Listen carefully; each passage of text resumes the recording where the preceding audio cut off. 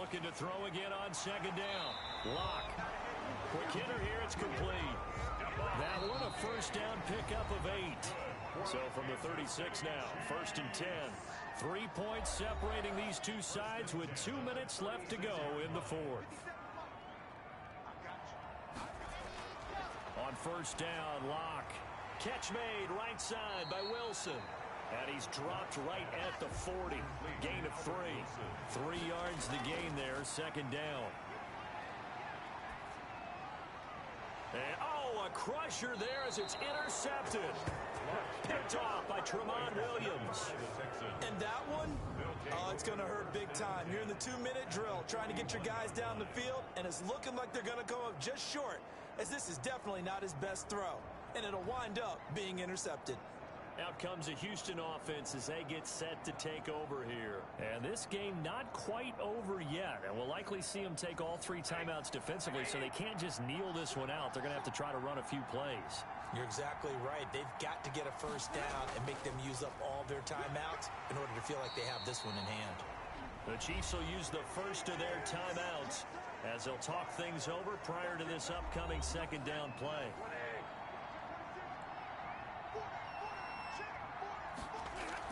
Again, it's Bell. Now a second timeout called for by the defense as they'll talk it over here before what will be an important third down.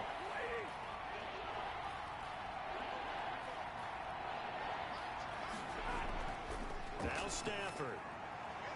Short throw to Smith.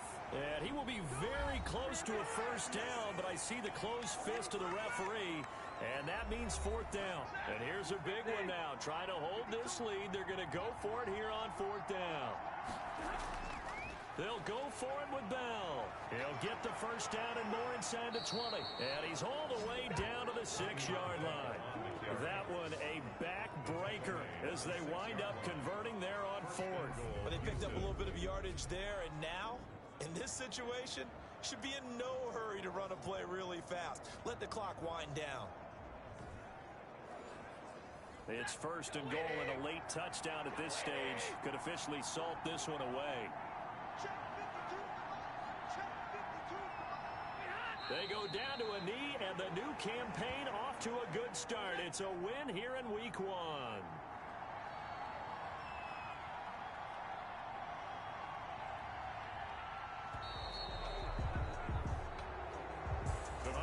Well, my friend, for the players, it's good for them to get that first game under their belts. For you and I, that first Thursday night game, also good for us to get that under our belts, wasn't it? It was no longer preseason. We were into the regular season, the first game of the year, and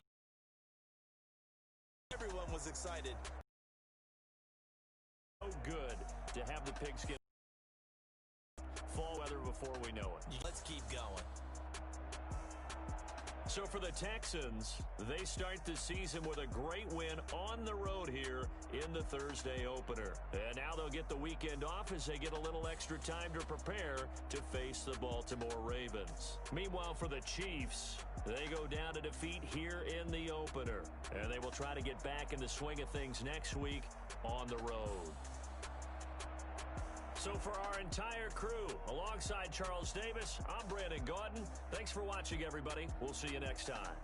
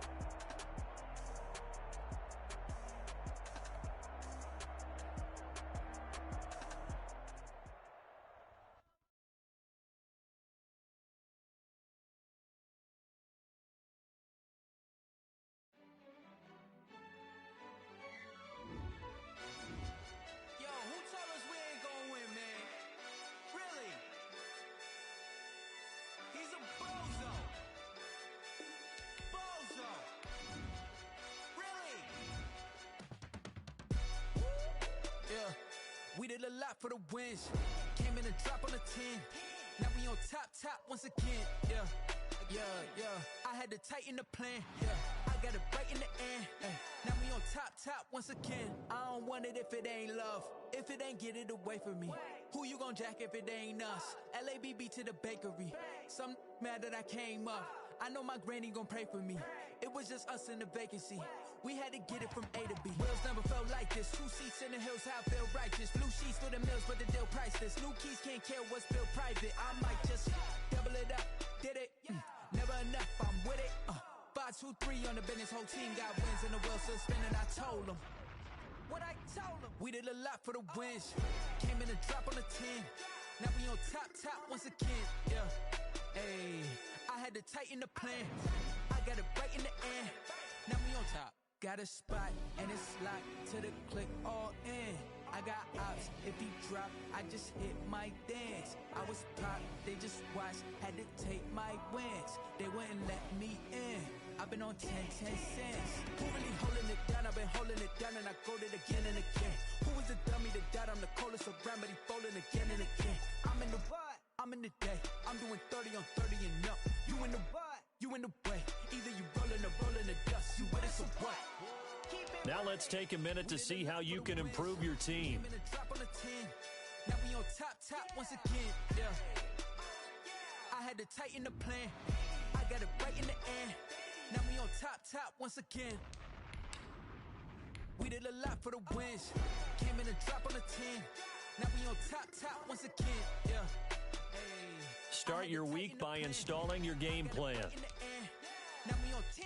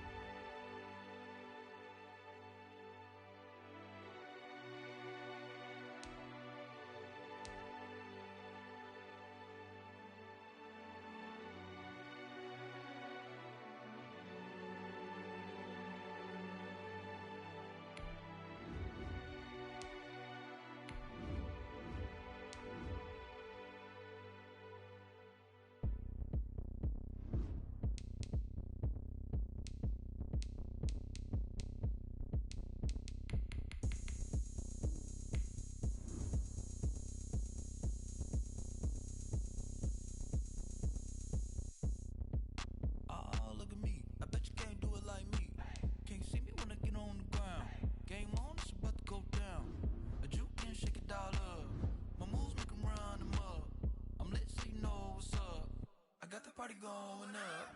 A champ with the crown is here. I'ma win anywhere. Hey, so shake it like you don't care. I shake it up everywhere. And I can bake cakes by the pound. Blow the whistle cause I love that sound. And we can just keep going round. I'm ready for another round. Go ahead, touch down like that. Go ahead, touch down like that. Go ahead, touch down like that. Go ahead, touch down like that. Hey, go ahead, touch down like that. Go ahead, touch down like that. Go ahead, touch down like that.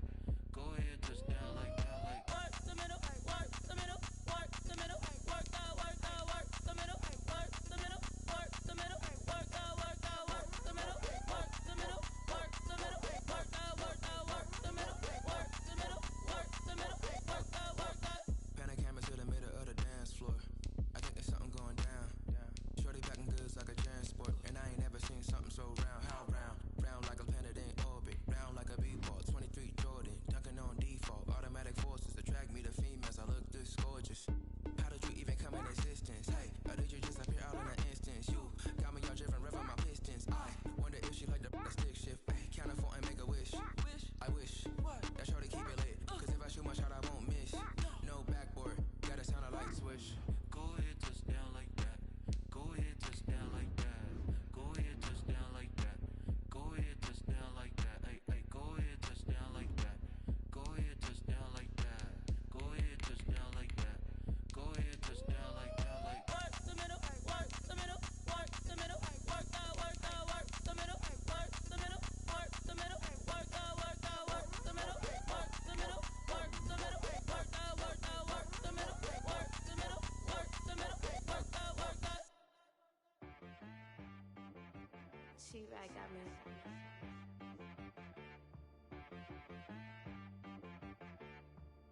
hit boy on the beat, so you gotta go berserk. Okay. Sometimes you need a friend, not the ones that just show up and don't put nothing in. You know the ones that lend their hand and want to see you win. When you come up on that lick, make sure you cut them in. And then, sometimes you need a foe, one to keep your eyes open, keep you on your toes. You know the ones that want to keep you where you've been before. But I can't go, no I can't go. And whoa, sometimes I need a check, not the sneakers, but the ones that make you watch your step. Change name, how about your respect? Give them more than what I get, expecting up the back. In fact, you know, I sat down with my accountant, he said I got good news and I got bad news. I said, what's the good news? He said, the good news is you made a lot. I said, what's the bad news? The bad news is you spent more. Okay, look, sometimes you need the faith, sometimes you need to know your worth, sometimes you need to wait. Shoot like the golden boy, but ain't from the bay. You can't negotiate with Drake, you gon' have to pay. But wait, jugging on the main stage, with the mainframe, loosen up your face, baby. Sometimes I need a vacate, meditate, hydrate, protect my energy before engagement. Grew up having nothing, you're labeled impatient. But once the boss made it, you're labeled amazing. Meticulous with words, such a force of nature. I don't wanna seem absurd, but that boy's a gangster. Focusing on me, way from Tel Aviv. Barbados with the hustle pockets, LIDs. Distinctive destinations, all I wanna see. Oceanfront residences, 3 different ones a week. Cause I deserve that, it's time to learn that. Mess around and put that thing up where your perm at. 6 figures every year, yeah, I earn that. At the front of this line is where my turn at. Sometimes you need a friend, not the ones that just show up and don't put nothing in. You know the ones that lend their hand and want to see you win. When you come up on that lick, make sure you cut them in. And then, sometimes you need a fool. Oh, men gon' lie, women gon' lie. You're looking for the truth and the numbers don't hide. Looking for the root of all evil, then you need to go open up the briefcase, see with your eyes. Everybody claim to be greatest of all times, but they never spend a day in the rain in the front line. No lie. Stop playing on my phone line. Pull up in the space coupe with the roof optional. Wonder why they follow suit. I've been groomed from the womb. Came out of my mama with some running tennis shoes. Faster than a speeding bullet. No, it's cool. Don't play with it, baby. Say so what you gon' do with it? Stop playing with it, baby. No. If you gon' do it now, don't play with it, baby. Exactly. Cause you ain't built like that.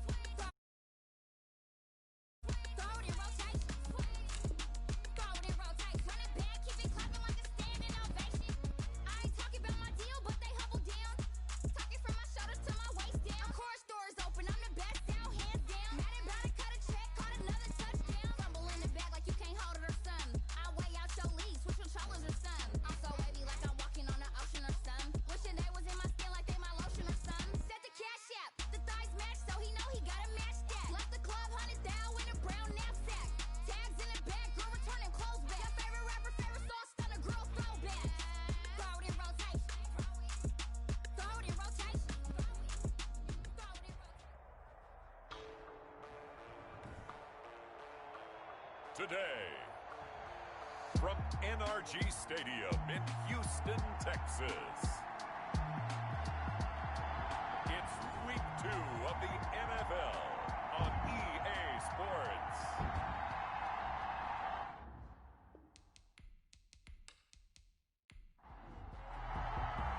Two teams here fresh off Week 1 victories. Who can keep it going as we're underway on EA Sports? Takes this about 5 yards deep. And they will elect to not bring this one out as our first drive will begin at the 25. So now the Ravens getting ready for their first go on offense. And they'll be led out by their third-year quarterback from Wyoming. It's Josh Allen. How about 54 touchdown passes in 2 full seasons at the University of Wyoming? Coming out of a junior college, I think he exceeded expectations, and he can move it around a little bit too. A much better athlete than people give him credit for.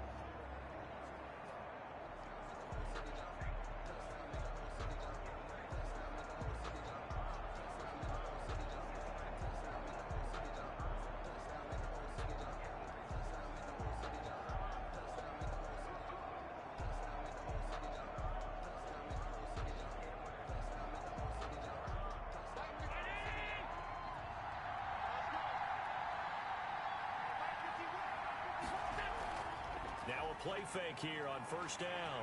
Blitz coming, and down he goes. A bad start there. A big loss on their first play from scrimmage. It's second down. Okay, partner, a couple points of interest right here, all right?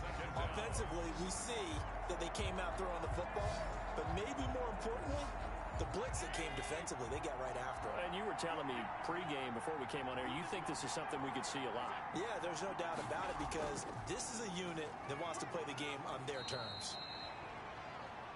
And he'll take this up only to about his 18-yard line. They get 2 yards back, but they're going to need a lot more than that here on third down. From the gun, it's Allen. Watching that play unfold and watching him complete it brought back memories of doing all those pursuit drills to make sure you don't over-pursue and let a guy get a cutback lane on you. He did that very well. You praised him on tape yesterday for the angles that he takes to the ball. Took a great angle right there. We'll call that a 43-yard punt, 2 on the return, and possession will switch hands, 1st and 10. So out come the Texans for their opening drive. They'll be led out by a former Pro Bowl quarterback out of the University of Georgia, Matthew Stafford. And his arm strength is often described as out of this world, and I've seen some throws out of him that are just really off the charts. But sometimes he relied on his arm so much his footwork got in the way, led to some inconsistency. But I've loved watching him evolve as a quarterback. He gets better and better each year. And able to get a couple as he's across the 40 to the 41. The numbers for Bell on the ground in the game last week. 17 carries, 64 yards, and a touchdown. Well, watching the film, we saw that things clicked pretty well for them in the running game last week. No reason to change in my mind. Continue to try and run the football, give it to them early and often in hopes of breaking down the defense so some bigger gains result as the game goes on. Sean Jackson. It's a gain of 7. Brings up third. Stafford looking to throw on 3rd and 1. And this is caught by Jackson. And he is going to have a Texans first down as they're able to get the 3rd down conversion. And they'll let the quarterback keep it here on 1st and 10. And he's dropped right at the 40. Gain of 3. 2nd down and 7. Brings up 2nd and 7. Stafford now to throw. And he'll get this underneath to Bell. And he's taken down inside the 30. First down. 1st and 10 at the 28-yard line. On 1st down, Stafford here. Allen has it left side.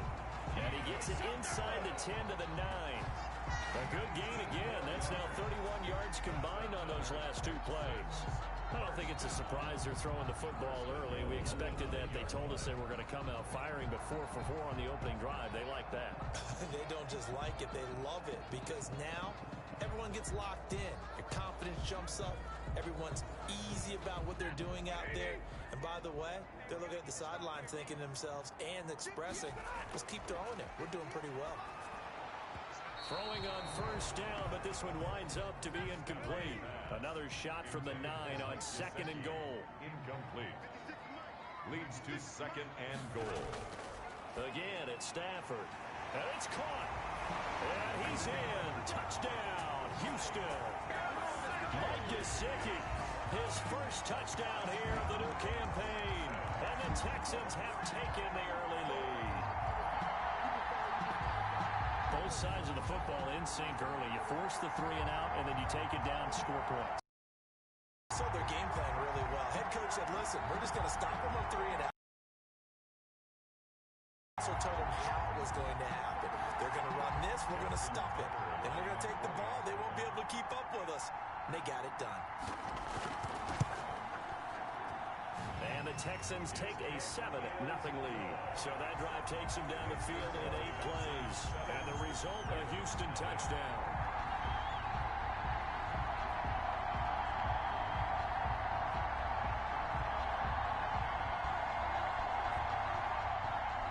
Tucker now to kick it away following the touchdown.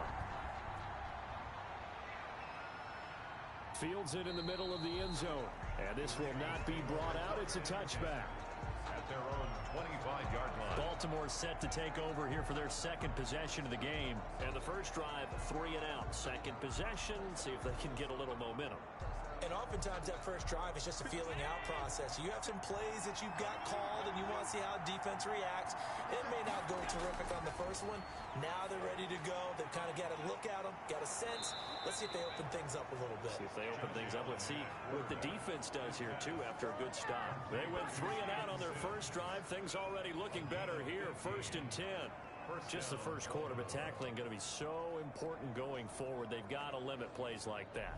And that's something when you see it happen early in the game and they don't get him on the ground, you can always tell that they were concerned about it going in. Because I can just tell you from my days, I remember being in college and worrying all off-season about our season open opponent, and they had a receiver that could shake and bake with the best of them.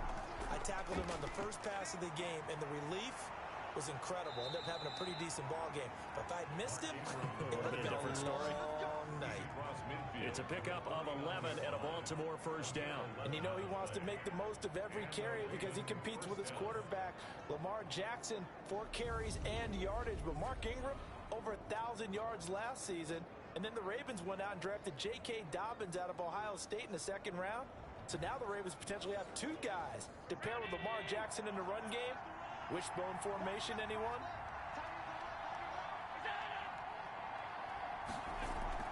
So they fake the handoff. Now Allen. And this one caught by Delaney Walker.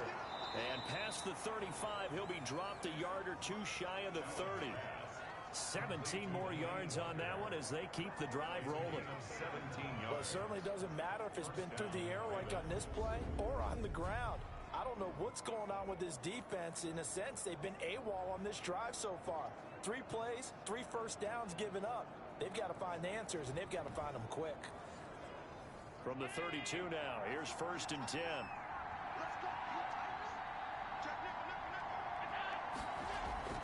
Working out of the shotgun. Here's Allen. And the coverage terrific there as that's knocked down and incomplete. Tremont Williams there to break that one up. It's now 2nd and 10. Allen will try again on 2nd down. And he'll hit his tight end, Walker. They get 6. That'll leave them with 3rd and 4. They face a 3rd and 4 after that last completion gets him 6. Now Allen again. Completion was given up, but that's why you play zone defense, so that you can have people around the ball when it's caught, and you don't give up much run after the catch. 12 yards there as they keep this drive rolling. It's another 1st down. So he turned to a trusted, familiar face in that 3rd down situation. It paid off. Yeah, you go to your veteran receiver in that spot, so you can't underestimate him when he's on the field defensively. Make sure you know where he is because he understands how to get open in key situations. Operating from the red zone now. Allen, incomplete to the tight end Walker, right side. And all the way to the 2-yard line there before crossing over out of bounds. It's a pickup of 12. Second play in a row with a 12-yard gain. Again, they'll throw with Allen. Toward the end zone, but that's going to wind up incomplete. 2nd and goal, and they will try again from the 2-yard line. Brings up 2nd and goal. Ingram going to get it on the option. And he pushes forward, but comes up short of the goal line as he'll get a yard down to about the 1. So now things get interesting on 3rd and goal from the 1. This almost becomes a Darwinian call, doesn't it? Almost survival of the fittest here. I know we can go all cliche. I'll go ahead and do it. Who wants it more here? Who has... And he is into the end zone for a Baltimore touchdown. Josh Allen, his 3rd touchdown now on the year. And the Ravens are an extra point away from tying the football game. Well, I'd have to say that for him, that was an all-encompassing drive because it was his arm that got his team down to that point, but his legs that finished the deal. Give him credit for making it happen.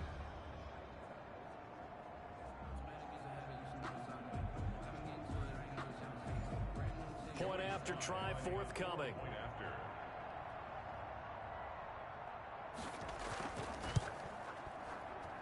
It's up and good. So these teams match touchdowns here in the first quarter, and we're tied 7-7. So the drive goes 75 yards, 10 plays. And it was Josh Allen using his legs to polish things off. So all even at 7 now as they kick it away. Khalif Raymond now. And able to take it past the 25 and up to the 28-yard line. The Texans take over 1st and 10. At their own. So now we get set to see Houston for their 2nd drive of the ball game. And that last drive, so effective in the passing game, resulting in the touchdown. Maybe not many people were focused on the trenches. There was good protection there. Excellent protection. So now defensively, you've almost got to get down to those starters blocks like you're a sprinter. Get lower than those guys on offense and find a way to roar through them or around them to get into the face of the passer. Easier said than done, though. Way easier said than done. But they've got to try something because right now they're just cutting them to shreds. 2nd and 5 now. Stafford, throw left side complete. That's Bell. Stafford's pass. Give him 2 yards on that play. And all of a sudden here, it's 3rd down. Brings up 3rd and 3.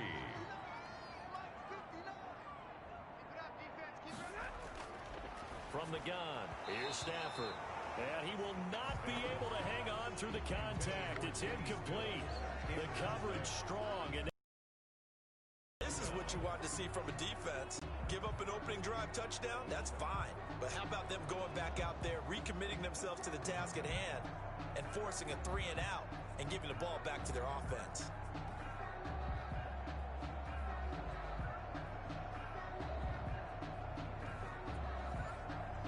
So on fourth down, here's Johnny Hecker to punt it away. Back deep is Tavon Austin. He was only asked to punt once in the victory last week as he sends this one away. Oh, a nifty juke there. Not much fun for a guy trying to tackle it. It'll go as a 50-yard punt, 6 yards on the return. And the Ravens, they'll take over. Now the Baltimore offense heading back out onto the field. The last possession, these guys were able to tie the game with a touchdown, and now they'll have a chance to move out in front. Yeah, let's give a big assist to the defense who got the ball back. The special teams went out there, handled things. They've got it. They've got momentum. I know they're eager to get out there and put it on display. No room to be had there on the first down run as he's lucky to get back to the line of scrimmage. You don't see that a ton, do you? A cornerback coming over to the middle of the field to make a run tackle. That's someone with a ton of confidence to feel like nothing is pressuring him on his side of the field. Sees that the ball is moved to the middle and just sprints over there to help out. He ends up getting the tackle. Well played. And they'll bring him down here up at about the 22-yard line. Well, they were unable to make anything really big out of that, but it's not a bad idea to find your tight end and give him an easy completion and keep moving things forward. Almost as bread and butter as a good running back dive play. And he locates Walker, complete. And he will have a Ravens first down as they're able to get the third down conversion. Already, he's top 50 receiving yards in this first quarter, and he's got a first down. And that was good protection there. No, that was great protection there because it allowed him to lock in on his receiver. Although I think he was looking for his tight end on the corner route all the way. Nice connection there for a really nice gain. So from the 36 now, 1st and 10.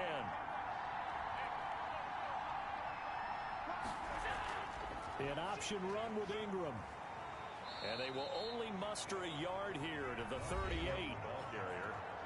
Well, look there at Ingram's numbers from a week ago.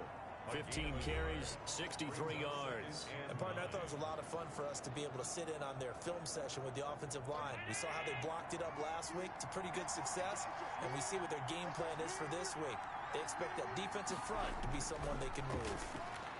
Allen's throw is complete. Ingram's got the first down and more. And he's got it across the 50 to the 47-yard line. 16 yards, a first down. Good route, good pickup for first down yardage. And that is a tough one to cover, the angle route, because a running back getting out of the backfield, if you're trying to cover that, especially if you're in the linebacker spot and you're seeing this play develop, he heads out towards the flat first, and that often gets you to overcommit running in that direction. Then he cuts back up inside you into the middle of the field. That's what we just saw there for a nice pickup. This is Ingram on 1st and 10. And that play will go nowhere. Losing yardage back near midfield at the 49. Nice upfield move there by Gerald McCoy, getting in there to make the stop. Gerald McCoy is so slippery and elusive in the interior of the defense. I don't care who has the assignment to block him. It usually ends up having to take at least 2. And most of the time, that's not enough either. Witness that tackle for loss.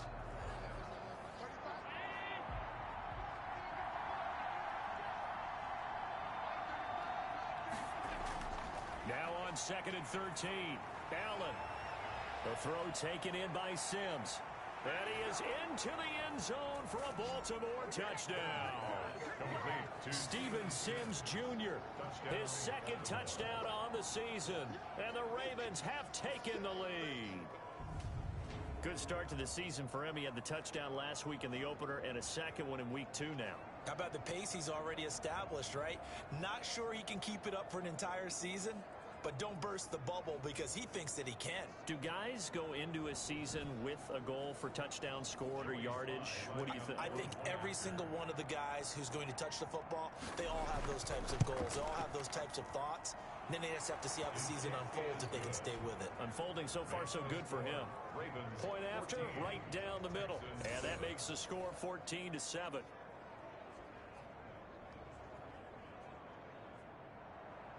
Set now to kick this one away, and off it goes. Here's Khalif Raymond to return. And he takes this near the 25. Just a little pass there. Call it the 26. And now out comes Houston. And they're coming off a 3-and-out, my friend. I think they've got to look at that play sheet and go to a spot that they haven't gone before. Time to shake things up a little bit to try and get this offense moving. Okay, so how do you do that? How do you shake things up?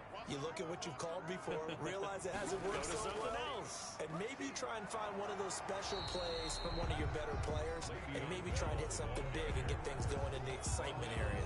No gain on the play there, second down. And the big fella stuffed that one up in a big way. I think doubling him has to be a priority because you can't move up to the next level if you don't take care of him first. Looking to throw on second down. Stafford over the middle, complete. It's Bell. And he gets this one just shy of the 40, down at the 39. A gain of 13. It's a first down. Out of the gun, Stafford. He'll get this to his tight end. It's Jonnu Smith. A good pickup there. 8 yards on the first down completion. 8 yards on the pickup. Brings up 2nd and 2 at the 46-yard line. On second down, it's Bell. And he's stopped after a gain of 1. Not enough. Still a yard to go on third down. Tackle made at his 48-yard line. A gain of a yard. On third down, here's Bell. And he's got the first down yardage there as he takes it just across midfield. First down. First I down. think they like this drive a little bit better there, partner. Running game helping out, picking up some of the slack. Because remember the last drive, they went 3 and out.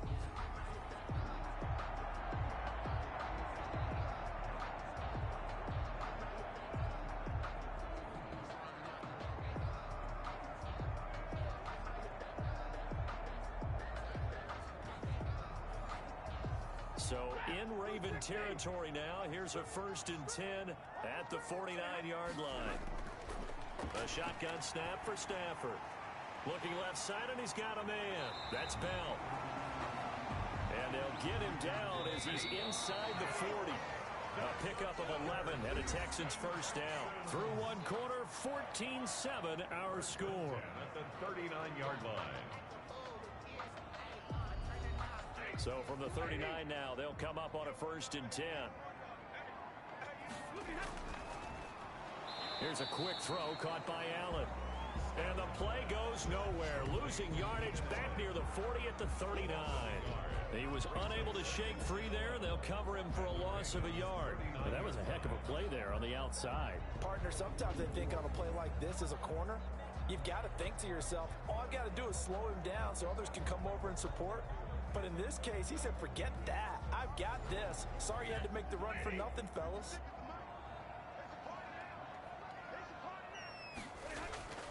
On 2nd and 11 now. Stafford, that's complete to his tight end, Mike Gesicki. And he's going to be taken down with the first down at the Ravens 26. A fresh set of downs on a gain of 13 there for the Texans. When this offense can get their tight ends involved, they can move the football. Here, a nice route, able to look it in, and picks up the first down.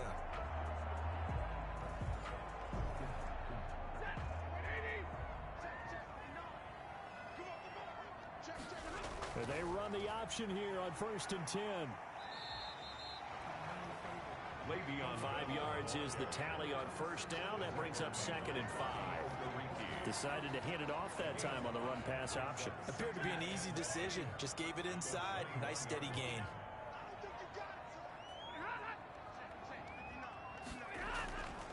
On 2nd down now. It's Bell. And he gets it inside the 10 to the 9. It's a nice pickup of 12 yards, and it gives him a 1st and goal. That was good, tough running right up the middle. And if the defense can't penetrate and make him slow his pace or change direction, that's often the end result.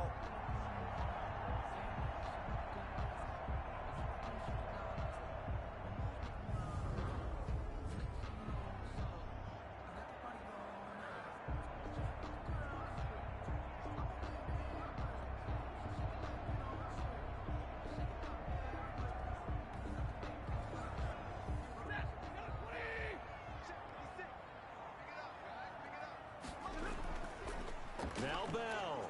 And they go the wrong way on this one. Losing yardage back at the 12. Give all that credit defensively to Khalil Mack. A great stop in the backfield. This defense has really flown around in the first half. They've gotten to the ball carrier before they can really get started. Offense going to have to come up with something else in order to try and get this running game going. They'll try again on 2nd and goal after going backwards to the 12.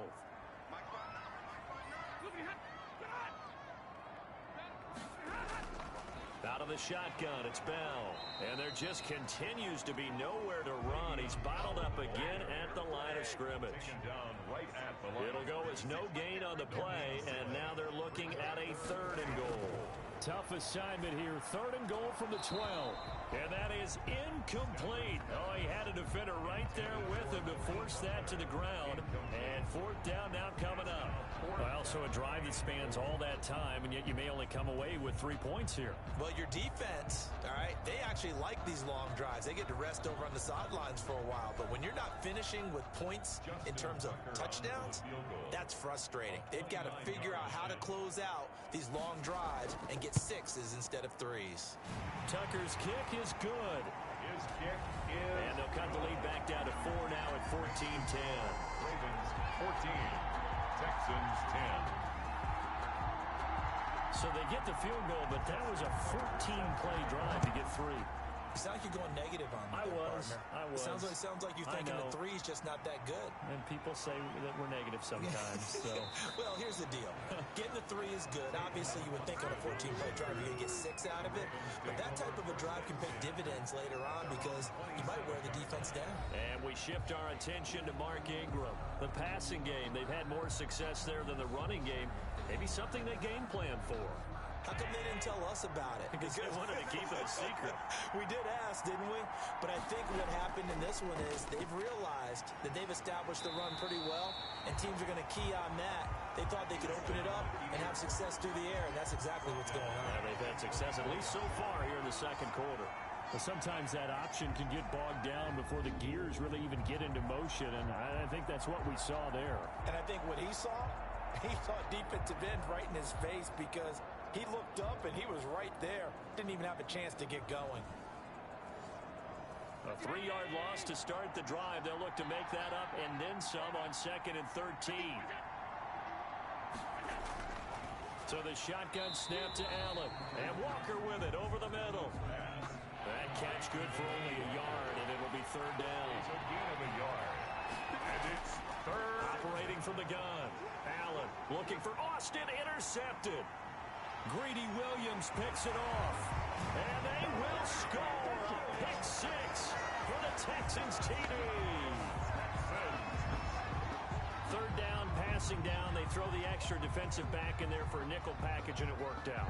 And it's not anything that you would think is just great strategy. It's just that when you have 5 defensive backs on the field and an obvious passing down, it's a lot tougher to complete a pass. And on that play, they completed it just to the wrong team, and it cost them 6 points. Now Tucker to add the PAT.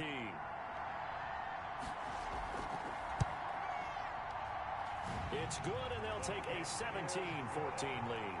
So the defense creating some points, not only getting the interception, but then returning it to the end zone for the pick 6.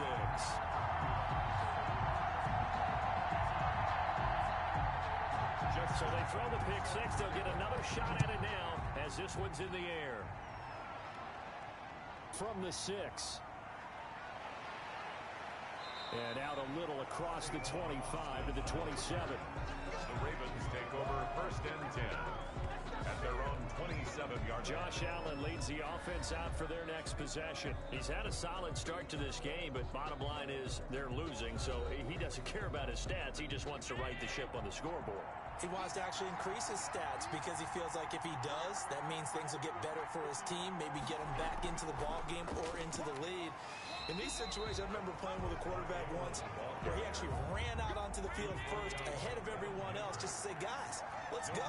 Try and create that energy, create that spark. Well, so far he has 1 touchdown, 1 interception. He'll be looking for that 2nd touchdown now. The Ravens on 3rd down. They've converted 3 out of 5 thus far. This is 3rd and 10. And that's one of those plays where it's hard to keep 2 eyes on the football when you know the contact's coming, let alone getting 2 hands around it, hugging it to your body, and absorbing the hit. Even for those big tight ends who you would think could absorb that contact. For a second there, I thought that might break big. Screen pass, looked like it was coming together, looked like there was an opening. Still, ended up with a solid game.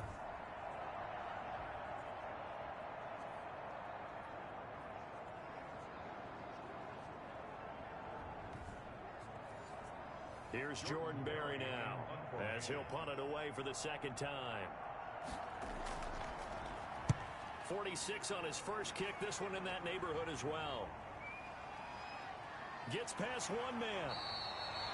It'll be a 44-yard punt. The return goes for 8. And that will come the offense as they take over. Here comes Matthew Stafford now to lead his offense back out there. He's got to be feeling pretty good, playing well. Team has the lead, so just looking to mount a drive here that ends in the end zone. And all quarterbacks will tell you, hey, we love a running game, helps us out.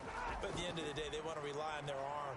Throw the football, feel good about things, keep things moving in the right direction. Right now, that's exactly what we're seeing. And we'll see if that continues.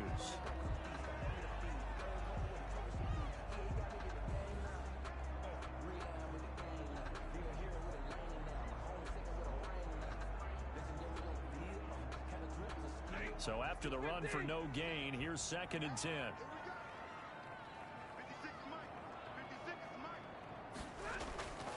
From the gun, Stafford. And the Raven pressure too much. Down he goes. That's Deron Payne with a sack that time. 2 sacks last week, another one right here.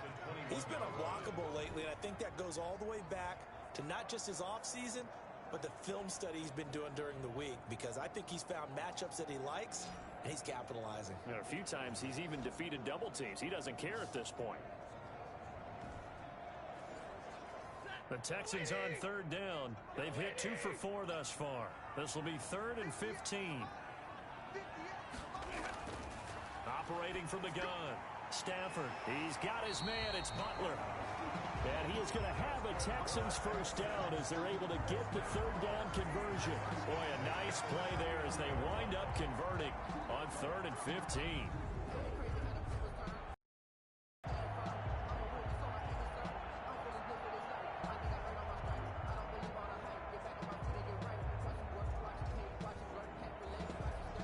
So from the 39 now, they'll come up on a 1st and 10.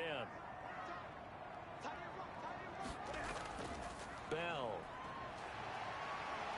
And they'll get to him after a gain of 7 to the 47. That was a really nice job by them picking up the run blitz and detecting it and blocking it and turning it into a nice run. And a lot of times you think if you blitz a running play, you're going to smother it. But a lot of the blitzers, they come in a little bit high. They don't have great leverage, and they're easily blocked and turned to the side.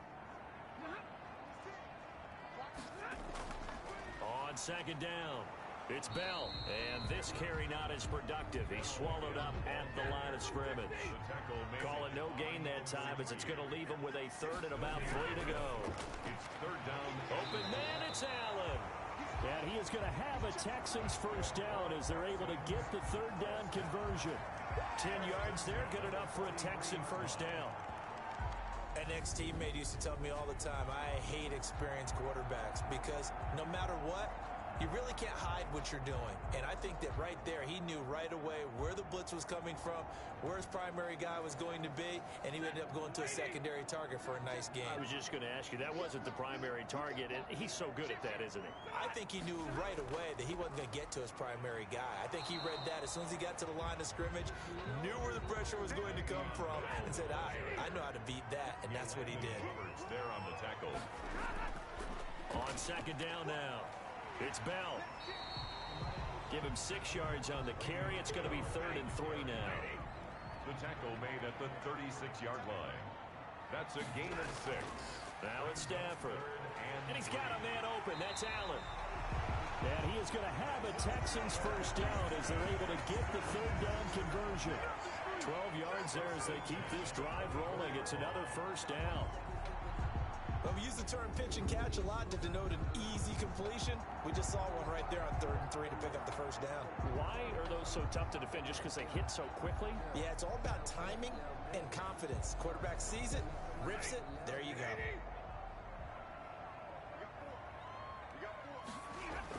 Now a first down carry by Bell. And he is brought down at the 22 after a gain of 2, and it brings up 2nd down. He was taken down at the 22-yard line. A gain of 2 brings up 2nd and 8. On 2nd down, it's Bell. And he's got 4 down inside the 20 to the 18. The Texans on 3rd down. They've been very good, 5 for 7 thus far. This is 3rd and 4. Brandon, all things considered, they have to feel pretty good about getting that type of a gain, considering the blitz that they just had against them. Fine work by the Baltimore defense to help bring up 4th down. He certainly had a good game throwing the ball so far, but I think he was trying to take that from good to great with that throw, trying to get one downfield. And Tucker's kick right there. It's good. And they stretch the lead to 6. It's 20 to 14 now. Ravens 14. So they get 3, certainly hoping for 6 after a 13-play drive. So you console yourself on defense by saying you did your job, right? If they go 13 plays, you only give up a field goal, you did a nice job there. But here's the other part. 13 plays, you don't force any mistakes, you don't take the ball away. Maybe that's the way they should look at it. Baltimore about ready to go on offense. They punted last time they had it. What steps, Charles, you think they have to take to make sure they don't do that again? Well, let's just go to the football 101, the trade expression 101. Down.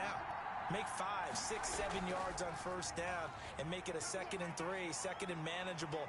Keep accumulating 1st downs that way. Keep moving the football. You don't want to get behind the sticks because then the defense has the advantage.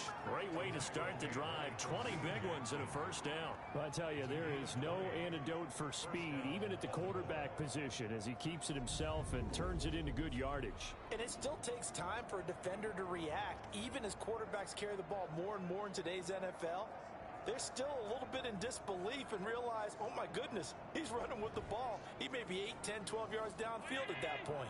The big play to start him out has him at the 45 already. They run. It's Mark Ingram. And he'll only get a yard, maybe 2, up to the 46. He was tackled at the 46-yard line. 2 yards on the pickup. It's 2nd and 8. Throwing on 2nd and 8. Allen. That is incomplete. Allen's pass. And that's a nice job there because you got to play the ball, not the man when in coverage. That'll keep you away from a lot of needless penalties. And he's able to knock that one away. The Ravens on 3rd down. They've hit it 50%, 3 of 6 to this point. This is 3rd and 8. Open man is Sims. He's got it. And he will have a Ravens 1st down as they're able to get the 3rd down conversion. He's exceeded his receiving yards from a week ago, and we're still in the 1st half. It's a 1st down. One of the feature points of the in route is being able to make a nice throw to the middle part of the field. And for a quarterback, that's one of the better throws and better looks that he'll get. But he has to be careful not to wait too long and let his receiver wander into some tough territory. If he's late with the ball, he can get his receiver hit and hit hard. On 1st down, it's Ingram. Not much there, maybe a couple as he's taken down at the 40. Stop made by Gerald McCoy. A gain of 2. Brings up 2nd and from the 40 now on 2nd down. Allen on the right side. This is Austin with a catch. Complete to Tavon Austin. A gain of 2 minutes remaining in this 1st half of football. A reminder coming up at halftime. We'll head to Orlando. Standing by there, Jonathan Coachman. He'll have stats and scores from around the NFL in this 2nd week of the regular season. Now this one over the middle into the hands of his tight end, complete. And inside the 20 before he's brought down. 11 more on that one and another 1st down. 1st down. Now a leaping catch. He's got it. And he's tackled a yard short of the marker. Good gain of 9 on 1st down. It's a gain of 9. Brings up 2nd and a yard. To throw again on 2nd down. Allen. And this is caught. Touchdown, Baltimore. Allen's pass complete. Tavon Austin there to make the grab. And the Ravens can take the lead now if they hit the extra point. And it was a tight window. He knew he had to rocket that thing in there. He got it done. And when you're able to complete one like that, your confidence has to just go sky high. You just mentioned it. Tight window, zings it in there despite excellent coverage. Result, touchdown. Now Joey Sly for the point after. And with that, his guys take the lead here by a point. So a nice drive put together there. They go 75 yards in 9 plays. And it's capped off by the Baltimore score.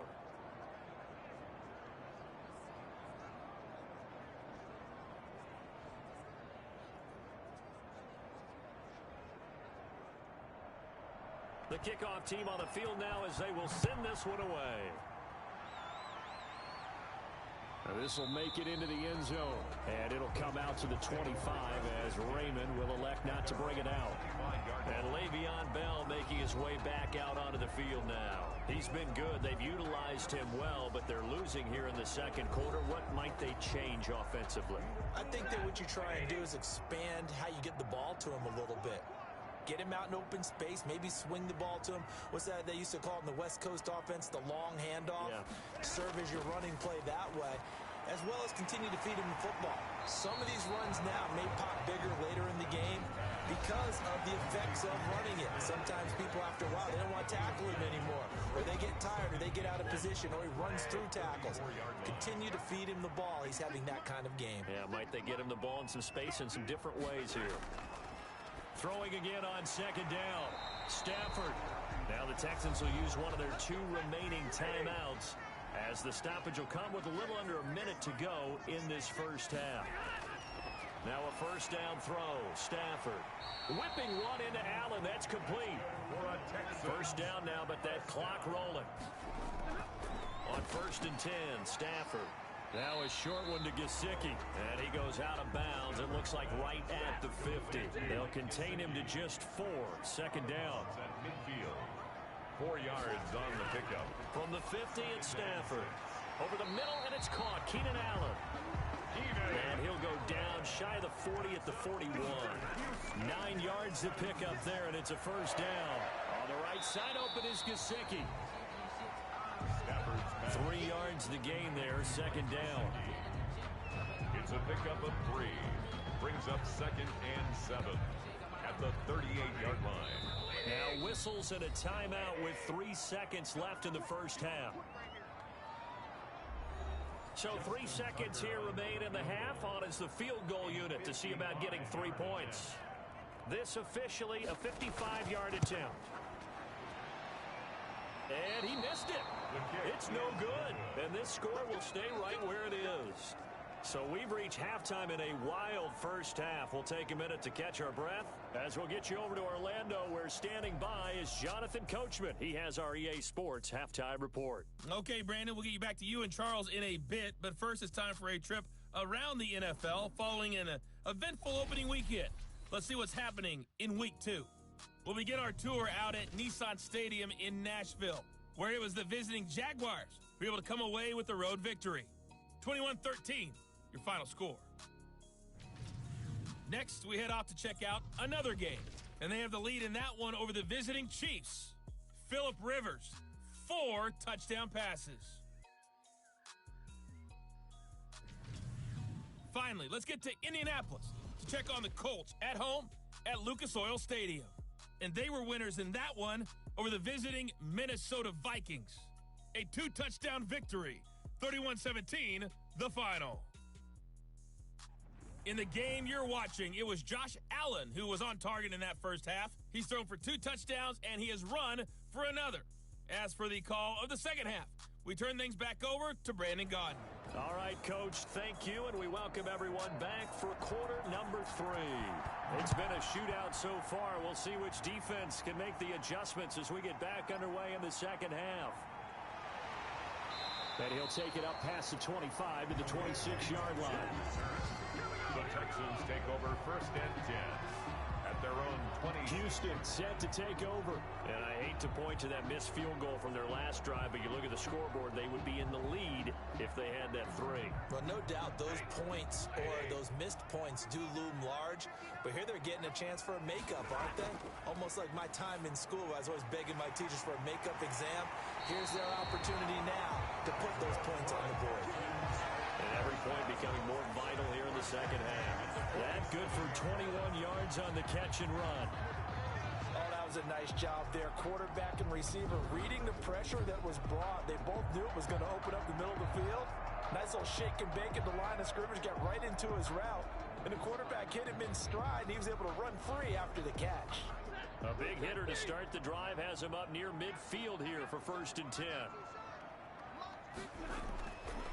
They'll run it with Bell. He'll get 3 up to midfield. Number 26, Le'Veon Bell. The last run got 3. Now here's 2nd and 7. Well, from an offensive perspective, that was a tough run because he only picked up 3 yards. Well, let's flip it over to the defensive side. They now have the advantage. 3 punting the ball likely on 4th down. That's what you're looking for when you're playing defense.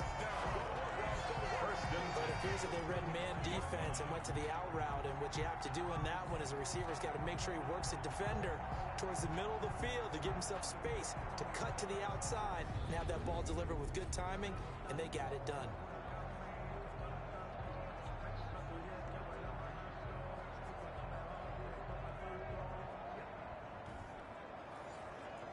Ball up to the 35 now as they come up on 1st and 10.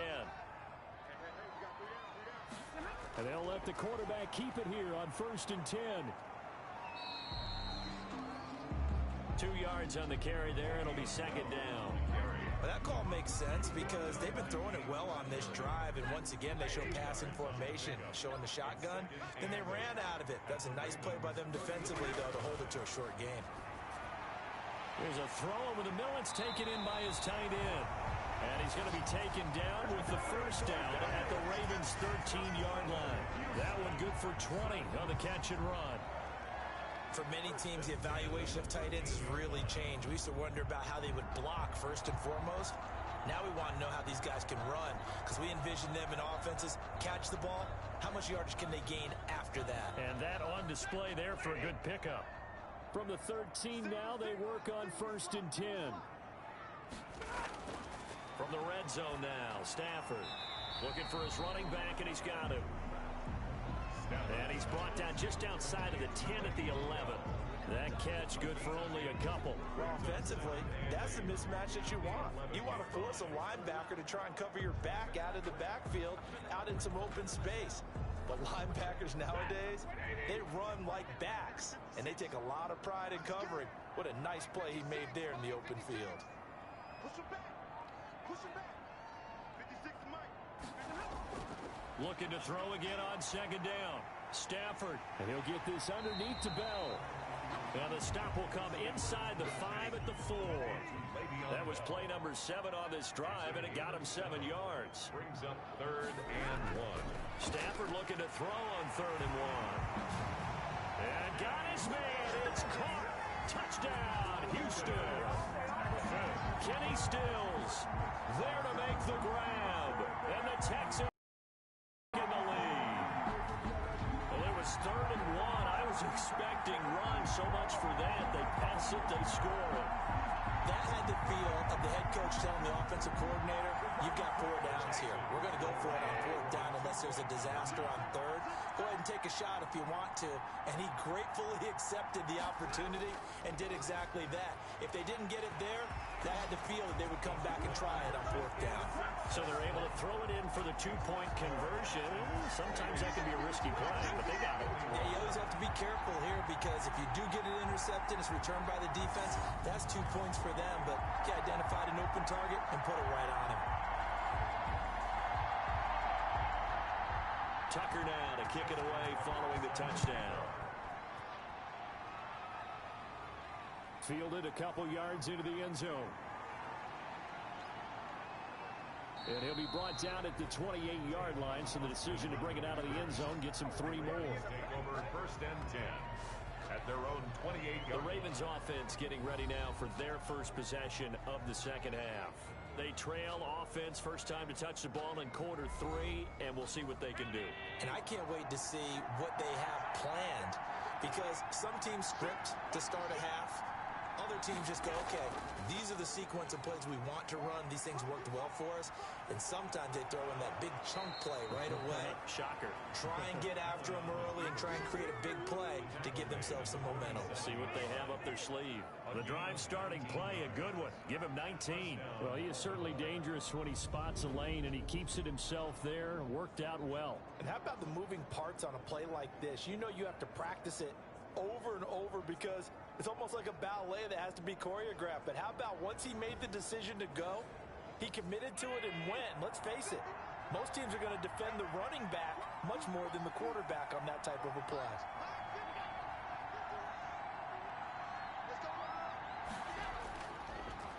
Oh, the option is Allen. And they went the wrong way there. Losing yardage back at the 43-yard line. I see a shake of the head as he gets up, and you've got to imagine he's thinking, guys, you got to help me out. He's hoping his team can read his thoughts because he definitely needs some assistance.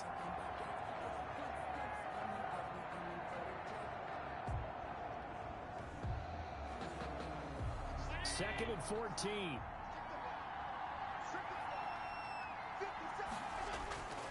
From the gun, it's Allen. And they're well past midfield, just a yard or two shy of the 40. 15 yards on the play, first down. A gain of 15. First down, Ravens.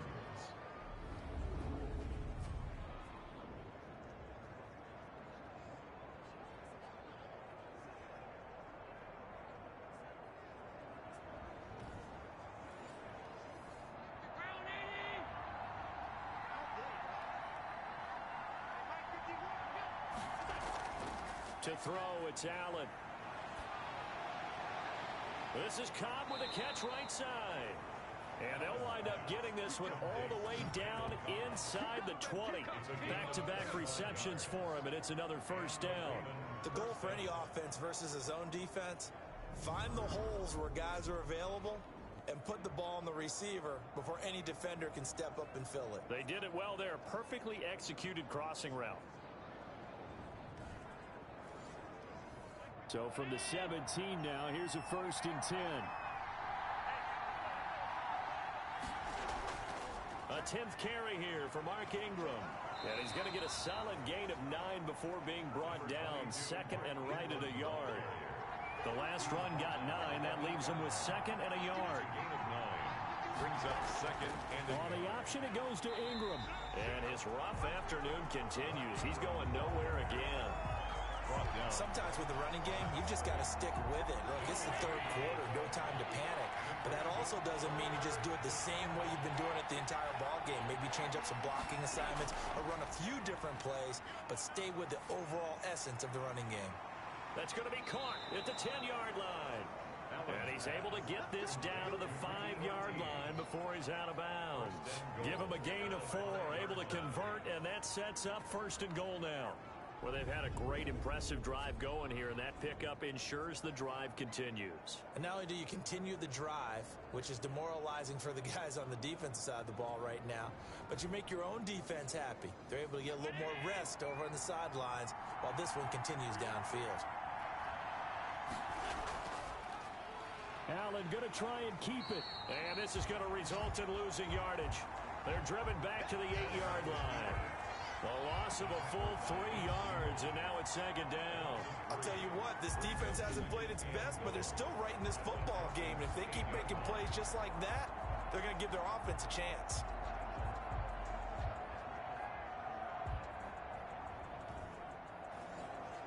It's second and goal, back to the 8-yard line now.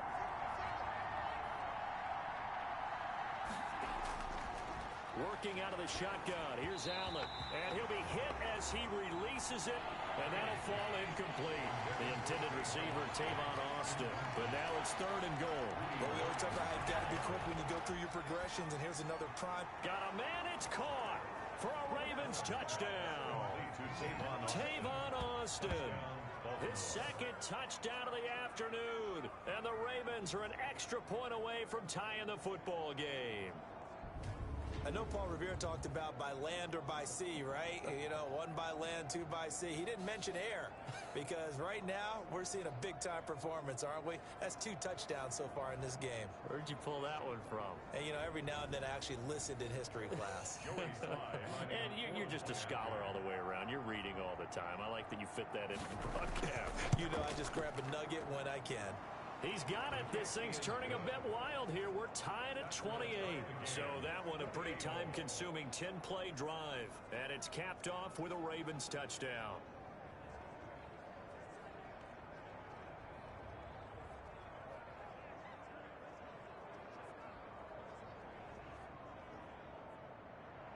So a tie ball game here as the kick's away. Raymond now on the return. And able to get this across the 20, but not much further as he's dropped at the 23-yard line. First and 10 at their own. Getting set to go again, Matthew Stafford trots back onto the field. He has been consistent, hasn't he? He played well in the first quarter, good second quarter, and now continuing that here in the third. And that's the word that they're always seeking from the guy taking the snaps, is consistency. Taking care of the ball, making sure it gets to the right people, no errors, right? Not turning it over, and just doing all the right things.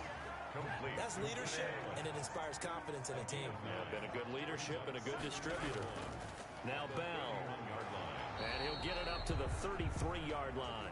2 yards, good enough for a first. 2nd and 1 is often an invitation to take the big shot downfield. I bet the offensive linemen said, are you kidding? We just get on our backs and let's go get the first down. They love being physical. And brought down, but not before reaching the 45-yard line. A fresh set of downs on a gain of 13 there for the Texans. 10 at the 45-yard line. On first down at Stafford. Throw left side complete. That's Bell. And he's able to take it across midfield before going out of bounds. Just about every quarterback is trained to really look downfield first before you come back and make a nice, safe throw. And in this case, that's exactly what he did. Found his running back, let him create some space, and it turned out to be a nice play for the offense. And he's got this down to the 35. It's a first down on a gain of 10. I don't know what this says about me, but I love successful runs up the middle when the blocking is so well executed like that. And it doesn't matter whether it's zone blocking, whether it's a power scheme. When you have a blocker on a defender, and then the running back can read it, find the proper hole, and just go, it's sometimes a thing of beauty. And they'll keep it on the ground with Bell. 9 yards is the pickup there, and they'll have a 2nd and 1. He was tackled at the 27-yard line. A gain of 9 brings up 2nd and 1. From the shotgun, it's a give to Bell. And nothing doing. He's immediately taken down at the line of scrimmage. Not enough there for a first. No gain, as a matter of fact. And it leaves them at 3rd and 1. Brings up 3rd and Stafford looking for Allen. He's got him on the slant. And he'll take this one in for a Texans touchdown. Keenan Allen, his 3rd touchdown now on the year. And the Texans have broken the tie. Heck of a start to his season. He had 2 touchdowns in the opener last week, another one here in week 2. Well, I don't want to call him a touchdown machine this early, but sometimes you get locked in, you know, and you feel good about things. You get into that zone, and those touchdowns come in bunches. He may be off to that kind of a start. It's like he was shot out of a cannon. I would imagine success this early, great momentum going forward for the rest of the year. He keeps this up, they'll soon be chanting MVP anytime he touches the ball. And he's able to put it through. So that drive goes 8 plays. And it results in the Texans finding the end zone. Tucker now to kick it away following the touchdown. Taken about 7 yards deep. And he'll decide to not bring this one out as their drive will begin at the 25. And now Baltimore gets set to take the field. And they're hoping to redo their efforts in the last drive when they got into the end zone. And just think of what it's like now on the sideline. Because when you score a touchdown, you have to go over and look at the tablet and see what you did on the last drive. When you scored points, it's a whole lot better view than when you're trying to figure out how to fix things there. The drive starts here with a carry by Ingram. And this will be a gain of 5 as he gets it to the 30. Ball on the 30. They'll come up with a 2nd and 5. It's a gain of 5. Brings up 2nd and 5 at the 30. From the gun, Allen. And he'll hit his tight end, Walker. And he'll be brought down shy of the 40 at the 38-yard line. When an offense reads blitz, doesn't matter where it's coming from, tight ends know that they become a big part of the passing game because there should be an easy outlet when all those extra bodies are trying to get to the quarterback. A hot route, so to speak. Ingram going to get it on the option. And some room. There goes Mark Ingram. The 20, 10, and all the way in for a Ravens touchdown. Mark Ingram, 62 yards. And the Ravens are an extra point away from tying the football game. Well, I guess when you look back on it, it was just a matter of time until he popped a big one like that. And, you know, at halftime, you and I discussed it. They had done a nice job on him in the first half. But there were a couple of occasions where it felt like he might wiggle out of traffic and take it to the house. Finally here in the second half, that got done. And things are getting good now. We're heating up, tied at 35. So a 75-yard scoring drive on just 3 plays. And it's Mark Ingram who caps it off with a touchdown run.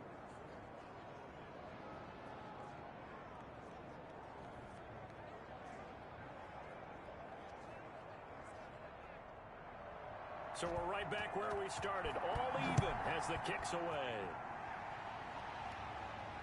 Raymond now on the return. And he'll go down as this drive will start at the 25-yard line. At their own 25-yard line. And we put our focus now on Le'Veon Bell. He's toppled the century mark already receiving the football, closing in on that on the ground, too. They've really had trouble handling him. I think from what we've seen in this game, his success through the air has started to open things up for him on the ground because now he's loosened up the defense, right? They've got to play just about every snap as if another receiver can get downfield on them, and he's been that receiver. Now they bring him back to the backfield. I think his yardage running the ball will increase as this one goes on. Well, they might need to devote some extra attention to him, something just to stop the momentum he has. Certainly no settling into the drive there. They came right out on the first play and attacked the middle of the field for a big gainer and a first down.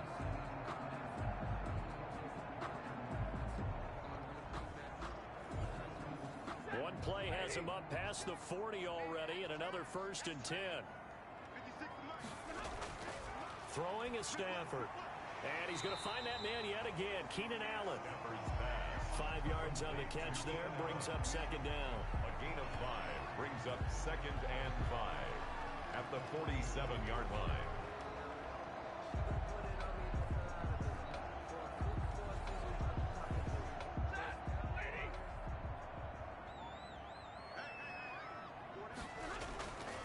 This is Bell. And he is met at the line of scrimmage, and he goes down right there. They'll say no gain on the play there, and now it'll be 3rd down. No gain on the play. Brings up 3rd down. Out of the gun, Stafford. And he finds Stills, complete. And he is going to have a Texans first down as he's able to get 8 yards there on 3rd and 5. 1st and 10 at the 40. Well, that's what you're looking for when you want to throw the ball downfield. You want one of those guys who can play out on the perimeter, can play out wide, who can not only get open, but when they're covered, can uncover themselves downfield and create catches. So in Raven territory now. Here's a 1st and 10 at the 45-yard line.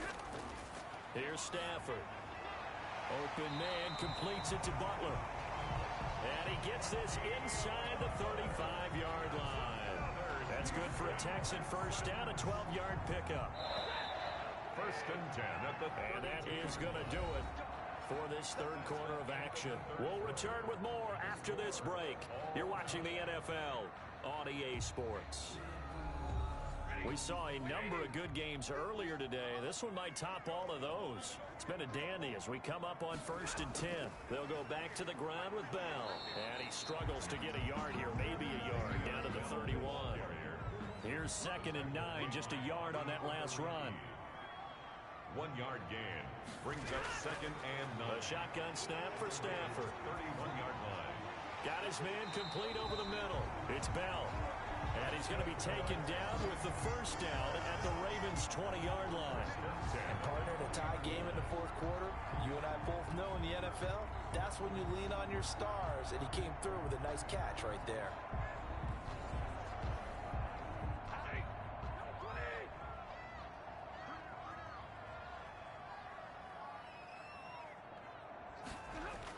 They'll run on first down. Bell.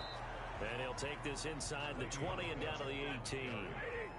The tackle made by Landon Roberts. 2 yards on the pickup. It's 2nd and... Throwing on 2nd and 8. Stafford. And this is caught off a deflection. Stafford. And they go the wrong way here. Knocked back to the 20. It's a loss of a yard, so it's back to 3rd and 10. Sometimes luck is all you need. That was not even the intended receiver on that play. Well, Johnny on the spot, though. Yeah, and it turned into a big play for those guys on offense. They'll take it each and every time.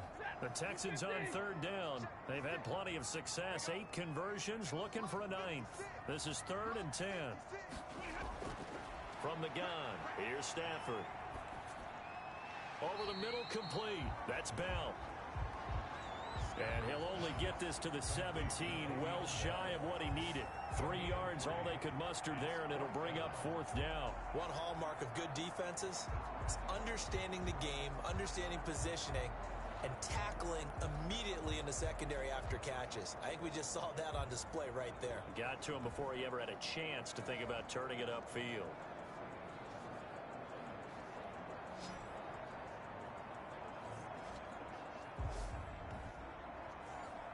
So now one of the biggest kicks of the night is forthcoming. This to break our fourth quarter tie. Tucker's kick is good. And it's now 3-0 Texans. Texans 38. Ravens 35. So the drive here ends with a field goal. It does give them the lead, but this one's still certainly a long ways from over. It definitely puts a lot of pressure on your defense to hold the lead, right? They're happy to have it and happy to be out there trying to do so. But I know as a former player, in the back of their mind, they're thinking, why don't you score the touchdown and seal this thing? At their own 20. Now the Baltimore offense heading back out onto the field. And now they find themselves trailing following the field goal. Still a good amount of time in this fourth quarter, but this drive very well could determine the outcome of this ball game. Allen now on first down. And he gets this one just shy of the 40. They'll mark him down at the 39. That play going for 16 yards to start the drive. First down. First down, Ravens. So the shotgun snap to Allen. Oh, there's that man again. It's complete. 7 yards, the pickup on the pitch and catch. Now after the completion, we're going to get a timeout, an injured player. We'll check on his status when we get back.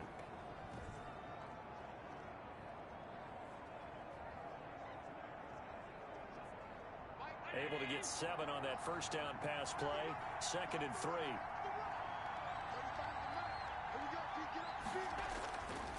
Operating from the gun. Allen. He's going to drop this underneath to Ingram. And he'll get it down to the 47 here. That one a first down pickup of 8. And a Raven first down. And again, it's Allen. And that's going to be incomplete. Too tough to hold on to that one. It's 2nd down. Incomplete. Greedy Williams on the coverage. Allen will try again on 2nd down. Over the middle, he hits Austin. And he'll get it down here to the 43. 4 yards the gain, and it'll bring up a 3rd down. And it's 3rd down. Now Allen again. And he's going to be sacked.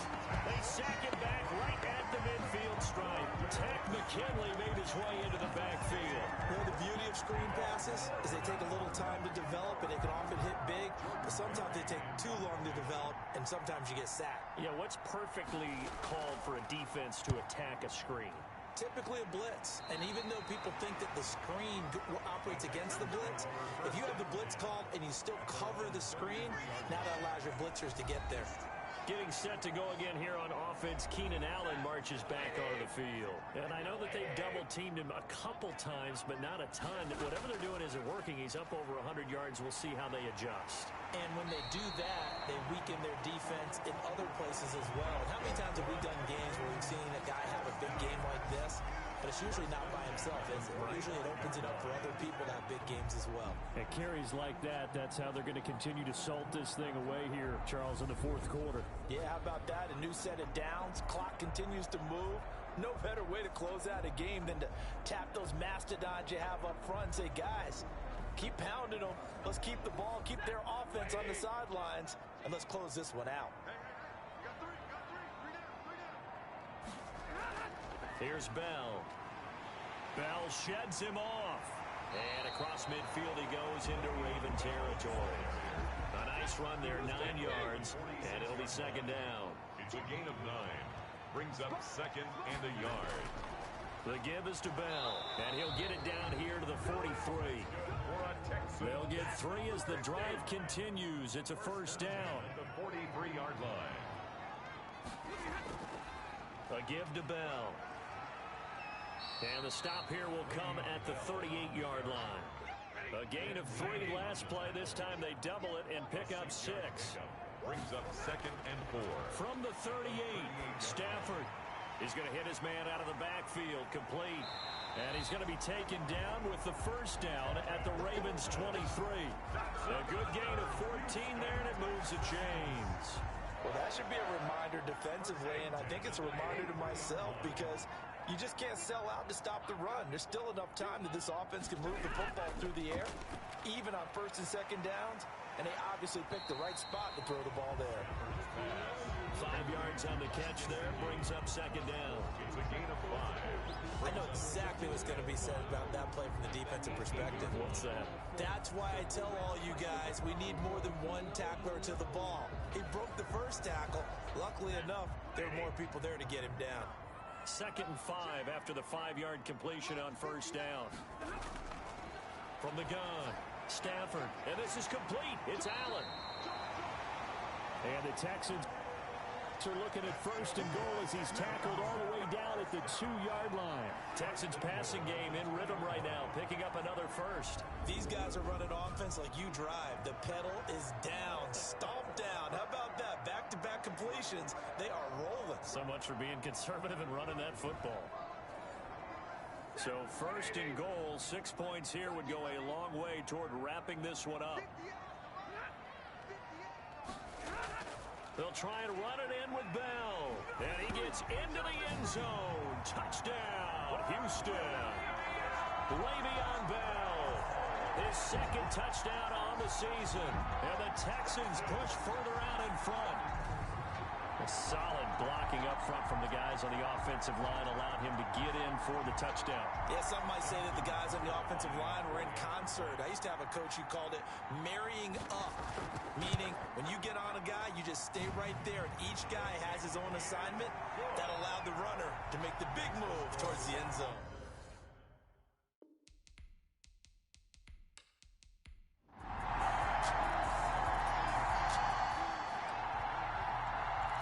Offenses have been clicking in this one. A lot of points on the board. We'll see if that trend continues.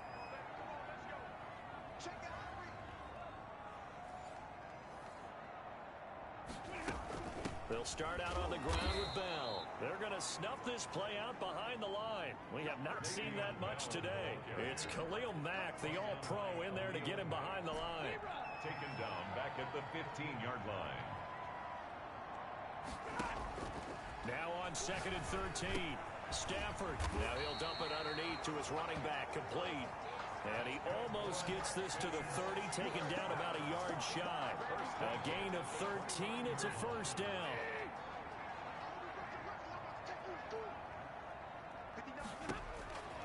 Operating from the gun. Stafford is caught. Stills right side. And only able to get 2 here. Stopped at the 30.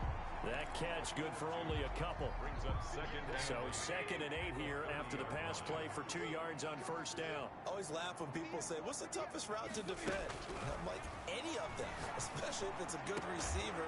That makes things very difficult. But when you're running a drag route, something short, shallow, going through defenders, using guys almost as screens in order to get open, that makes things tough for guys trying to get to the football. On 1st and 10, Stafford. Targeting and finding Stills once more. Now the result here, a pickup of 8. Leaves him with 2 to go on 2nd down. second and 2. 3 points separating these two sides with 2 minutes left to go in the 4th. So it's Texans football as we welcome you back. And let's see what they've come up with offensively after having time to talk it over. And he'll only get a yard to bring up 3rd and 1. And now Cooper, slow to get up. Staying down after that last play. Now this is a big 3rd down, and you'd have to think we'd see a timeout right away if they can't stop him here. While the trainers take a look, we'll step aside. Oh, a scrap for the football, and he's going to come down with it.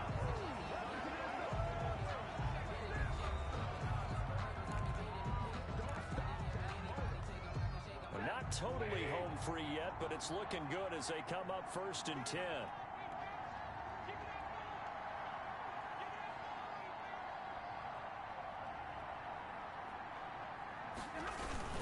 They'll try and run some clock here as they keep it on the ground. And this one goes nowhere. Losing yardage on the play back at the 46. The Ravens going to use the 2nd of their timeouts as they'll head to the sideline and talk over what to do next. 2nd and long, but you got to figure this almost certainly another run. Stafford going to throw it. And he's got his favorite target yet again. It's complete. Touchdown, Houston. Kenny Stills with his 2nd touchdown of the afternoon. And the Texans will add on to their lead. Well, it'd be real easy to say that they are firmly in control right now, but I'm looking at your face and I'm thinking I've got to be careful with that. Well, it's a two.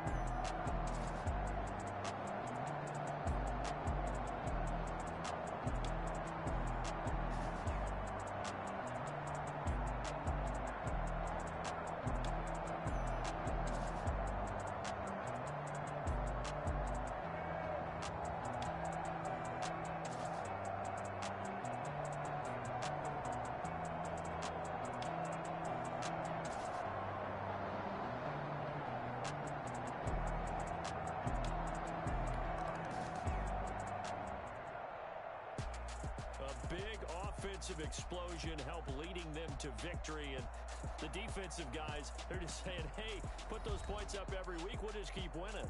They will gratefully accept them, won't they? It makes their job that much easier when they're scoring that many points. Allows them to play with a totally different style and a different flow. So for Houston, it's a win here in their home opener as they move to 2-0. And they will hit the road next week to take on the Pittsburgh Steelers. Meanwhile, for the Ravens, they'll fall to 1-1. And they'll get a home date next week against the Kansas City Chiefs.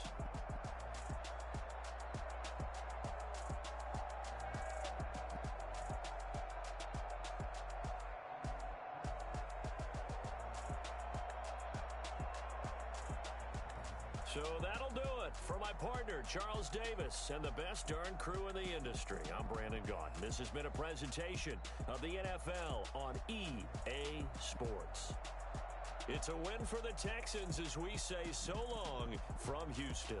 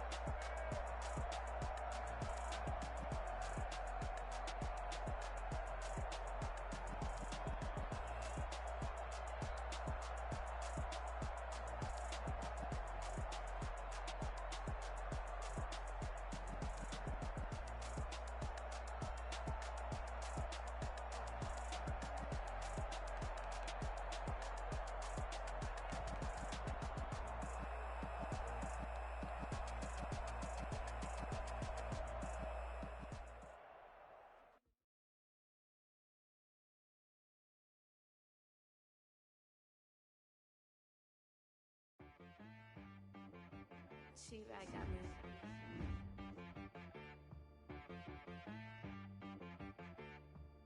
Hit boy on the beat, so you gotta go berserk. Okay.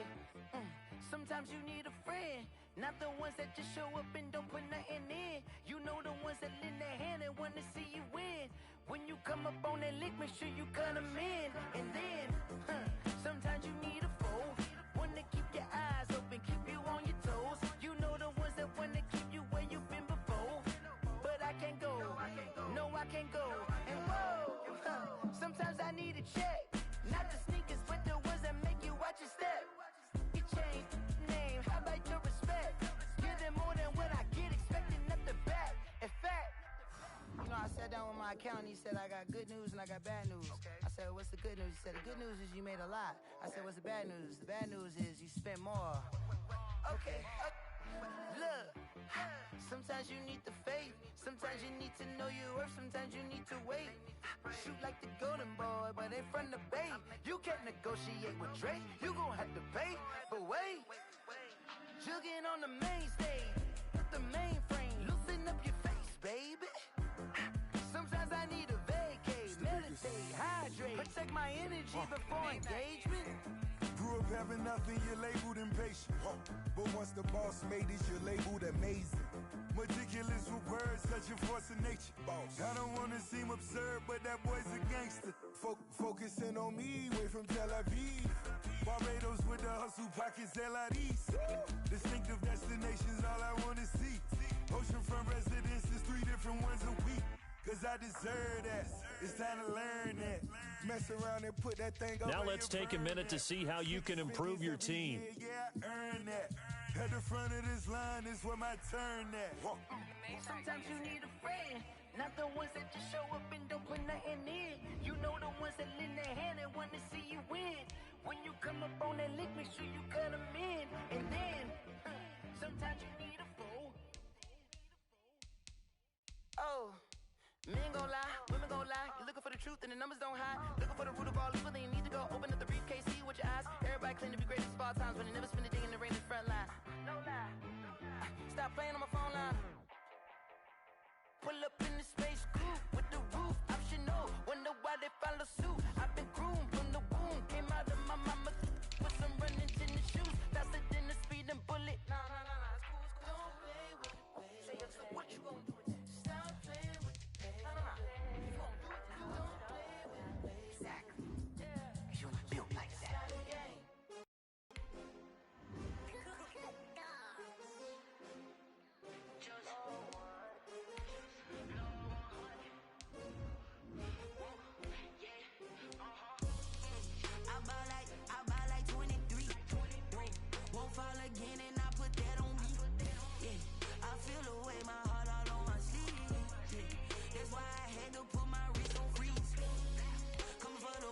Take another L.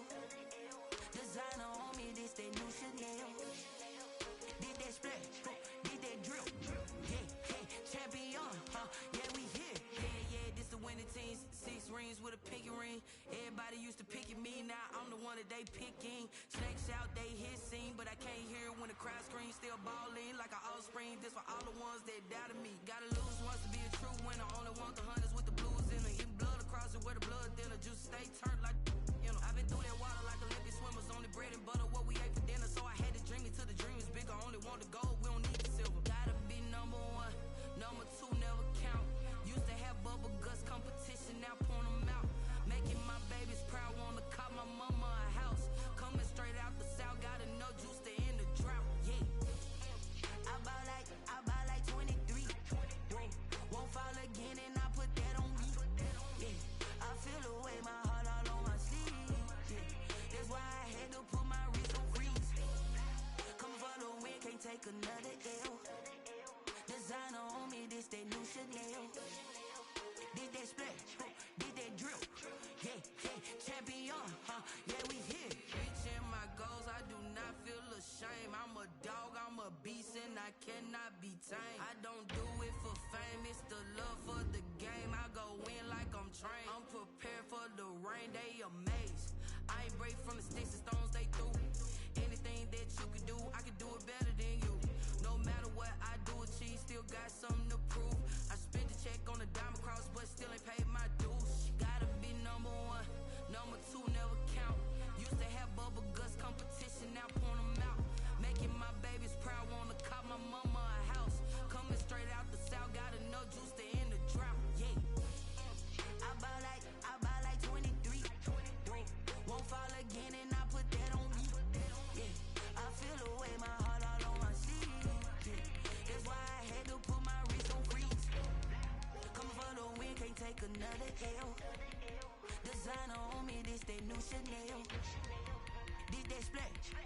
that drill.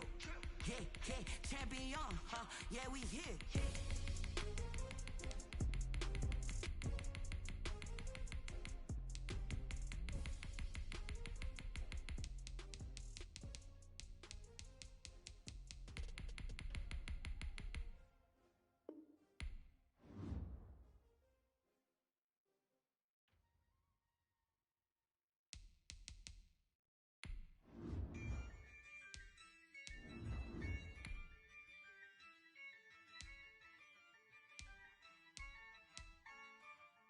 Yeah, I use a dub, I'ma win, I won't lose with this.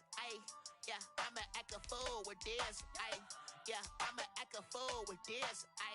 Yeah, I'ma act a fool with this. I turn the knob, camera system incredible. Yeah, came for the dollars, call it vegetable. Then I did the dash, can I catch me? Start your week by installing your game plan. Your whole team is no competition.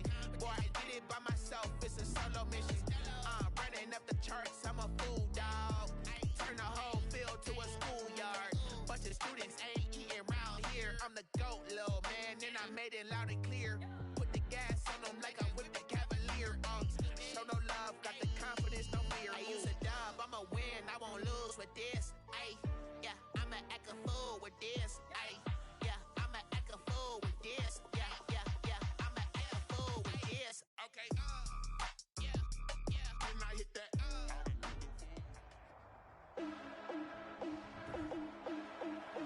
Today, from Heinz Field in Pittsburgh, it's week 3 of the NFL on EA Sports.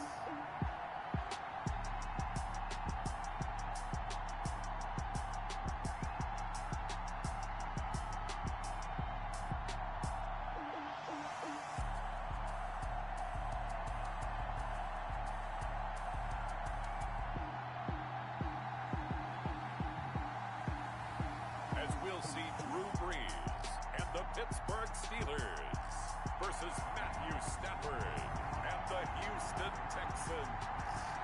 EA Sports coverage of the National Football League brings us to Western Pennsylvania and Heinz Field in the Steel City of Pittsburgh.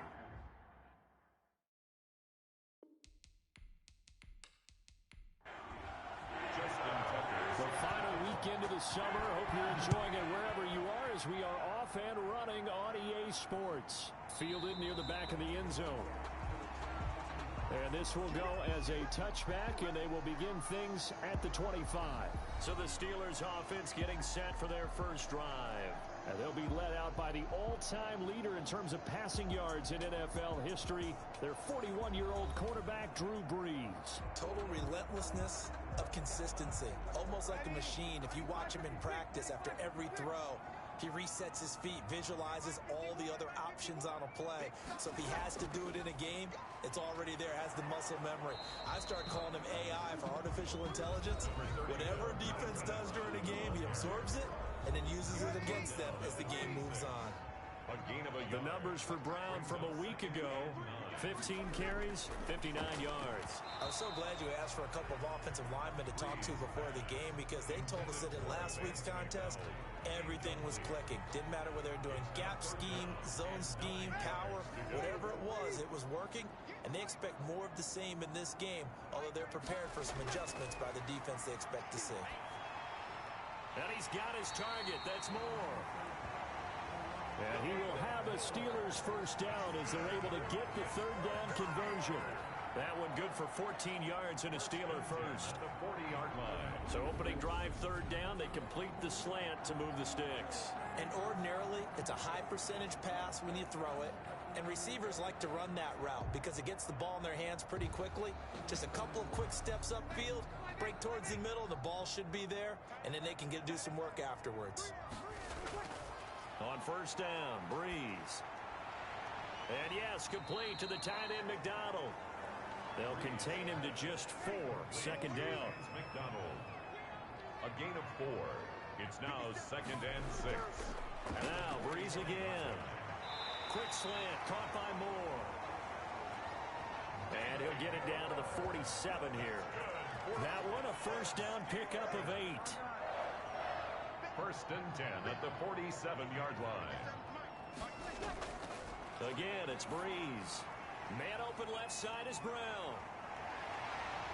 And he'll get it down on the play to the 37.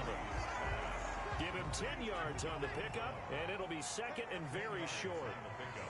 It's second and this is Brown on the draw play. And he'll go down here at the 35-yard line. They'll get 3 as the drive continues. It's a first down. 1st and 10 at the 35-yard line. From the gun, it's Breeze. And the hook up here to Allen Robinson. And he's got this down almost to the 20 before he's dropped. It's a Pittsburgh first down, a gain of 13. 1st and 10 at the 22-yard line. Now a carry for Brown. And a nice job to break free of one tackle, but it slowed his momentum somewhat, and he's taken down right after. He's taken down. Tackle by Vince Beagle. After the pickup of 5, here's 2nd and 5. Here's Brown. And not able to break away this time as they're going to stop him right around the line of scrimmage. A loss on that play, and now 3rd down gets tougher. 3rd and 6. This defense is a difficult one to prepare for, one of the best in the league.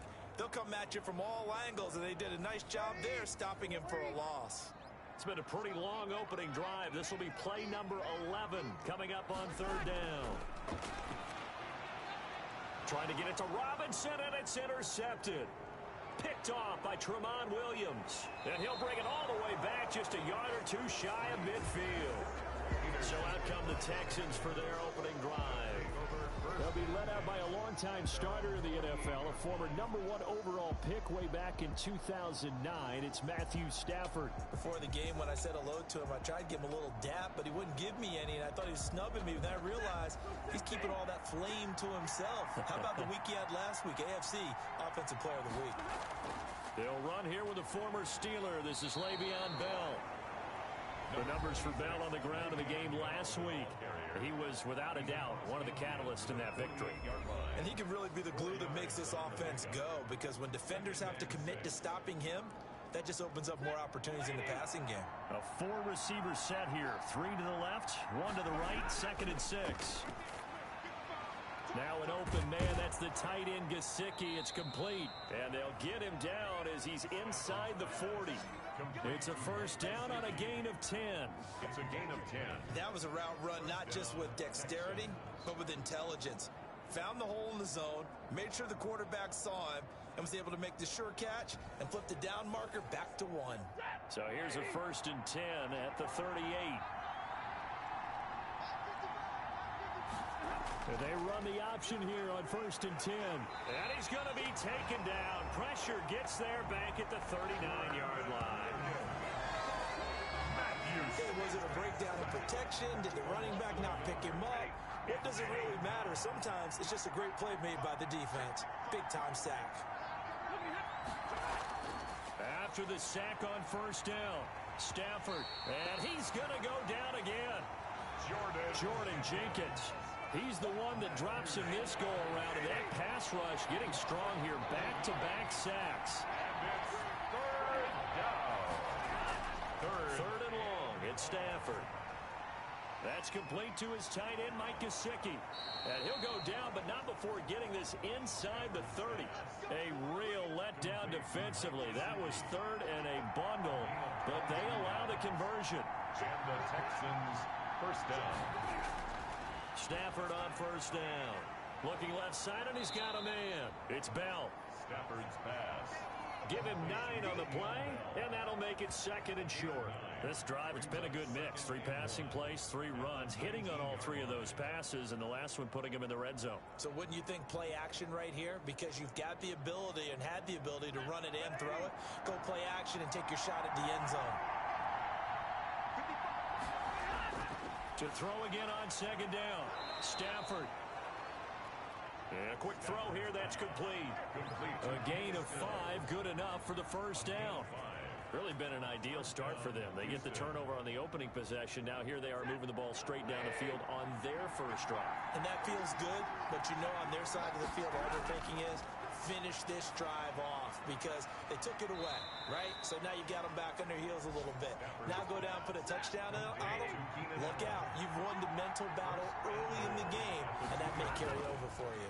Now Bell, and he's in for the score. Touchdown, Texans.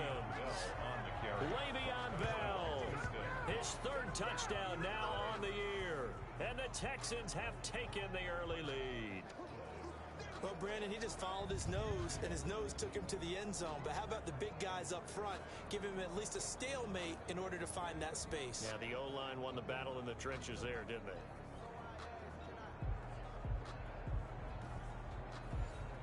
Justin Tucker for the extra point.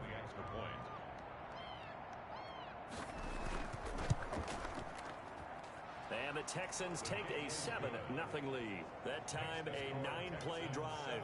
And it ends with a Le'Veon Bell touchdown run.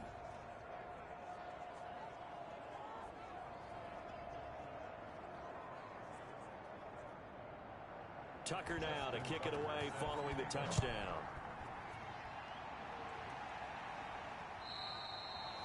And they will not get a chance to return this one as it's through the end zone for a touchback. So Pittsburgh retakes the field for their second offensive possession. And the interception thrown in the red zone last time. We'll see if they can rebound. I just have to think the last thing he said as they went back out there was, don't do that again. What do you think? What do you think? Yeah, I think that. I think that not only did he say that, but he also told him, let's put it in the end zone that it's supposed to be in, all right? The end zone we're trying to score. I know we're being a little bit facetious here, but the bottom line is take care of the football, and everything else should flow from there. Quick lesson, never ask the play-by-play guy a question. Hey, you're my partner. I know you're right there with me. From the 29, Breeze to the right side, and he's got more complete. And he's taken down right at the 45-yard line.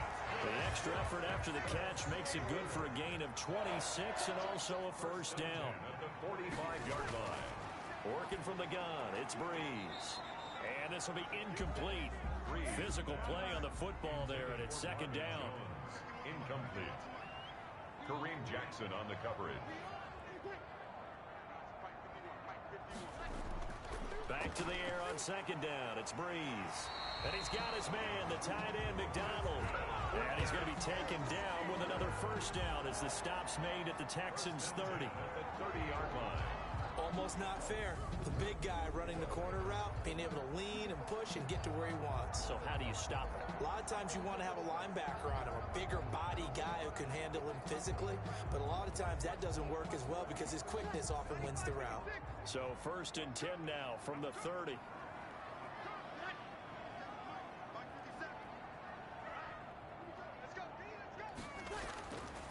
Again, they'll throw with Breeze. And McDonald here over the middle. Breeze. And he'll be a little shy of the 25 here at the 26-yard line. They'll contain him to just 4. Second down. 2nd and 6. At the Texans. Breeze to throw again. Oh, the ball comes out on the hit, but they'll say it's incomplete. They got to get to the 20 to keep the drive alive on 3rd down. Brings up 3rd down and 6 yards. Shotgun now for Breeze. Little pitch and catch caught by McDonald. And he will have a Steelers first down as they're able to get the 3rd down conversion. Third catch for him on this drive alone, and it'll give him a first down. Well, sometimes our pregame meetings do pay off, don't they? What do the guys in the locker room call it? Well, they said it with a chuckle. They called him Old Reliable. Yeah, that means he doesn't move quite as fast as he used to, but he still knows all the tricks, doesn't he?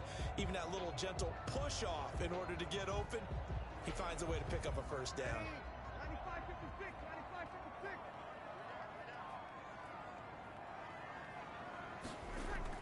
On first down, it's Brown. This will be a 5-yard pickup as they move it from the 20 to the 15. A quick burst there, and he nicely bit off a pretty decent gain. Brings up 2nd and 5 at the 15-yard line. The first down run got 5. Here's 2nd and 5.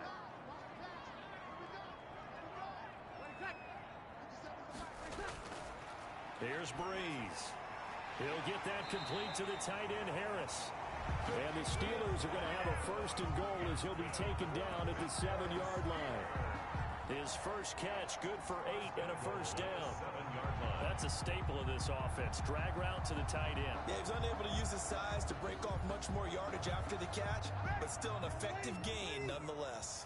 The Steelers were last in the NFL in red zone touchdown percentage a season ago, down around 35%. It's first and goal. Now that'll be tipped and intercepted. Picked off by Akeem Talib. And a big turnover there as his guys will get the football back. Second straight drive now here, Charles, that have ended with an interception. And I just wonder, because I don't think it's going to rattle him necessarily, but I also wonder if it's going to unnerve him a little bit. Does it lead to another one?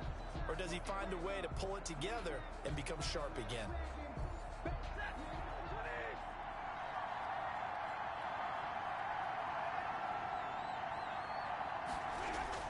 They'll start the drive with a carry by Bell. Well, that gives them a little room, but not much. A gain of 2 to the 5. Le'Veon Bell, the ball carrier. Marlon Davidson on the tackle. Now a first carry for their fullback. And he's going to be met at the line of scrimmage and taken down. They'd like to avoid punting from their own end zone so they could use something here on third down. Third down. Out of the shotgun, it's Bell. And he'll take this forward only up to about the 7. 2 yards on the pickup there. It's fourth down. 7-yard line. A gain of 2 yards on the play. Brings up fourth down.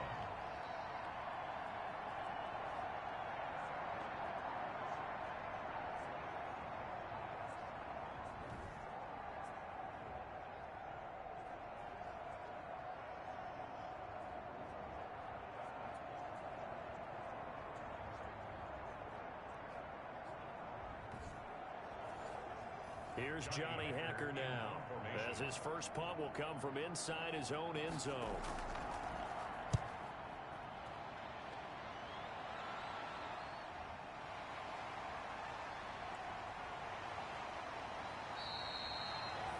Found good room to run there. Returns it 14 yards. And the Steeler offense, they're set up nicely as they take over. Drew Brees getting ready to go again on offense. And he had to be pleased at the start of the last drive. The offense was moving, but certainly not pleased at the end result, an interception. And every team we ever talk to, at some point in the conversation, the coach, player, someone talks about, you know. And he's going to be sacked. They sack him back right at the midfield stripe. Tack McKinley in there to get him. It's a loss of 5. Now, that was just absolute perfect man coverage. Nowhere for them to go with the football. Led to a sack. And that's really difficult to do in today's NFL with all these gazelles running around that you're trying to cover in the secondary.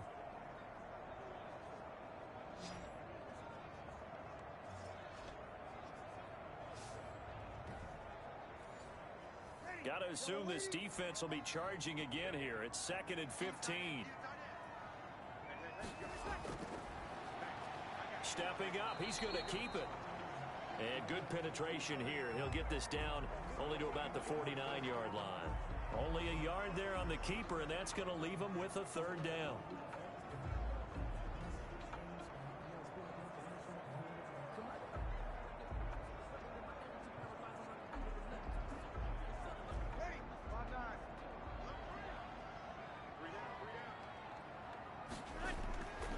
Breeze now to throw. Under pressure, and the Texans able to get in there for the sack. Tack McKinley able to get in there for his second sack of the afternoon.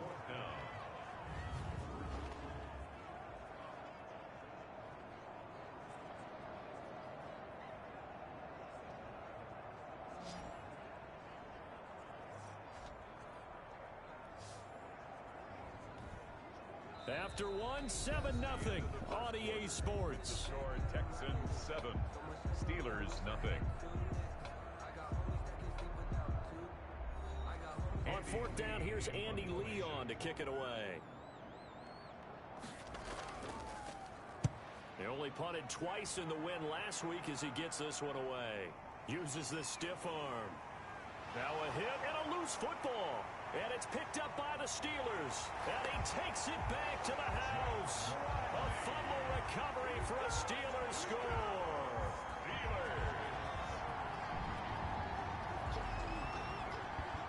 Now the extra point try forthcoming.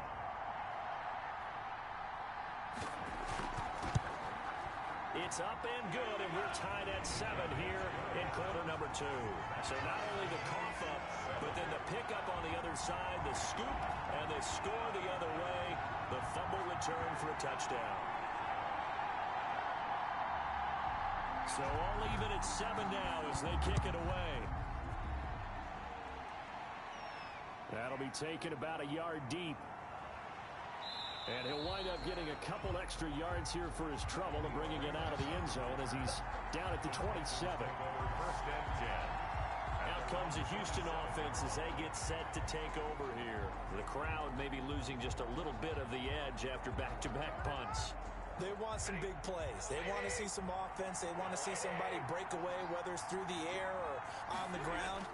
Now it'll be interesting to see where the patience is on both sides. Each head coach, can you hang in there and not try and force something that could put your team in some jeopardy?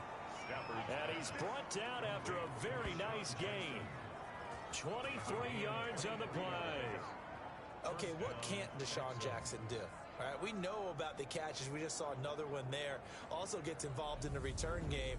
And he can break big plays like that. We've seen him do it throughout his NFL career. We have. What are you thinking of anything in particular? Yeah, I'm still remembering a certain Giants punter not following orders, and Deshaun Jackson made that big-time return all the way back for a game winner in that one. I still remember seeing the looks of disbelief on the Giants sideline. He'll manage to break a tackle and get this forward for a couple. It'll be second down. 2 yards. Certainly a nice job there by the defense rallying to the football and getting him on the ground, but I think the play gets made by the defensive front because if they can't get upfield, their job is to go ahead and get low, almost get into a ball sometimes, stack things up, and make it difficult for the runner to find a hole. Stafford's back. 6 yards is the pickup, and that'll lead to a third down. It's a gain of 6, and it's third down. They'll try and run for it with Bell. And it was the stiff arm there that freed him enough to get the first before he's tackled. A third down gain of 3 yards, and that'll be enough. I haven't met a football team yet that runs the ball successfully that doesn't talk about having an attitude to be a running football team, right? You got to be able to put your nose in there, smell where the first down sticks are, and get there.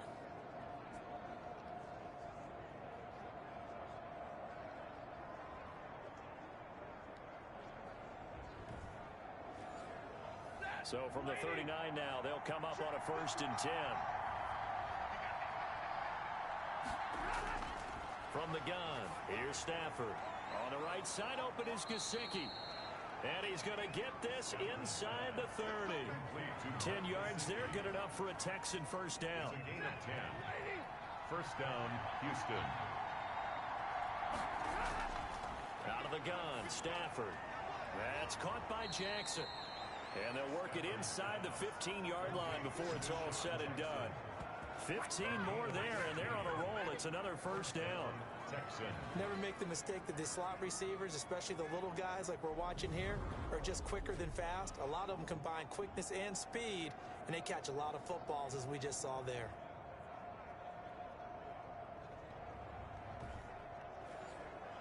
From the 13 now, they work on 1st and 10.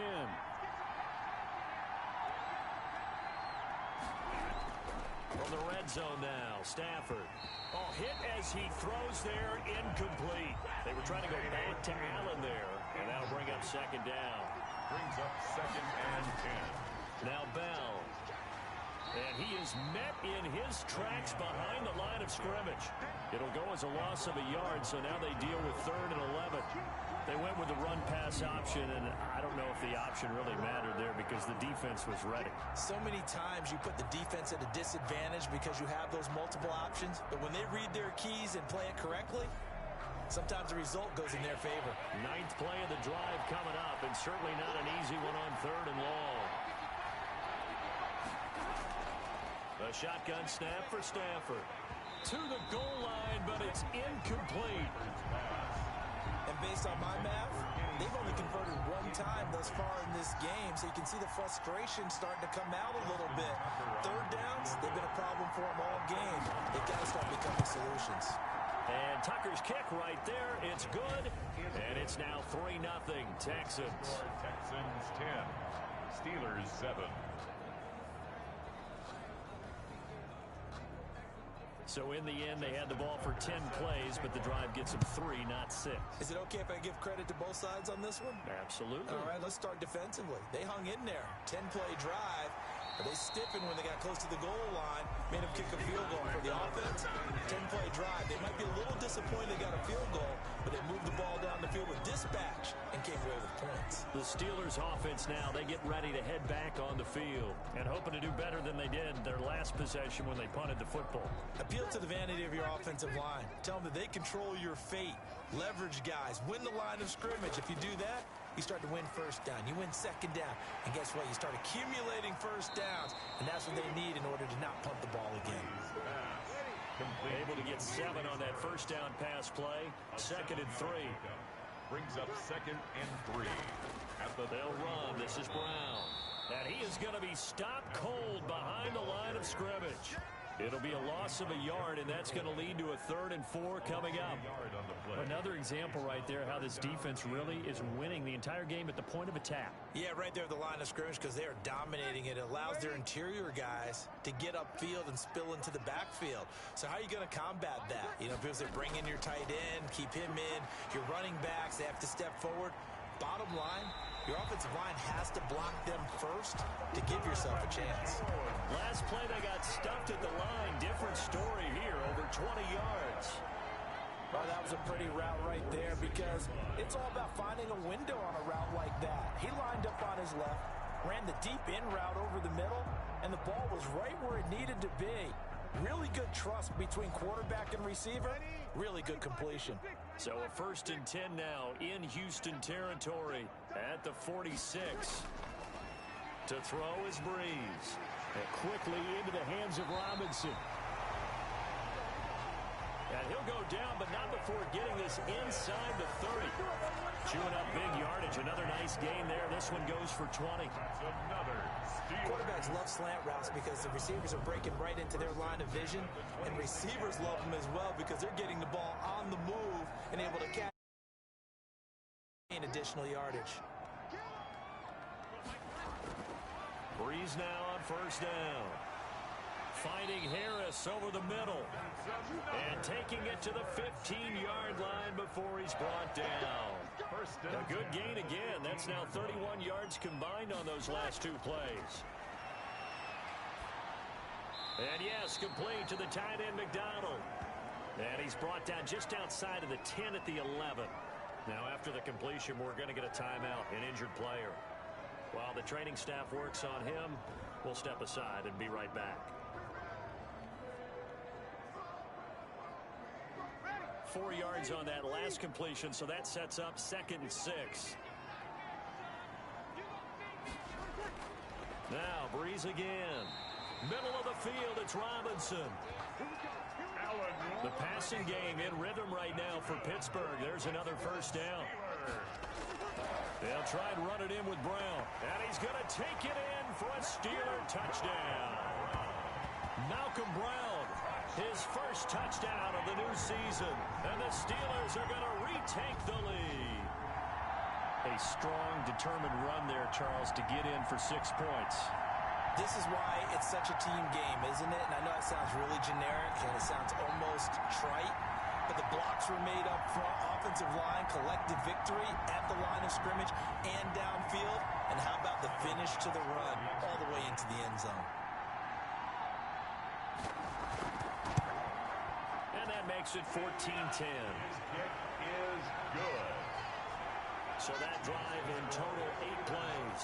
And it was Malcolm Brown who ended it with a touchdown run.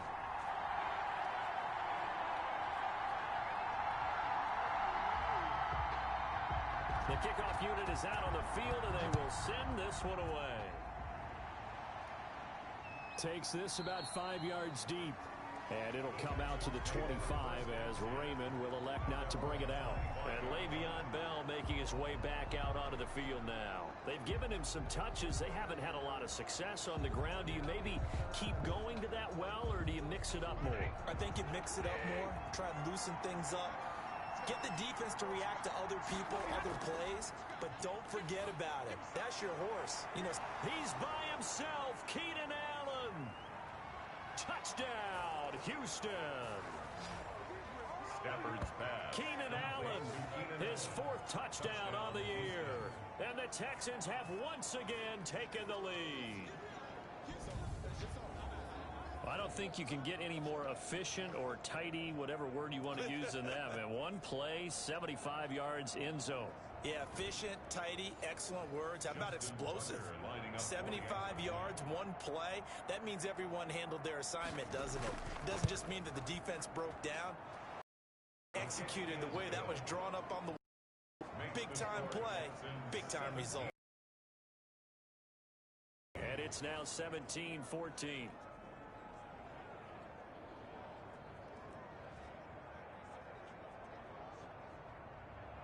Tucker now to kick it away following the touchdown. Taking it about the 1. And makes it across the 20 as his guys will set up shop at the 23-yard line. At their own 23-yard line. Pittsburgh's offense now heading back out onto the field. Good drive last time. Really effective passing the football. Do you maybe mix it up, now go to the ground game and surprise the defense a little bit? I would anticipate the defense making some changes, but I wouldn't necessarily just absolutely go in the opposite. And Breeze is intercepted for the 3rd time. Picked off at the 30. And they will score a pick 6 for the Texans TD. It goes without saying, but I'm going to say it anyway. That's a ball he would like to have back, and it lands right in the lap of the defender from there. He doesn't have very far to go before he gets to the end zone, and he got there in a hurry.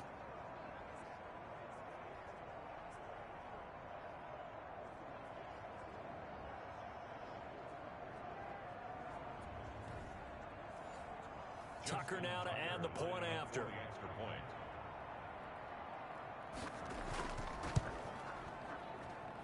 And his guys will take a 10-point lead.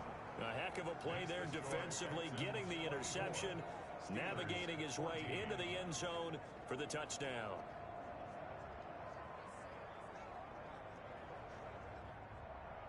So they'll get another shot on offense following that pick 6, and now the kick is away. This one fielded at the 5. And he'll be stopped up at the 25. Over 1st and 10 at their own 25-yard line. Now the Steelers offense gets ready to get back onto the field. And fresh off the pick 6, they've got to forget about that quickly. In this case now, the guy throwing the ball, he's got to be like what we talk about with defensive backs who get beat for a long touchdown. Short-term memory, right back out there doing the things that he does best, and knowing that taking care of the ball is paramount. Here's his opportunity. All comes back to those defensive backs for the former DB, right? I don't know where that comes from. It just kind of emerges out of me for some reason. Deep in there, right? 2 yards, good enough for a first. Steelers. Play action. Breeze. Out of the backfield, he's got Malcolm Brown. This will be stopped about 2 yards shy of the marker. 8-yard gain, 2nd and 2. Looked like a pretty good, safe play right there. No, he's had trouble with the interceptions in this game there. Hits his guy out in the flat. And so many times we hear quarterbacks and offensive coordinators talk. In your progressions, you're either throwing the touchdown or you're throwing the check down. But earlier in the game, it was touchdown or interception. Now he got to the check down, a nice safe throw, and a good one. And he'll get it into enemy territory just across midfield at the 49. 7 yards there and a first down. They go right back to the ground here, and Brown. And he'll get this down only to about the 46. Now after the play, it looks like there's a Texan here slow to get up. Well, he gets attended to will step aside.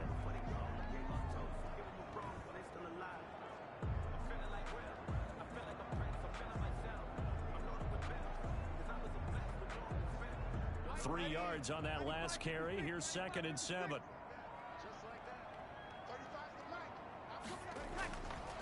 From the gun, it's Breeze. It's caught on the right side by Robinson. And he is out of bounds inside the 35. 12 yards there and a first down.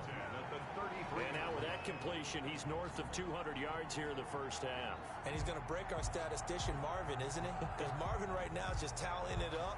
Hope his hand doesn't hurt too much doing this, or he keeps hitting the calculator. But my goodness, what a start he is off to. By the end of this game, he could have monster numbers. He just wants to continue to be accurate. And they'll get this one to about the 20-yard line. Another nice gain, 13 yards that time, and another first down. Exactly what they needed right there, because they needed to use the ground game to take some pressure off, because the quarterback's been struggling a little bit.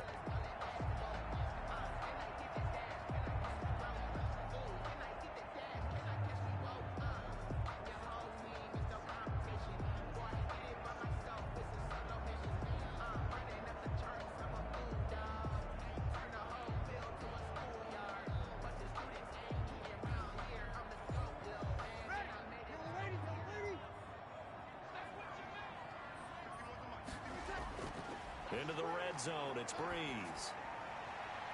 Got his man, it's caught for a Steelers touchdown. Allen Robinson there to make the grab. And the Steelers have now made this a one-score game. CD for them, this has just been an offensive explosion here in the second quarter. Yeah, held scoreless in the first quarter. Now they find the end zone again here in the second. Sometimes you just have to have some patience. A lot of people think it's always an adjustment. You have to change what you're doing. Sometimes you just have to do your game plan just a little bit better. And I think that's part of what we're seeing here. It's up and good, and this now becomes a 24-21 ball game. So that drive takes him down the field in 8 plays. And it ends with a Pittsburgh touchdown. So just a 3-point game now as they send this one away. And this carries into the end zone. And it'll come out to the 25 as Raymond will elect not to bring it out. And now let's look at the quarterback, Matthew Stafford, in our player spotlight. He's had one of those games that any quarterback loves, not only being able to complete some passes, but some deep passes. And it's pretty to watch. I mean, it's an absolute joy to see, but let's face it, we got to give a little bit of credit where it's deserved, right? Well, the protection's been great, if that's where you're going. The protection's been phenomenal, but how about how it's been spotlighted, right? Our producer, Christian McLeod, our director, Kyle Burt, the rest of the crew, what they put together with these images and pictures, if you're an offensive lineman, that's what you're taking with you to contract time. They're going to have a lot to take to contract time if this continues. Now a first down carry by Bell. And he still has yet to get on track in this first half as they're going to stop him behind the line. Officially, it's a 1-yard loss. That's going to bring up 2nd and 11. Sometimes I think these defensive tackles get a little bit of a bum rap. We just see them as big guys that eat up blockers for others to make tackles. Oftentimes they're quicker than they get credit for. And this time he uses quickness to make a play. A loss of a yard there to start out. That leads to a 2nd and 11. From the gun, Stafford. It's caught. Stills, right side. And up to the 35 before they're able to knock him down. 11 yards there, first down.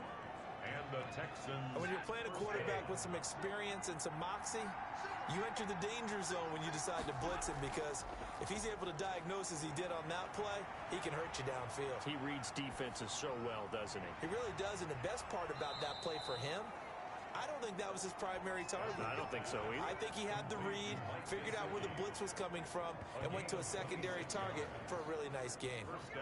If you're a fan of offensive football, this game has suited you well. Both offenses continuing to move the ball with relative ease. Yeah, and if you're a fan of defensive football, you're not having so much fun watching this one. And these coordinators, they've got to be scrambling to figure out a way to counter so far. It may just come down to which one of these defenses can make one stop that could change the course of this game. To the outside, this is complete to Jackson. And he's brought down at the 34. Call it a gain of 4. They'll contain him to just 4. Second down. Now a draw play. This is Bell. Le'Veon Bell on the carry. So if you've been playing defense in this one, there's a little bit of the good and some bad, because they did give up the touchdown run to him earlier, but shut him down otherwise. Outside of that, you're exactly right. I would say they've contained him very well. 3rd and 2. Stafford into a double team, and it's intercepted. The rookie Jeff Gladney picks it. And a big turnover there as his guys will get the football back. And he may want to track down that football because that's interception number 1 on his career. You're saying that's going into the trophy case? I'd put it there. Yeah, no doubt about it. That's when you ask the equipment guys to make sure they hold it for you after the game. But if you play in the back 7 on defense, that's part of your job, finding ways to take the ball away from the other team. The Pittsburgh offense at the line to start their next drive. We have seen a lot of points here in this quarter. For us up here in the booth, it's been fun to watch. The defensive coordinators probably scratching their heads. Yeah, they're going a little bit crazy right now. But let's face it, all of our friends who play fantasy, they're enjoying the heck out of this show because most of them are And his pass is intercepted for the 4th time today. Picked off by Akeem Talib. And he's able to get it back to right around the 27. So that right there was his 2nd pick, but keep in mind, this is a guy who once had a rare 3-interception game in his career. So what are you saying, that getting 2 in a game is like kid stuff for him? That's nothing. He's already Amateur done that, hour. right? Been there, done that. You know he wants a 3rd again. Now we'll see what the big tight end Mike Gesicki and the rest of the offense has in store. Keep up that torrid pace. Man, when you're talking about averaging 100 yards a game as a receiver, extrapolate that over 6. Early, but I think it's got to go back to the offseason, doesn't it? It's got to go back to the roots, spending time with the guy who's going to throw the ball to him, spending time watching tape, spending time reading defenses, and, of course, getting himself ready to play. That is caught at the 7-yard line. And here he'll get it down to the 7. Now the Texans will burn the first of their timeouts as they'll stop it with just over a minute to go before halftime. 7-yard line. Throwing again on 2nd down. Stafford. And down he goes. Pressure gets him back at the 14. And the Steelers now in the nickel here on 3rd down. Operating from the gun. Stafford. That is caught inside the 5. And he's in. Touchdown, Houston. Mike Gesicki, his 2nd touchdown on the season. And the Texans will extend their lead. And his guys will take a 10-point lead. Just a 4-play drive that time. And the result, a Houston touchdown. 21.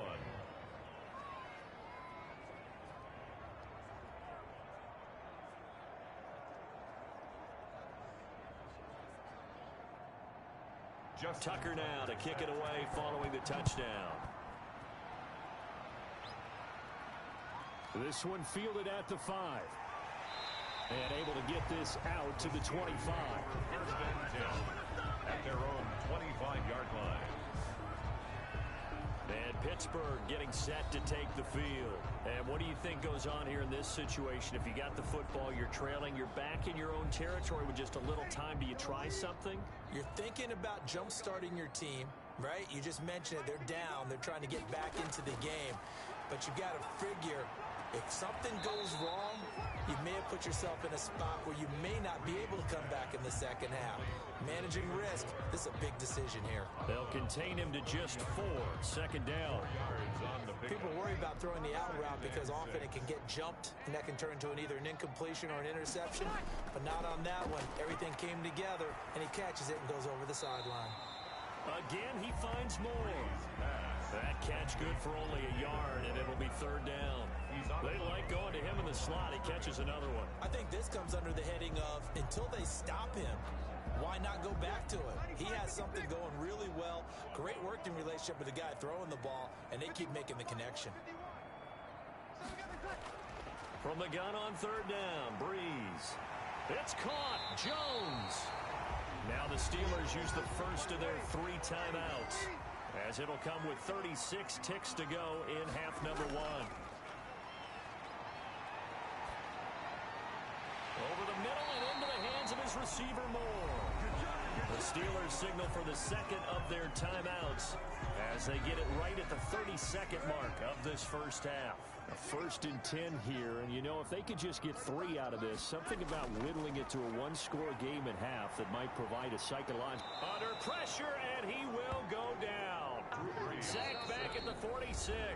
Now whistles and a timeout with 3 seconds left in the first half. Sacks, a growing theme in this first half. This is 2nd and long. The final shot before half for Breeze. And that is incomplete. A lot of force bearing down on him there. He could not hang on. It's 3rd down. So we've reached halftime in a wild first half. We'll take a minute to catch our breath as we send you down to Orlando, where Jonathan Coachman has our EA Sports Halftime Report. Coach. All right, Brandon, thanks. And welcome in everybody to our EA Sports Halftime Report.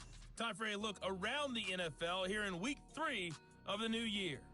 We'll begin up at U.S. Bank Stadium in Minneapolis. And those two are tied up as they play the second quarter. Next, we'll head over to check on the Giants at home at MetLife Stadium.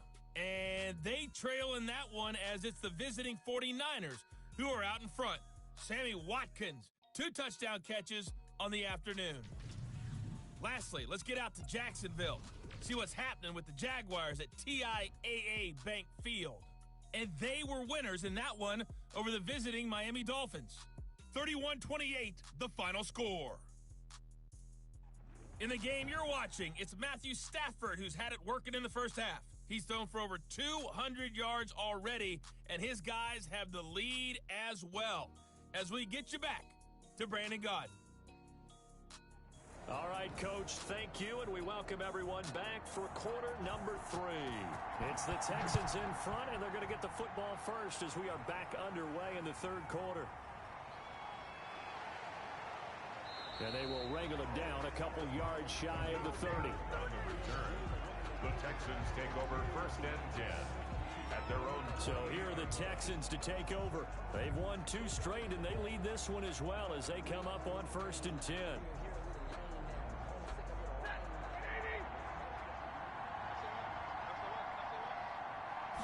They'll start with the option. The second half starts with a carry by Bell.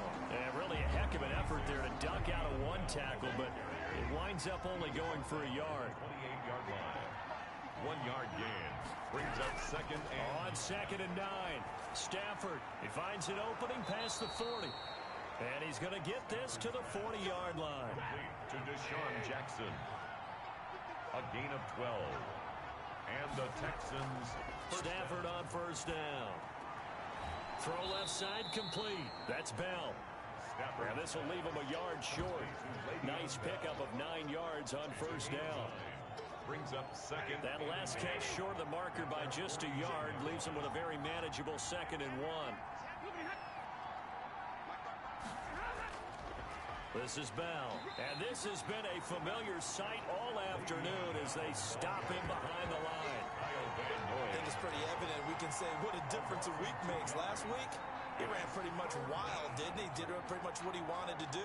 But this one, they stopped him cold. That, to me, that's good scouting and even better execution. Yeah, and they stopped him behind the line right there. They obviously watched the tape a few times and made some adjustments.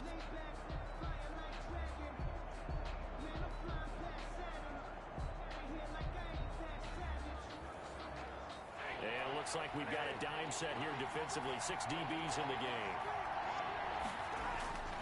From the gun, Stafford. That's complete to his tight end, Mike Gesicki. And he is going to have a Texans 1st down. They needed 3. He doubled that. He got 6.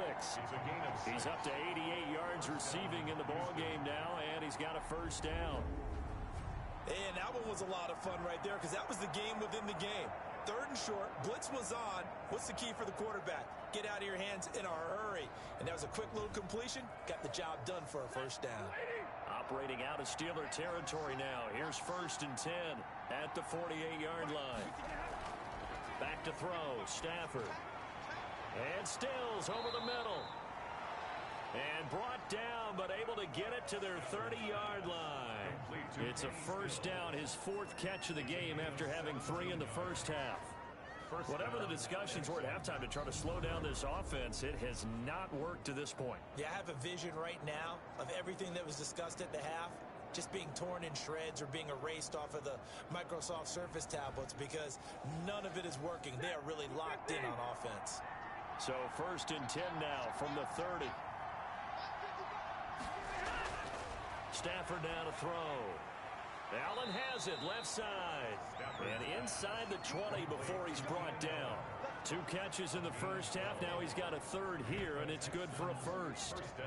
If you're going to blitz, likely going to leave you in man coverage with this guy, and that is less than ideal. It is because just about any offense that has an elite receiver, if you blitz and have him in man coverage, you're going to him, even if he has an elite defender on him, because he usually knows where the ball is before the defender does.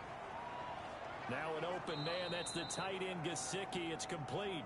And he's brought down just outside of the 10 at the 11. It's a gain of 7. Brings up 2nd and 3. Looking to throw again on 2nd down. Stafford. And he'll take this one in for a Texans touchdown.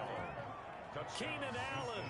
His 2nd touchdown of the afternoon. And the Texans push further out in front.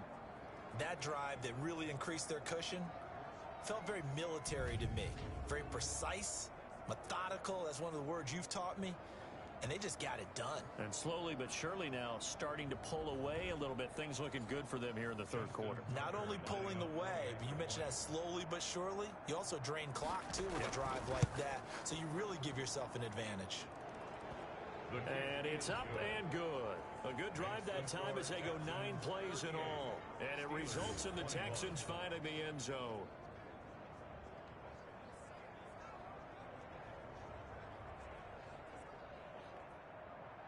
Tucker now to kick it away following the touchdown. That'll be taken about a yard deep. And they'll get him down right around the 25, actually the 26 officially, so a net gain of 1 there. Here now, a look at Drew Brees in our player spotlight. And unfortunately for him, this montage, not highlights, lowlights in this one, partner. Way too many mistakes, too many errors. Sometimes it's on the guy throwing the ball, sometimes it's on the teammates, but it all comes back to him. It goes on his ledger. So when you're playing this type of a game, you start to look for other ways to get out of it. Do you throw it to shorter passes, some check downs, maybe use your legs a little bit more, don't throw the ball downfield, all those things you're looking for, and then you got to watch the tape and figure it all out so the next time it doesn't happen again. So far the tape, 4 interceptions. It's a loss of 10 yards on the play. Shotgun now for Brees. And this is going to be incomplete. Got out of the pocket. Didn't look like he had anybody open, Charles, so just gets rid of it. And a good play by him. If no one's open and you don't have a running lane that you want to take, make the right choice. Get rid of it. Live to fight another down. Throwing again here on 2nd down, this time complete. They get him to the ground right on the cusp of the red zone after a pickup of 5 or 6. Brings up 3rd down. On 3rd and long, it's Brees. And that is incomplete. From the snap, he certainly looked like he knew where he wanted to go with the ball, but surprise, that guy was covered. So that took his attention elsewhere to no avail.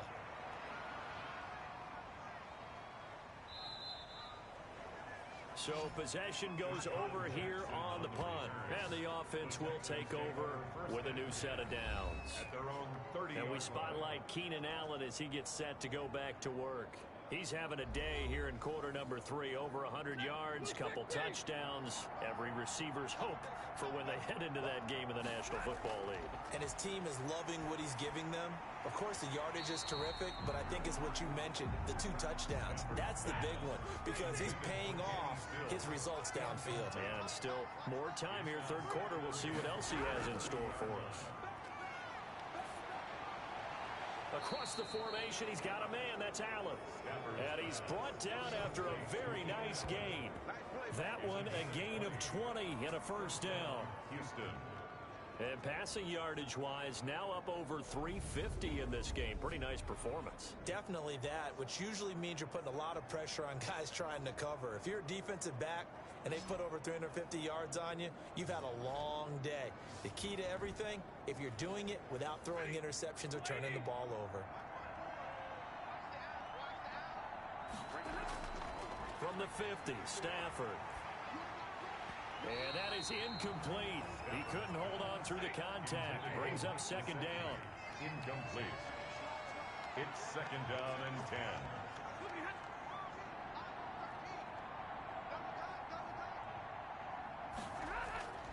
On second and 10, Stafford. Oh, there's that man again. It's complete. 9 yards, not quite enough, and they'll be left now with 3rd and 1. This is 3rd and 1. Very likely 4-down territory, even if they don't get it, though. Off of play action. Here's Stafford. The open man is Smith. And he is going to have a Texans first down by about a yard as they're able to convert on 3rd and 2. As an unbiased observer, I think it would have been interesting to see what they would have done if they hadn't gotten the first down there. But since they did, I guess the point is moot. And they're right there in that middle ground, field goal range, punt, go for it. But as you said, they picked it up.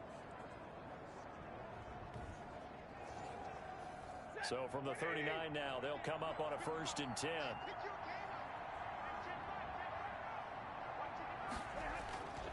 Bell. And this has been a familiar sight all afternoon as they stop in behind the line. He'll lose a yard there, and it's 2nd and 11. Now, they struggled to get him rolling on the ground in the first half, and that's sort of continuing here in the 3rd quarter. Yeah, but I don't think it's time to abandon the running game. I would say keep feeding the horse, and I believe he'll eventually reward them, especially as we get deeper in the game.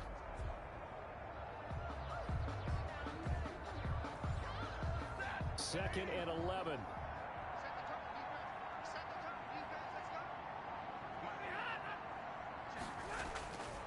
From the gun, here's Stafford. Looking left side, he's got it. Complete. Stafford's pass. And they'll get 9 there as that sets him up better for 3rd down. 9-yard gain on the play. And it's 3rd. They'll run it with Bell. And he's able to get the first here as he's taken down at the 25. Able to get what they need to keep the drive going with a 6-yard pickup on 3rd down. Running lanes were at a premium in the first half, but he's able to find some room there, and he's hoping that that's a precursor of a big second half.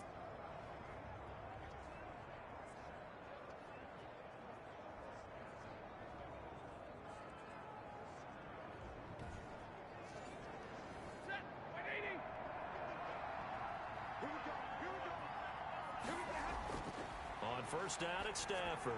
That's caught by Jackson. A gain of 6 there on first. 6 yards was the pickup on the last completion, so here's 2nd and 4. Brings up 2nd and 4 at the 19-yard line. Throwing is Stafford. Firing quickly here, and that's complete. And he'll go down here at the 12-yard line. Back-to-back receptions for him, and it's another first down. First down, Houston.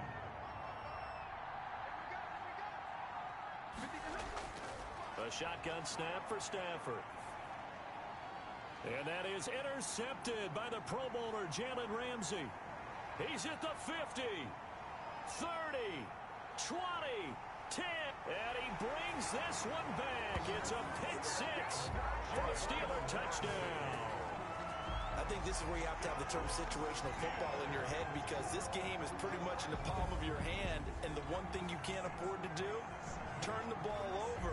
Now you've given the patient a little bit of a heartbeat, haven't you? And now they're feeling it, and they're back in this game. Yeah, still a little bit of a lead, but that makes things more interesting. We're still just in the 3rd quarter here.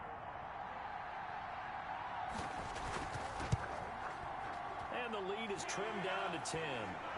So the defense creating some points, not only getting the interception, but then returning it to the end zone for the pick 6.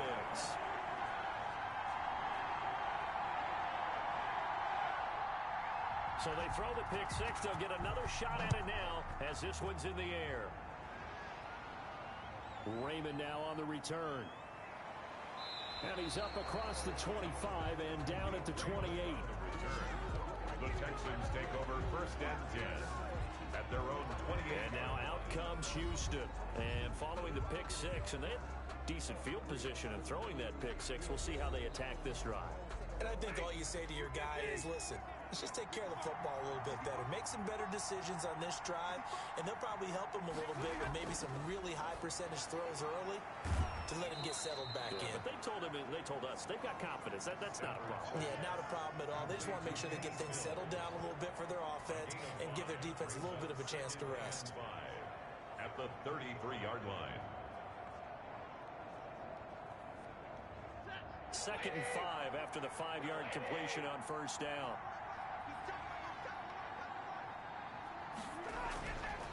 Stafford. Short throw to Smith. And he's dropped just before the line to gain. 4-yard pickup leaves him with 3rd and 1. It's a gain of 4. And it's 3rd down.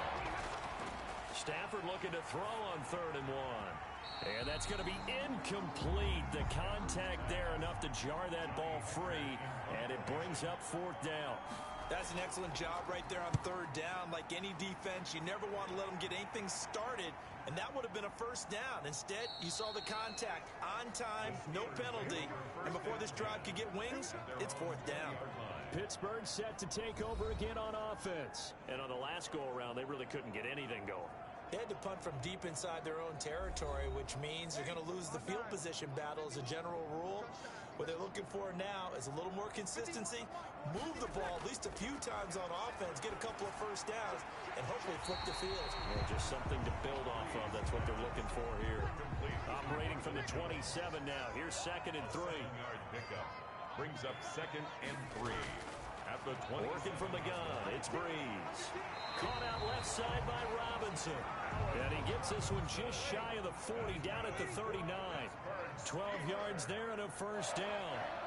1st and 10 at the 39-yard. From the gun, it's Breeze. And he's going to go down. The Texans come at him and able to bring him to the ground. JPP cruising in for the sack that time. Tell you what, he did not have much time there to skim the field before he was ducking and covering. Did it appear to you, as it did to me, that the defensive front won their play really quickly? Meaning the guys in front of them had almost no chance to block them. They were on him in a hurry. Now then, after the sack, it'll be interesting to see what they have planned for 2nd and 23. Another try after the first down sack. Breeze, quick hitter here, it's complete. The reception good for 7. It's 3rd down. Marvin Jones brings up 3rd down. To throw is Breeze. And the pressure gets to Breeze as he's taken down. And now following that sack, looks like we've got an injured man down there on the field. While the training staff takes a peek, we'll take a break.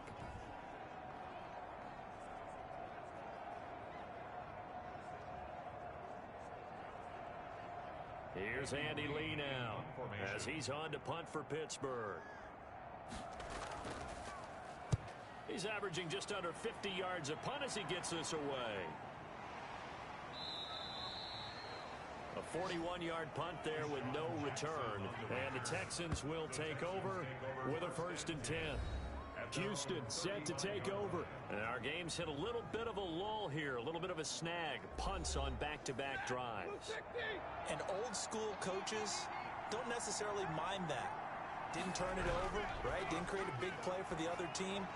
Right now what you're looking for is, can you gain an advantage in field position? And that's what both teams are seeking right now. Yeah, they'll be seeking to gain that advantage here on this drive. Brings up 2nd and 2 at the 43-yard line.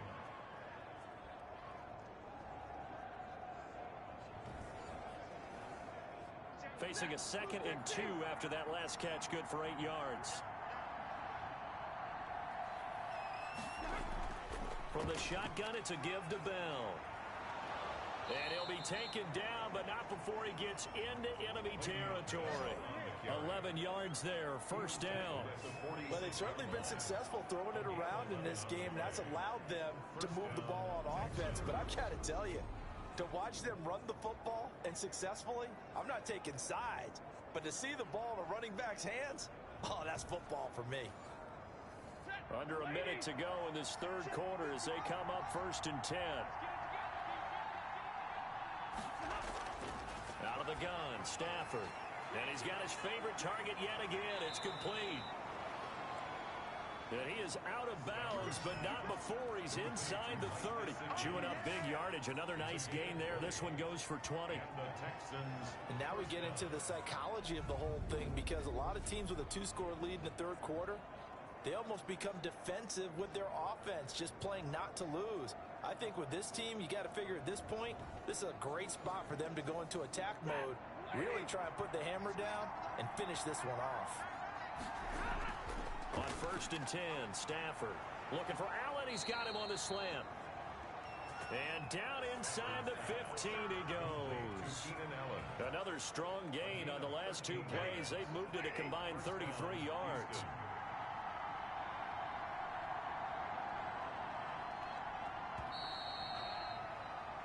And they're not going to get to the line to run another play. So we will switch ends as the third quarter has come to a close. We'll return with more after this. This is the NFL, and it's on EA Sports. From the 13 now, they work on 1st and 10. Here's Bell. And here he'll get it down to the 7. Le'Veon Bell. 5 yards on the carry. Good pickup on 1st down. It's a gain of 5. Brings up 2nd and 5. Now it's Stafford. His pass caught at the 4. And he was able to shed 1 tackle but could not get away from there. That catch good for only a yard, and it'll be 3rd down. I think it's okay there. They didn't get a whole lot on that play, but it's nice to have a safety valve that's built like this guy. Big target, guy you can spot pretty easily.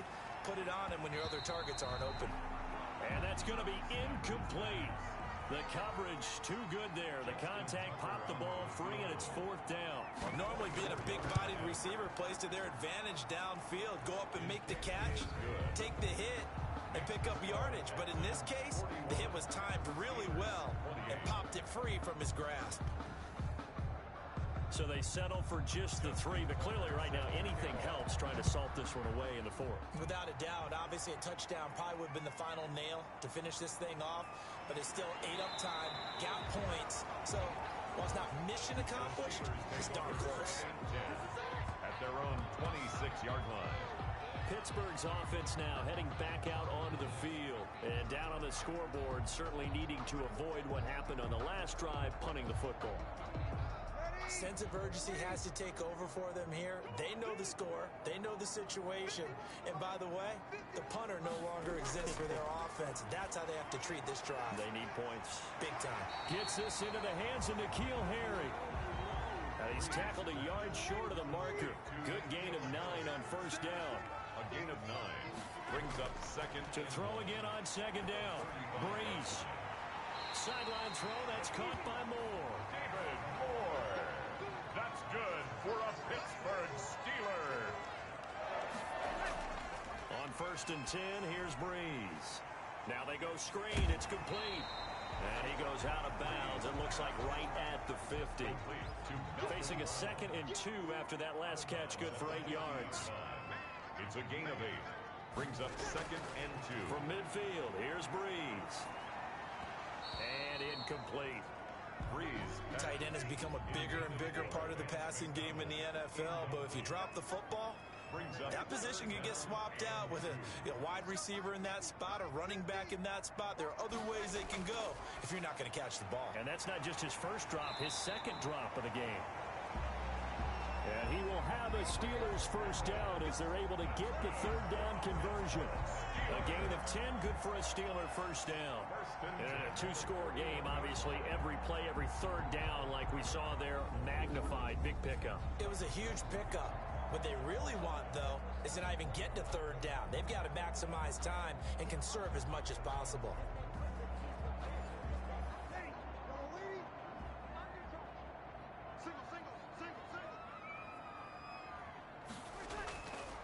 Breeze now on first down.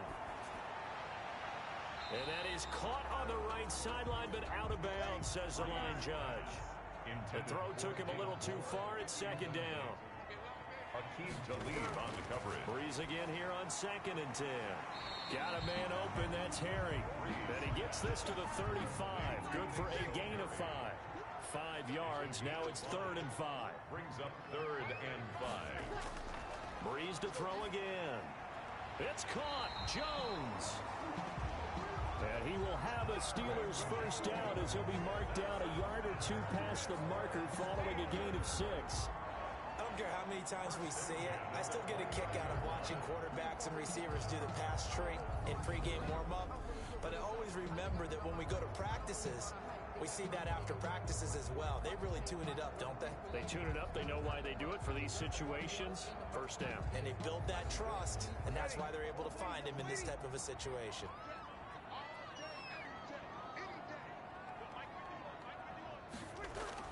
Throwing on first down is Breeze.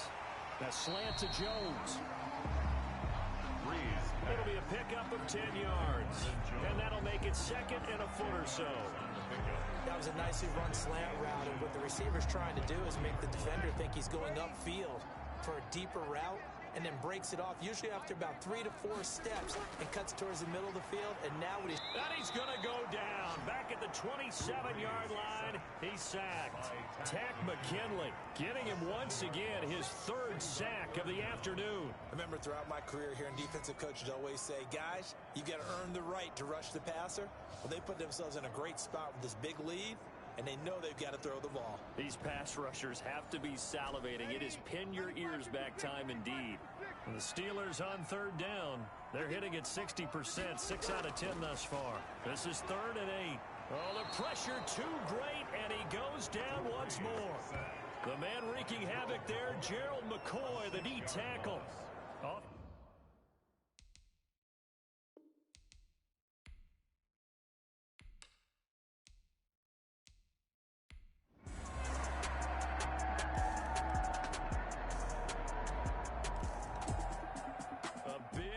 Offensive explosion help leading them to victory, and the defensive guys, they're just saying, hey, put those points up every week, we'll just keep winning.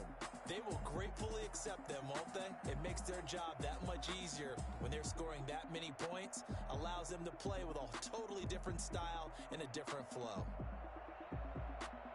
So for the Texans, it's an ideal start as they move to 3-0 now on the young season. And they will head home next week to take on the Minnesota Vikings. Meanwhile, for Pittsburgh, they'll fall to 1-2.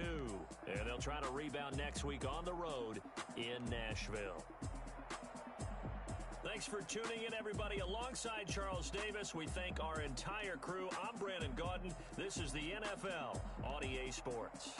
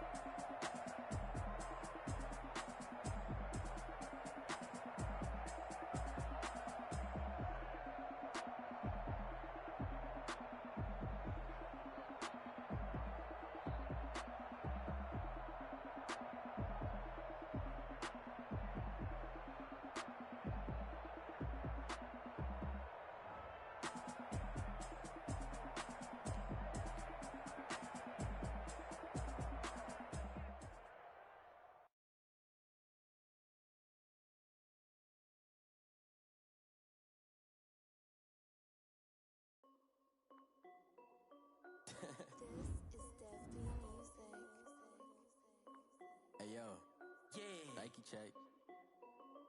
I done made about $1 million and I'm only 19. Icy water dripping on a white tee. And shorty got a man, but she saying wife me. I got checks coming in like a pair of Nikes. If I like it, then you know I'm finna get it. Hit the bag and then I flip it, watch me do it. All them on my wrist going stupid. Tryna put them on, but they never do it. They like, hold up, wait a minute, like don't make sense, don't really get it. I'm steady getting to the chicken, that tasty finger licking chicken. I mean, I'm getting to the good guap. Keep a rack in my socks.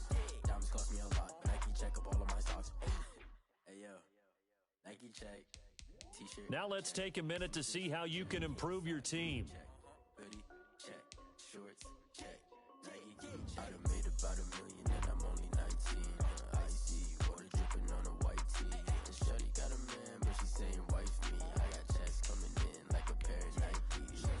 If I like it, then you know I'm finna get it. Get the bag and then I flip it, watch me do it. All them on my wrist going stupid. Tryna put them on, but they never do it. Throwing up sky high while I'm rocking Air Force. And she just wanna ride, shorty bad and gorgeous. She was rocking stripes, said it's alright. Then I cut her off, shorty stepped on my off-whites. Okay, now wait. Gotta get the bag and racks every day. Don't tell me to relax, I can't, I'm saying. Got a new Prestos and the J's in the way. Got a new wristwatch, but it don't take time. Might pull up on a hop if it's up too hot. And you wanna play ball, hit a 3-point shot. Or this my court, got a block on lock. I done made about $1 million and I'm only 19. Icy water dripping on a white tee. And shorty got a man, but she saying wife me. I got checks coming in like a pair of Nikes. If I like it, then you know I'm finna get it. Hit the bag and then I flip it, watch me do it. All them on my wrist going stupid. Tryna put them on, but they never do it. They like, hold up, wait a minute, like don't make sense, don't really get it. I'm steady getting to the chicken, that tasty finger licking chicken. I mean, I'm getting to the good guap. Keep a rack in my socks. Diamonds cost me a lot. Nike check up all of my stocks. Hey yo, Nike check.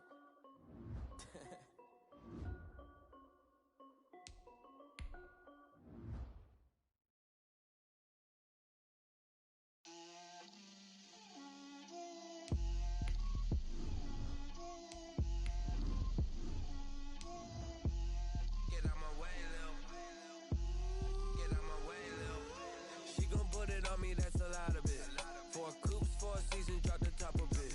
Bust down, but my wrist, time to talk a lot of. I got both my girls, head to toe, designer. Drip, little bit.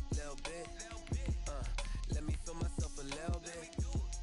Little bit. You ain't talking big. Get out my way, little bit. I can't hear the hate, got a lot of it. Take these bands to the bank, let them rot in it. So much ice on me, I wish I had 2 necks. I got homies that can sleep without 2. I got homies that can sleep without. Gucci and Chanel, I got a lot of it. Walk up in the spot like, hey, what poppin' in? Gon' pop it for me cause I'm rich and poppin' in. Yeah. Drip, little bit. Let me feel myself a little bit. Little bit. You ain't talking big.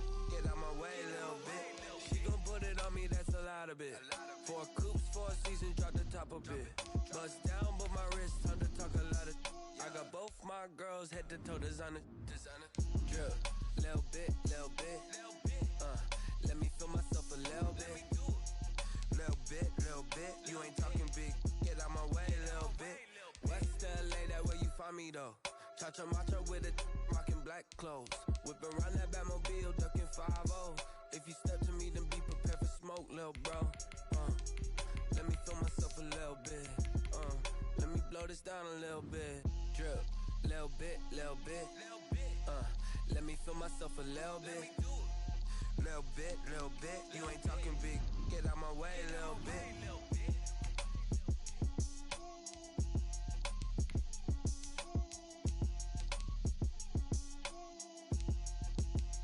Someone put me out cause I'm on fire. I can't give a about what they say.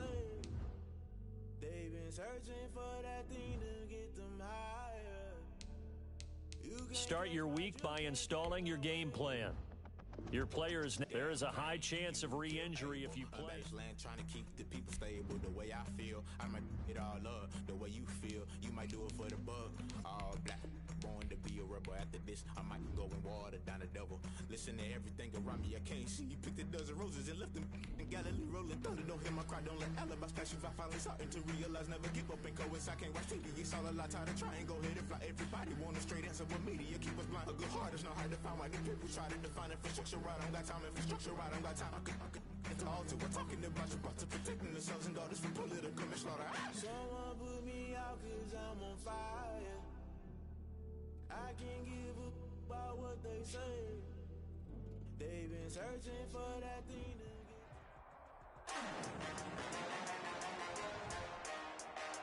Today, from NRG Stadium in Houston, Texas, it's week 4 of the NFL.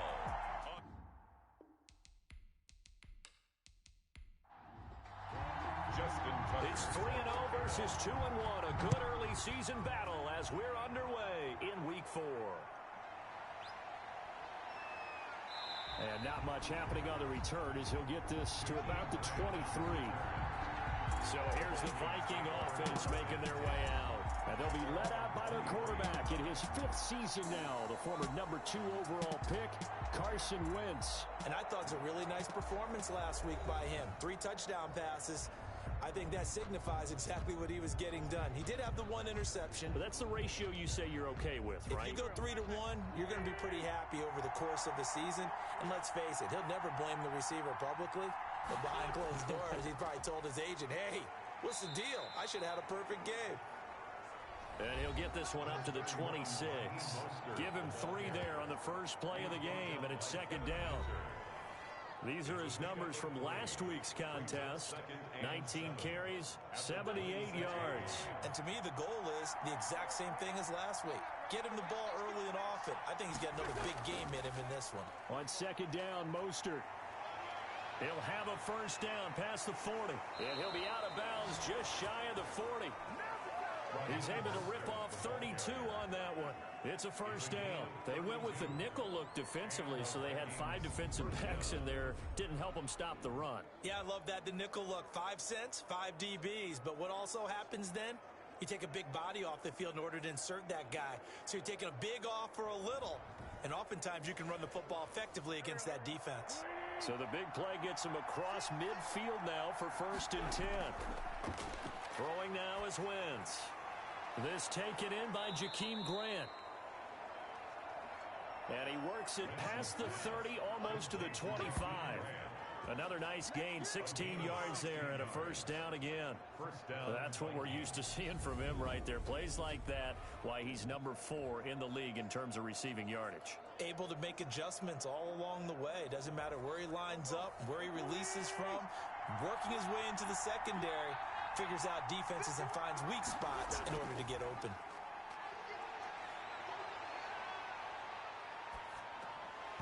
Throwing on first down, but this one winds up to be incomplete.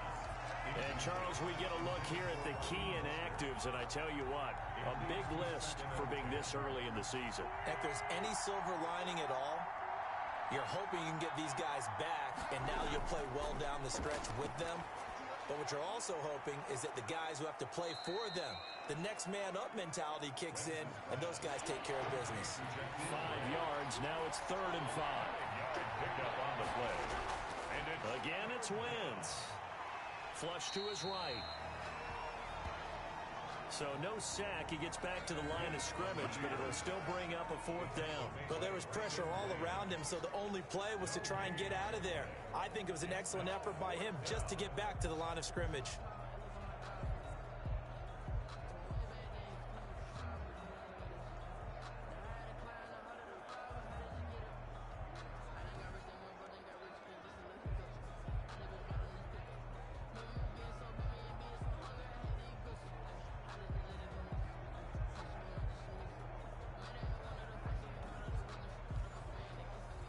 Matt Gay now gets ready for the field goal try.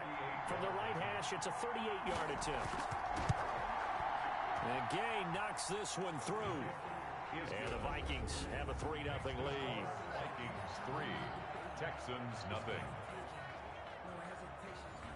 In the end, the opening drive, Charles, does yield points. Maybe not the touchdown that they wanted, though. Yeah, but bottom line, they wanted to get something out of that drive, and they did that. 3 points, they won't turn that down at all. And the tackle going to be made right there at the 25-yard line. So out come the Texans for their opening drive. Leading the charge at quarterback, the former Georgia Bulldog, Matthew Stafford. Remember we were kids and they all said, hey, whatever you want to do, make your kid a left-handed pitcher, make him play baseball, they'll play forever. Forget that. I want a quarterback, all right? That's what I want to raise. In this era where you throw it around like crazy, you put up numbers like he did in his last game. Last week, almost 500 yards. Pressure coming from the Vikings, and they get there and bring him down. Javon Kinlaw in there to record the second sack of his young NFL career. That's called setting the tone right away. It certainly is, and it lets you know just how important communication is amongst the offensive line. They talk about it all the time, knowing each other's moves. You've got to be coordinated and in sync. Otherwise, your quarterback gets hit.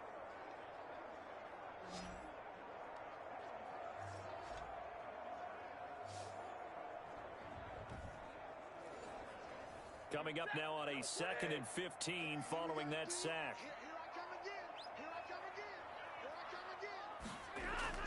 Another try after the first down sack. Stafford. And they'll get 8 out of this before being stopped at the 28. 8 yards on the completion, but now they face third down. 3rd and 7. Operating from the gun. Stafford. That's caught by his big tight end, Mike Gesicki. And he is going to have a Texans first down as they're able to get the third down conversion. Catch number 100 for his career right there, and it's good enough to keep the chains moving.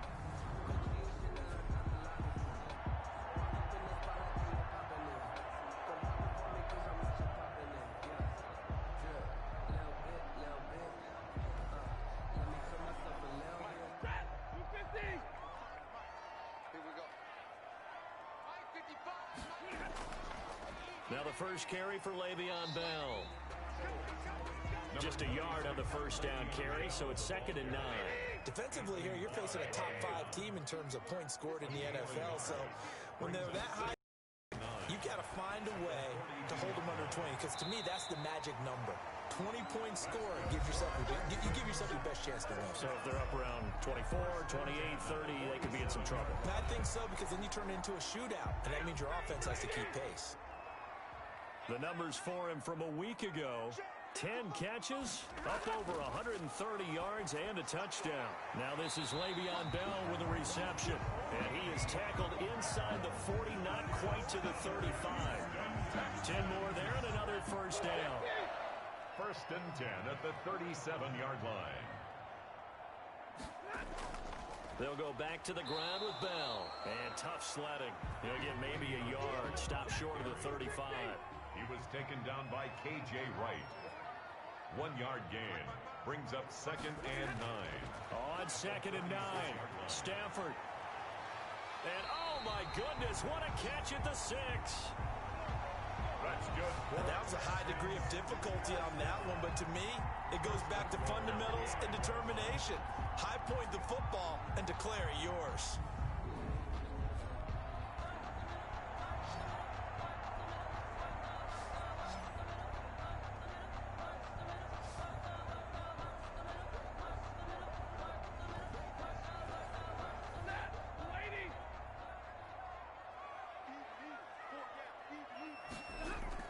Now Bell.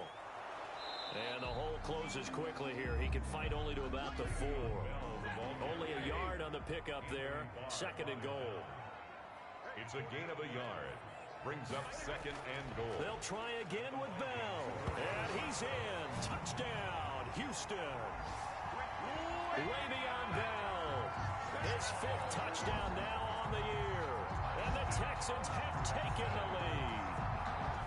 People always talk about one of his biggest strengths running the football, vision, and he found the spot there, went into the end zone. You're exactly right about that. It wasn't just the vision, right?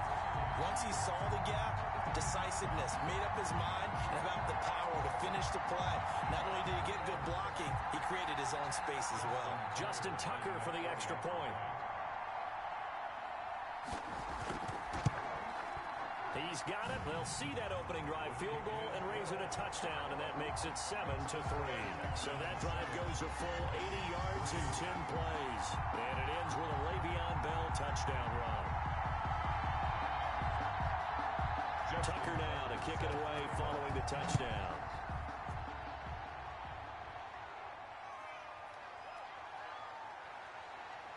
And up to about the 26-yard line, just across the 25. The Vikings take over first and 10 at their own. The Vikings taking the field here for their second drive of the game. And last time able to get 3. It's not what they wanted. They wanted 6, but they got at least something. They mustered something out of the drive. They'll take it. I like the way you've described it. Not ideal, but they'll take it. Anything to put some points on the board. But this time on offense, they don't even want to see the field goal kicker trot on the field. They want that ball in the end zone. Yeah, they'll be going for 6. Nice way to start the drive. A gain of 12 and a first down.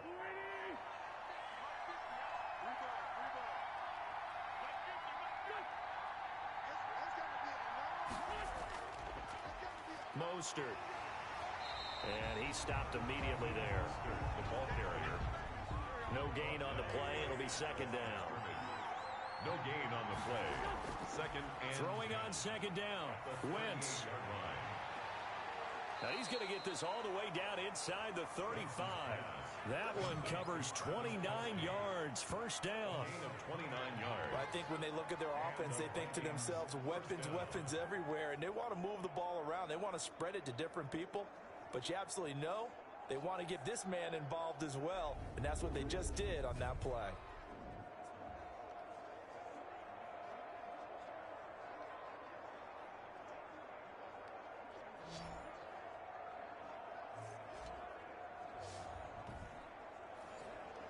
So a first and 10 now in Houston territory, down at the 33. From the gun, it's Wentz. Over the middle here to Brown. And they'll get this one down to about the 20-yard line. That's over 40 yards of movement with those last 2 plays. First down, Vikings. On first and 10, it's Mostert. This will be a 5-yard pickup as they move it from the 20 to the 15. He was brought down by Kevin Minter. A gain of 5 brings up second and... This is Mostert at the 15-yard line. And this time not as successful as he'll get back to the line of scrimmage and no more. Taken down right at the line of scrimmage. No gain on the play. And it's... From the gun on third down, Wentz. Blanketed coverage by Houston. Makes it fourth down. Has to be a little bit of frustration there. Back-to-back incompletions. Receivers blanketed on both attempts. This time on third down. Gay's kick is good. And they'll get it back within a point at 7-6. 7, Vikings 6.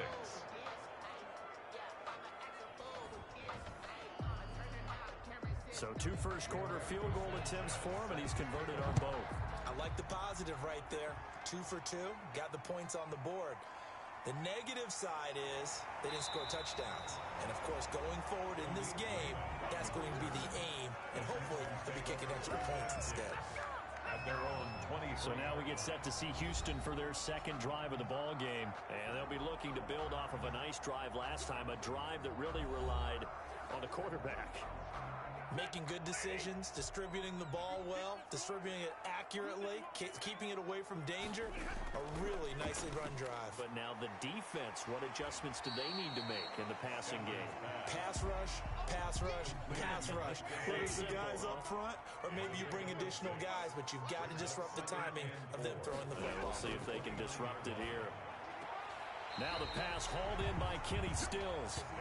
And he'll be out of bounds across the 30-yard line. I know many people like to throw to the tight end, maybe in a little flexed out position because he creates mismatches with his size. But slot receivers do the same thing with their quickness, their speed, and their route running savvy. An extra defender in the secondary for the Vikings here on third down. From the gun, here's Stafford. And this is going to be incomplete. Well, they've got man coverage on the outside, and my scouting report on these DBs tells me that they love to take matters in their own hands. They want man coverage, not zone. And there was good coverage there that forced the incompletion. Just a yard return there after a punt of 49. And the Vikings will take over here 1st and 10.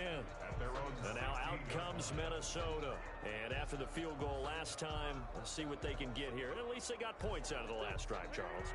I never met an offensive coach that didn't want to drive to end with a kick. Most of them wanted to end with a PAT, right? In this case, a field goal, they'll take it way better than the alternative, which is a punt. Yeah, but you met fan bases that wanted that. They weren't happy with that field goal. I haven't met a fan base yet that wants to drive to end with a kick, other than the extra point. That's it. 2nd and 10 at the 16-yard line. Looking to throw on 2nd down. Wentz. And they'll get this on the screen to Mostert. Wentz's pass. He'll get only 3 there, so it leaves him with a 3rd and 7 ahead. In order for a screen pass to break big, a lot of things have to come together and be well executed, but all it takes is one small thing to go wrong and keep it from being a big game. The last catch did get 3, but they're still left needing 7 yards on 3rd down. Shotgun now for Wentz. That's caught by his running back, Raheem Mostert. And he's able to get up here to the 26. So much about offense is what you call hidden yardage. You know, you throw the ball to someone, they catch it, and then they can make a big play. You know, they create a play, run after catch. They did a really nice job there of limiting that and keeping him from a 1st down. Yeah, stopped him in his tracks.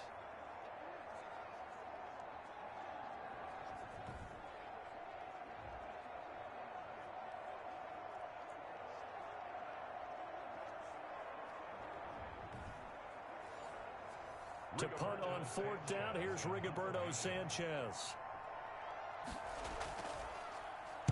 And the win last week punted 4 times as this one's away. Call that a 45-yard punt, just 2 yards there on the return. The Texans take over. So here are the Texans to take over. They're on a 3-game winning streak, and right now looking good in this one as well.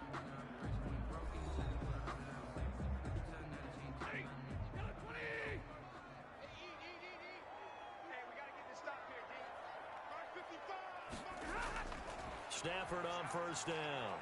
And that's going to be incomplete. Too tough to hold on to that one. It's 2nd down. So now they'll come up on 2nd and 10, once again from the 28. Throwing again. Stafford. Well, it's caught on the right side at Smith. They get 6. That'll leave them with 3rd and 4. They face a 3rd and 4 after that last completion gets them 6. Now Stafford. And he's got a man open. That's Allen. And he is going to have a Texans 1st down as they're able to get the 3rd down conversion. 2nd catch for him today, and it'll wind up a 1st down. Now, that was a fun one to watch right there. A nice in-breaking route and plenty of room in the middle of the field. And he was able to get behind the linebackers and grab the completion for a really good pickup.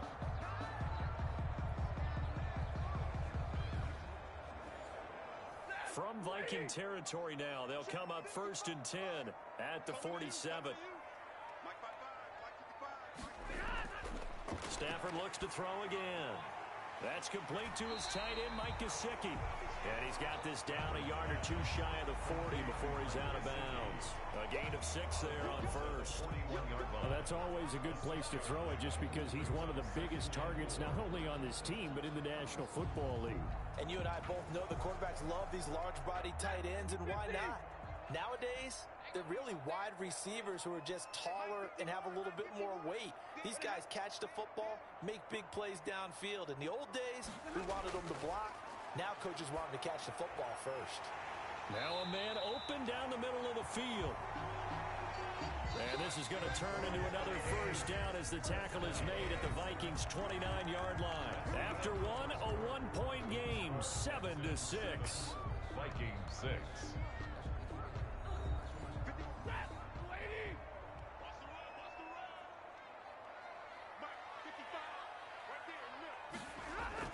On 1st down, Stafford here.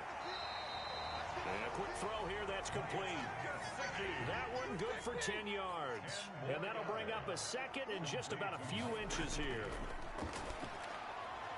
That's going to be caught at the 10-yard line.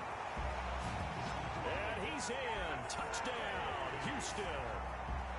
Mike Gesicki, his third touchdown now on the year. And the Texans will add on to their lead. I know a lot of coaches like to break their season into quarters. And how about the first 4 games for this guy? 3 touchdowns scored, really making his mark in the red zone here in the first month of the season.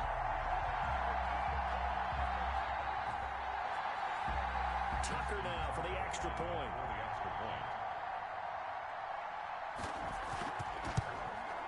And it's up. It's good. Our score 14-6. So that winds up a 7-play drive all told. And the result, a Houston touchdown. Justin Tucker. Tucker now to kick it away following the touchdown.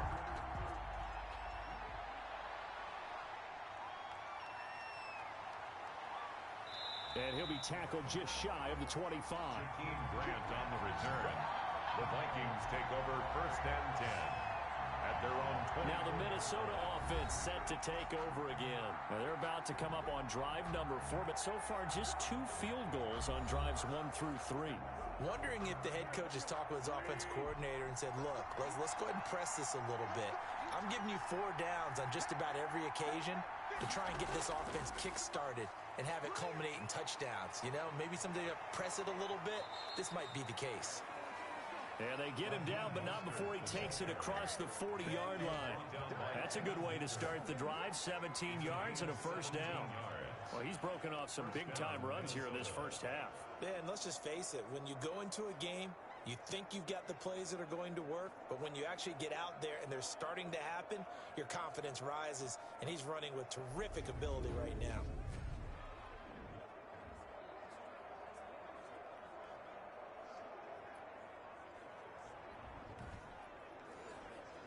One play has him up past the 40 already and another 1st and 10. Here's Mostert. And the play goes nowhere. Losing yardage back near the 40 at the 39. 2 yards the loss, 2nd and 12. Partner, one thing I was lousy at growing up, track and field. I could never anticipate the start before a race, but how about that backer? He figured it out, jumped the count, and turned it into a really nice play for his defense.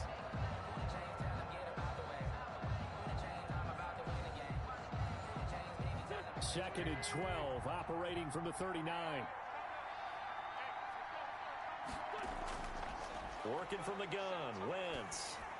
And he takes a shot on the release as this will be incomplete. The intended receiver was Jakeem Grant. And it's 3rd down. 3rd down. And Now Wentz. And it's complete to Kelsey. And he will have a Vikings 1st down as they're able to get the 3rd down conversion. That goes as a gain of 36 on 3rd down. You ask tight ends about their favorite routes to run, and surprisingly, this will pop up as one of their staples because they run so many routes in the middle of the field. How about this one? Starts downfield, bends it to the corner, great touch on the football, and they turn that one into a big play. So a 1st and 10 now in Houston territory at the 25-yard line. Here's Wentz to throw. Trying for Brown, and it's intercepted. Picked off at the 12, and he returns it up just shy of the 20 to the 19-yard line. Well, this is a defense that can confuse even the best of quarterbacks with their zone schemes. And here you've got a linebacker that's going to stay at home and just sit down in that zone. And this one basically comes right to him. And we put our focus now on Le'Veon Bell. A good job in the passing game, decent job in the running game, but really they've been more effective through the air. We'll see if that shifts at all as this goes on. Thus far, it feels like they're calling this game in reverse. Normally you run to set up the pass. Here it feels like they're passing, hoping to set up the run and be in trouble here, and down he goes. Back at the 8-yard line.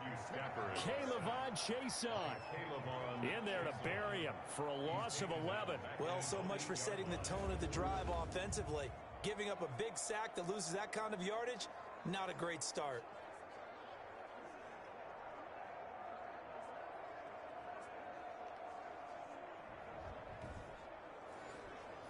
Well, they're in some hot water now after that sack.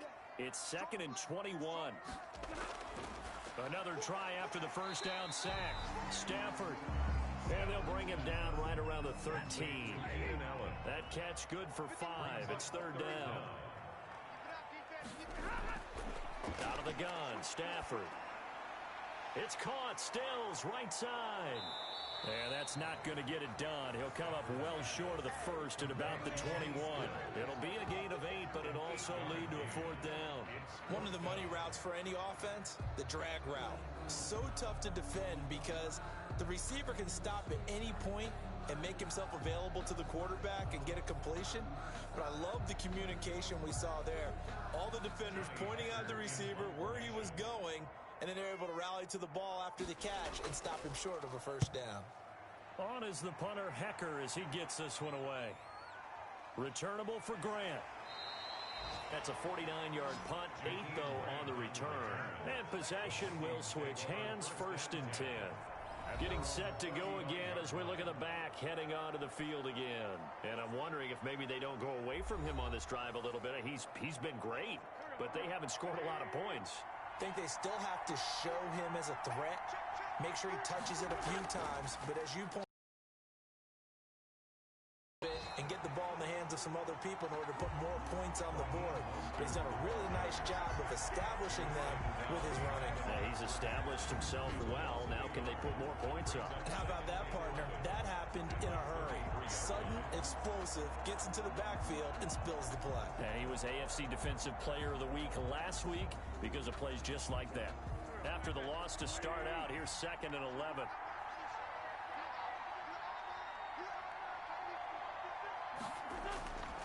Throwing is Wentz. Under pressure, and the Texans able to get in there for the sack. Brandon Graham just would not be denied. That's a loss of 7. Now Charles dealing with a 3rd and long. They'll have to try to go back to the air again, and this time avoid the sack. Certainly hard to try to establish momentum when all you're doing is going backwards, not protecting the passer, and he gets dumped on his backside.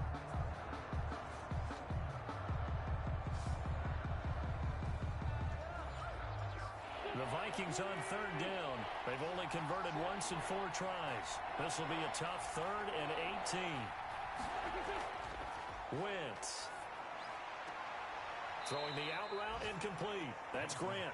And he'll be out of bounds across the 30-yard line. The completion good fully 6, and that'll bring up 4th. Timing is everything, and they work on this cut all the time. They work on all the timing patterns, and this time it paid off for them. Worked him to the center of the field, cut it to the outside, ball's delivered, gets both feet down for the completion. Out comes the Houston offense as they get set to take over here. They've got the lead. Last time had to punt it, though. What's the key to this drive? I think it's leverage. Big guys up front. You know the motivational speech on the sideline is, guys, give us an opportunity.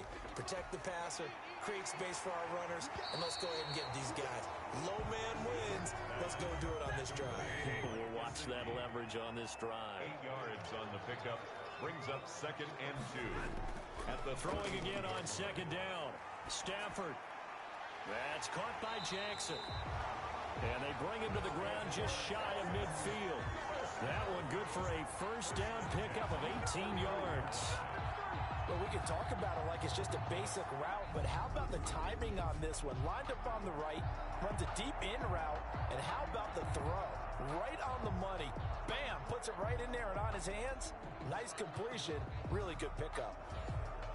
Back-to-back good plays have him on the move on 1st down. Throwing is Stafford. Oh, there's that man again. It's complete.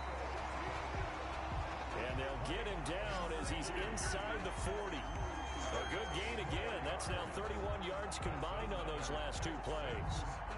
And with that completion, he's now north of 200 yards here in the 1st half. Boy, a tough start for the secondary defensively. It is, and it's got to put a dent in their confidence. And, you know, you always want to keep that up and feel like you can always bounce back after plays. But with the kind of numbers he's putting up here, it's starting to wear on them a little bit, I think. So they're looking at each other and trying to figure out what defense will work and how can they play better without getting beat deep for big passes. Brings up 2nd. Well, sometimes you just have to give credit to the defense. Great job there at the point of attack, holding up, They won their battles at the line of scrimmage, left him no space to try and run. A really nice job swarming to the ball carrier. And this is going to turn into another first down as the tackle is made at the Vikings 21. That'll put him over 100 yards receiving now here in this first half of action. So in the second quarter, he's already up over 100 yards receiving now. And isn't 100 the magic number for a really good game for a receiver? So he got a chance to really shatter that and have a profound effect on this game.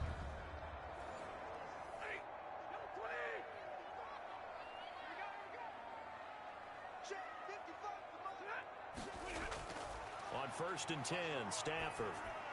And he'll get this underneath to Bell. No gain on the play there. It'll be second down. Complete to Le'Veon Bell. No gain on the play. 2nd and 10. At the Vikings. Out of the shotgun, it's Bell. And he'll get him inside the 15 down to the 14-yard line. They get 6. That'll leave them with 3rd and 4. And that looked like some pretty easy yardage there right up the gut. And he's a guy that has some height to him. So when you don't have to drop a shoulder or create or get through contact or trash, makes it a lot easier to stay upright, see the field, and make a run as we just saw there. From the gun on 3rd down, Stafford.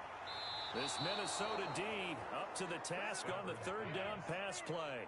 A lot of times it's that first read that you have. Maybe you get it in pre-snap, and he locked in on his target, but he was covered quite well, and that one's incomplete. It's good. Makes the score Texans 17. Vikings 6. So the scoring drive encompasses 9 plays, and the net result, 3 points. Take your disappointment and put it aside. 9 plays. Yeah, they want to end up in the end zone with a touchdown. I get that. But sometimes those 9-play drives pay dividends later with another 9-play drive that culminates in a touchdown when they wear down a defense. And let's shift our attention to Will Fuller. A chance maybe here for them to get him more involved. They're down here on the scoreboard, and he's been very quiet. And the silence has been deafening for his team. They don't need that at all. They need fireworks. They need explosive plays. They need him touching the football in any way possible. Maybe go to some jet sweeps. Anything to get him going. There's something to get him the ball. We'll see if they can do it. Yikes, a 4-yard loss really sets him back now for second down.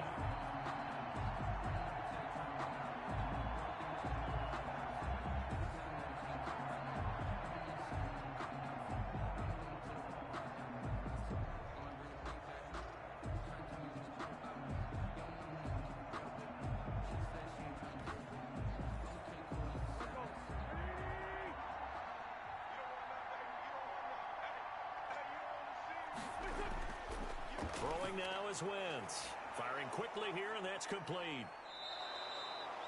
The reception good for 7. It's 3rd down. A gain of 7 yards. And it's 3rd down. Wentz going to throw. Fuller brings it in over the middle. And he will have a Vikings first down as they're able to get the 3rd down conversion. Second catch for him today, and it'll wind up a first down.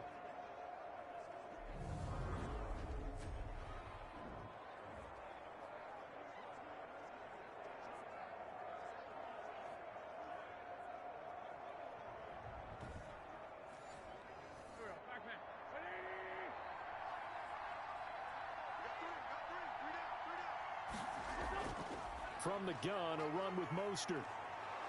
And he slips up past the 45 before being tackled. 12 yards there, first down Vikings. He's obviously a bit of a shorter running back. Sometimes when he goes up the middle like that, he gets lost in there and then he pops out for 10, 20 yards. I actually asked NFL linebackers if that was true. Do you actually lose sight of some of the smaller running backs? And all of them confirmed that that can be a problem. Think of it this way. 2 of the top running backs in NFL history, Emmitt Smith, Barry Sanders, both 5'10".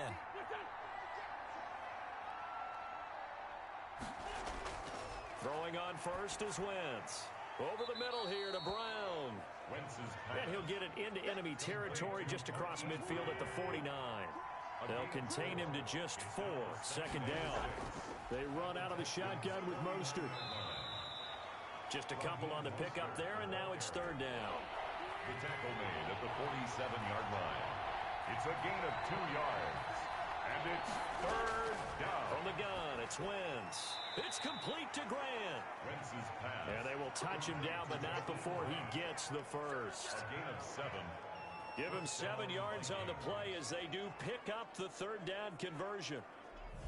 One of the selling points of the in route is it gives the quarterback a really nice sight line to his receiver and almost on a direct shot able to throw the ball into the middle of the field and have a great chance of success as they did on that play. They don't need to run another play here before the 2-minute warning. Let's see if they do it anyway. They'll run the draw with Mostert, and he'll run straight into a wall of tacklers at the line of scrimmage. It's second down. And we've hit the 2-minute mark in this first half of action. And we'll remind you that coming up at halftime, we'll join Jonathan Coachman and the gang in Orlando. Coach will have stats and scores from the early games going on here around the NFL. And now the throw going to Fuller, and he's got it. A third field goal of the first half, not what they're looking for as they come up on third down. You can see the time and effort and thought that they put into their passing game because it was evident right there. It looks like a simple pitch and catch, but you and I both know that they have planned for this and worked hard to make it happen. They're able to convert on third down, and that sets up a 1st and goal. Now that's disappointing for the defense. They had the advantage, had excellent coverage all over the field, but they let him get away, scramble, and pick up a 1st down and inside the 5-yard line.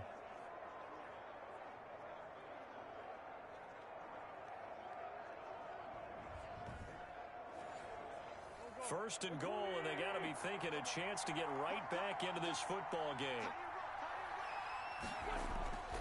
Shotgun now for Wentz. He's got his man. It's taken in for a Viking touchdown. Jakeem Grant, his 5th touchdown now on the year. And the Vikings have made this now a 1-score game. And all about timing there on that short slant, Charles. Exactly right. That was timed up so well. The route, the throw, touchdown.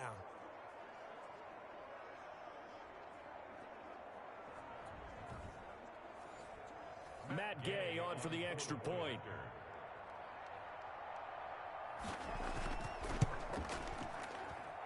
And he bangs it through and makes it a 17-13 ball game. So that one a long 11-play drive.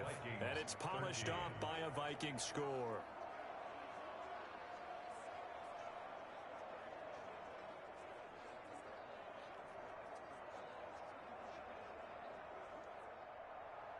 Sanchez now, he'll kick it away following the touchdown. Fielded a couple yards into the end zone. And ultimately cannot get this out to the 25-yard line as he's dropped at the 23. Take over 1st and 10 at their own 10. And Le'Veon Bell making his way back out onto the field now. We're in the second quarter. They've got the lead. The lead, though, not so much because of the ground game, because of their air attack, Charles. So what they're seeing so far is the possibility of things loosening up later in the ground game. Through the air first, maybe they have to start respecting that even more as the game goes on, and then there will be running lanes to find later. Yeah, trying to get him more involved here on this drive, maybe. That's good. Right off the bat, it's a 1st down to start the drive, 12 yards. 1st and 10 at the shotgun snap for Stafford.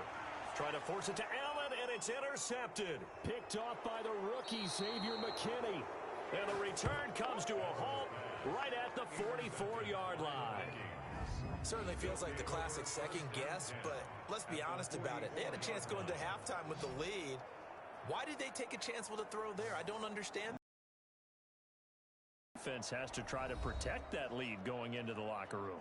Minnesota now ready for their next possession. This offense thankful, I'm sure, to have the football back, but also, Charles, after a long drive of their own, they've got to be a little weary. Yeah, I would agree with that, and what you have to do to combat it, try and get fresh legs in where you can, especially the skill positions.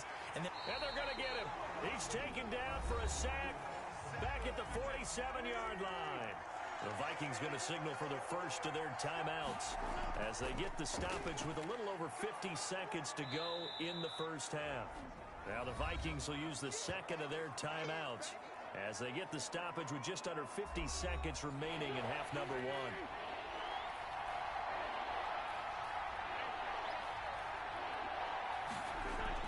From the gun on third down, Wentz. Blanketed coverage by Houston. Makes it fourth down. They certainly had good starting field position on that drive, but couldn't do anything with it after 3 plays. Have to admit that that's a disappointing end to excellent field position. When that drive started, they had 6 points that they were thinking about. That keeps the score Texans 17, Vikings 13.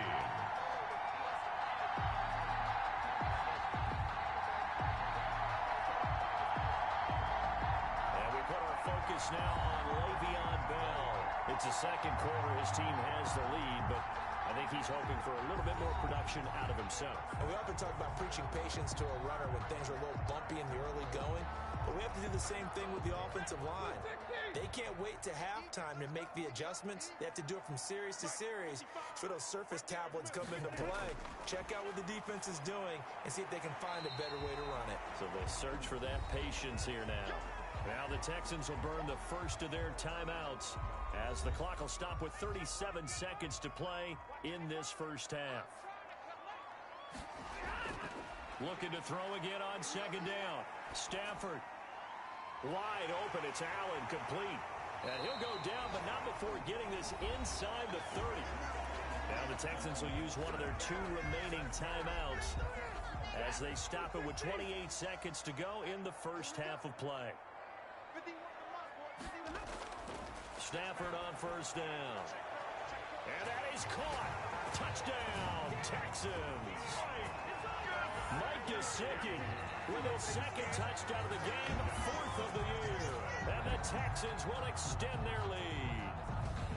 And that was a beautiful ball right there as he waited for his tight end to come uncovered in the end zone to give him points for patience as well. Delivered it right where it needed to be for 6 points. Now Tucker to add the PAT.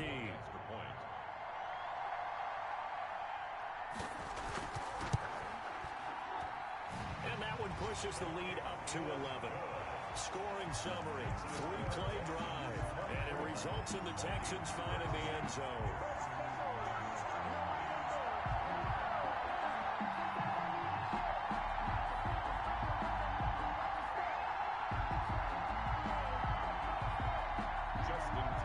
Tucker now to kick it away following the touchdown. Now this will make it into the end zone. And not wanting to risk anything here late in the half, he'll just take a knee and they'll bring the football out to the 25. It's time for our player spotlight right now as we get a look at Carson Wentz. And maybe he's starting to wave the white flag a little bit. He's playing pretty well, but the pressure, it's got to him. Has to find a way to step around it, step through it, or just handle it. Because as you mentioned, he's having a pretty good day overall. Just the hits keep coming and taking those sacks. That's not the way that they want to finish a ball game with their quarterback on the ground so much. He'd like to stay upright. When he's been upright, he's been pretty good. The Vikings going to use their 3rd and final timeout to throw again on second down. Wentz, complete. The tight end, Kelsey. Wentz's pass complete to Travis Kelce. A gain of 19 yards. And the Vikings first down.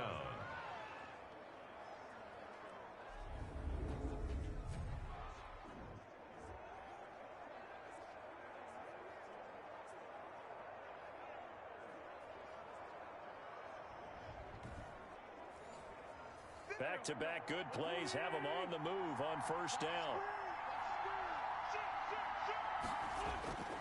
Now Wentz. And he's going to go down. The Texans come at him and able to bring him to the ground. Tack McKinley in there to get him, and that is sack number 6 now for him on the year. So we have reached halftime here in an 11-point contest as we send you on over to Orlando for Jonathan Coachman in our EA Sports Halftime Report. Take it away, Coach. All right, Brandon, we'll get back to you guys in a bit. But first, time for a trip around the league on this final weekend of September.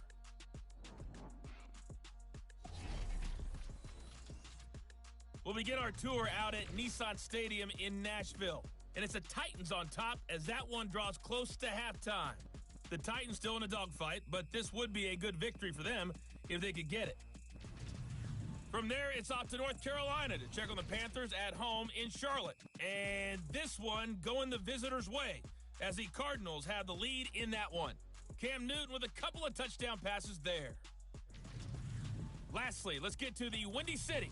See what's happening with the Bears at home at Soldier Field.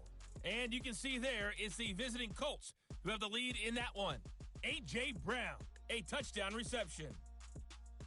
In the game you're watching, it's Matthew Stafford who's had it working in the first half. He's thrown for nearly 300 yards already. As we get you back out to Brandon Godden and Charles Davis. All right, Coach, thank you, and we welcome everyone back for quarter number 3. Raymond now on the return. And he'll go down as this drive will start at the 25-yard line. At their own 25-yard line. And now out comes Houston. They built a good first-half lead. Now they have a chance to add on to it. And what I'm thinking is that the offensive staff spent the entire halftime just working with them on, here's what we think they're going to do to attack us in the second half. Nice first half that we've had, guys, but be prepared for some change-ups. We're going to see them when we kick it off in the second half. See how they handle any adjustments that might be made defensively. He'll get a nice chunk there on the first down run, and it's 2nd and 4. Again, it's Bell. And this has been a familiar sight all afternoon as they stop him behind the line. It'll go down as a 2-yard loss, and it brings up a 3rd down. And plays like that are exactly what this defense needs here early in the second half to give it a little spark. I think their halftime adjustments, what they talked about, maybe it's just a little inspirational speech. Who knows? But looks like they're ready to go.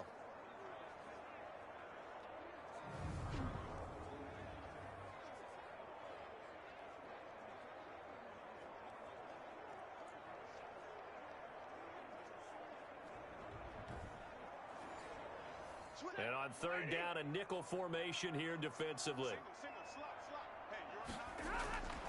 From the gun, here's Stafford. And that's caught by Smith. And he is down deep into Minnesota territory. It's a big play on 3rd down for the Texans.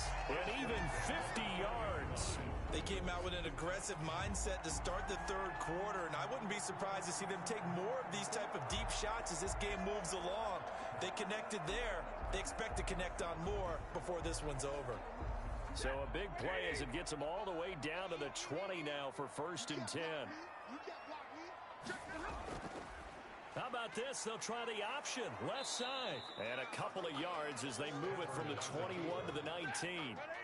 Here's a 4-receiver look now. 3 of those guys out to the right side on 2nd and 8. From the gun, Stafford. That's complete to his tight end, Mike Gesicki. And he'll get it here to the 10-yard line. First down and 10 yards. Many different ways to create space, but on that play, he did it with that big, wide body of his. Didn't get a whole lot of yardage on the play, but it did what it was supposed to. Pick up a first down.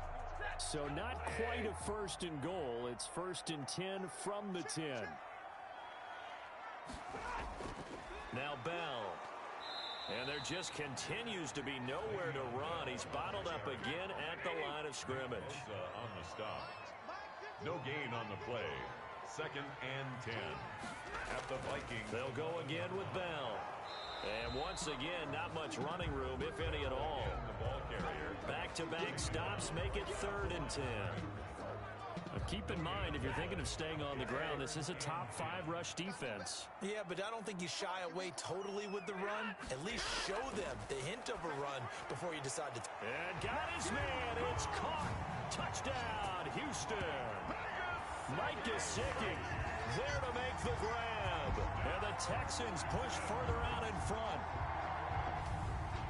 No surprise there. 3rd and goal down here. That's where they're going to look for their tight end. Yeah, you want that big guy running his routes because it doesn't matter who they cover him with. If it's another big guy, he might use his bulk against him. If it's a shorter defender, he might go over the top. Either way, you tend to find a little bit of a mismatch in that area.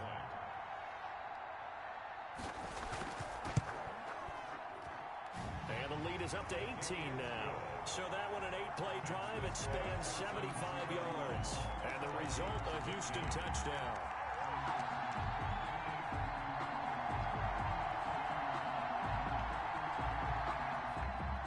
Tucker now to kick it away following the touchdown. Jakeem Grant now to return. And he takes this near the 25. Just a little pass there. Call it the 26. The Vikings take over 1st and 10. It's the Vikings' turn on offense. We get ready for their first possession of the second half. And their halftime hole now even deeper, and they need a big drive here just to answer the first touchdown of the second half scored against them. They were down at the half. Now, as you mentioned, they're down a little bit bigger, but no time for discouragement. Just got to get back to it, right? Put your shoulder against the boulder and start pushing and try and get back to where you were to start the half. They'll contain him to just 4. Second down. 2nd and 6. At the Wentz now to throw. And he'll find Moreau here. And he's out of bounds, able to take this one up to the 35. That catch good for 5. It's 3rd down. And it's 3rd. They'll try and run here with Mostert. And he will not only not get the yard he needed, he goes the wrong direction. That'll set him back with a loss of 3 on the play. And that'll bring up 4th down. You got to figure the further they fall behind, the more you think that they'll get away from the run. They're trying to stick with it, but the results, they just aren't there.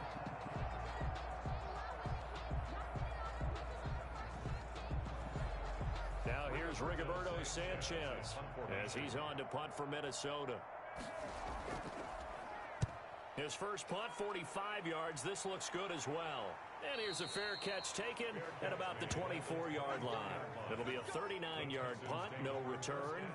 Houston set to take over. And that last drive, so effective in the passing game, resulting in the touchdown.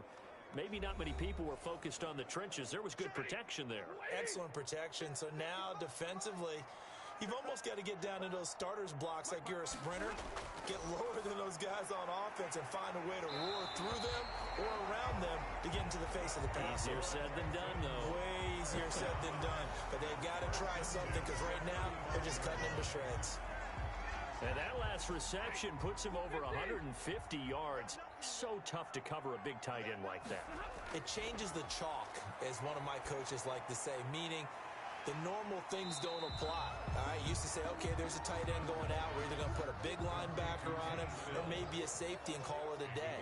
Now, because of the strength of that position and the sheer number of catches that they make as well as their dexterity, sometimes you have to put a cornerback on him because he might be the primary guy going out for a pass. It changes what they do defensively, and it's usually not good for the defense. In the first half, he was held in check on the ground, but despite that lack of production, they still have the lead. Yeah, and they've got to feel fortunate about that. If they could actually get production from their lead horse, that would help open up this offense and widen this margin, too. It's a gain of 8. Brings up 2nd and... On 2nd down, it's Bell. And he'll go down shy of the 40 at the 41. 4 yards the pickup, 1st down. 1st and 10 at the 41. They'll try the air now with Stafford. And this will be incomplete.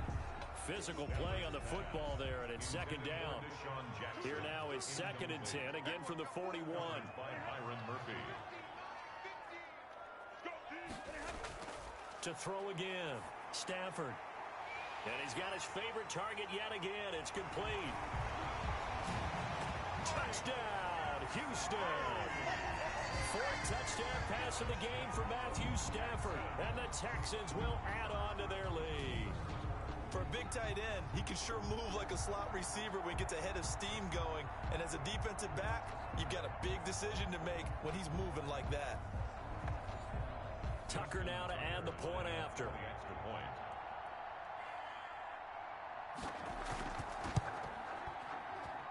And he's been a busy man, 5 for 5 now as he knocks another one through to extend the lead. So that drives 7 plays in length, and it results in the Texans finding the end zone. Tucker now to kick it away following the touchdown. Fields it in the middle of the end zone.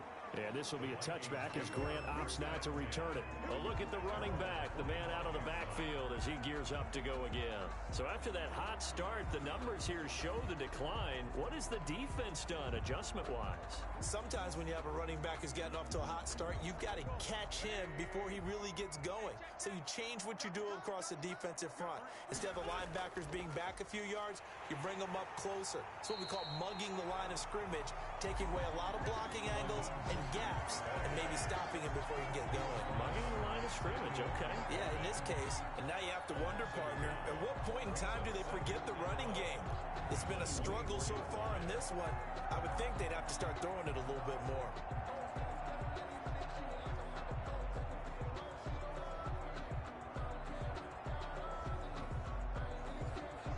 A loss of a yard there to start out. That leads to a 2nd and 11.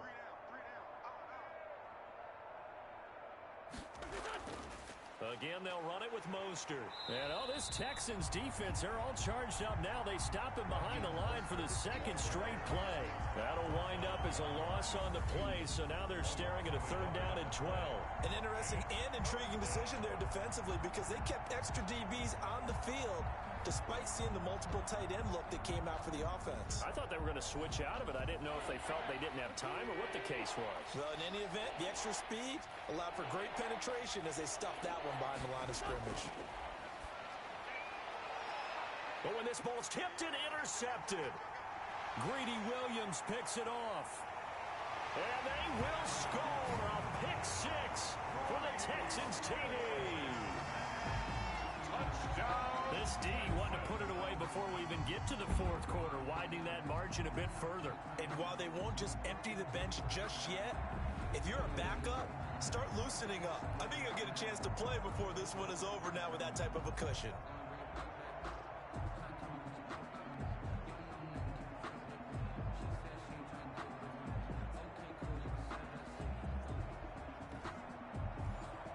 Tucker now for the extra point.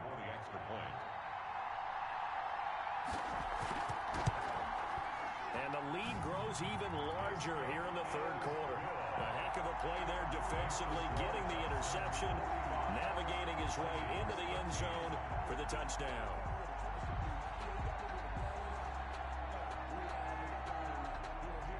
So they'll get another shot on offense following that pick 6, and now the kick is away. This is Jakeem Grant. And he brings us out past the 20 to the 24. Jakeem Grant on the return. The Vikings take over 1st and 10. At their own. And now out comes Minnesota. And they gave up the pick 6. And now they'll be looking to right the ship here. Now, as a quarterback, are you a little more cautious this go-around?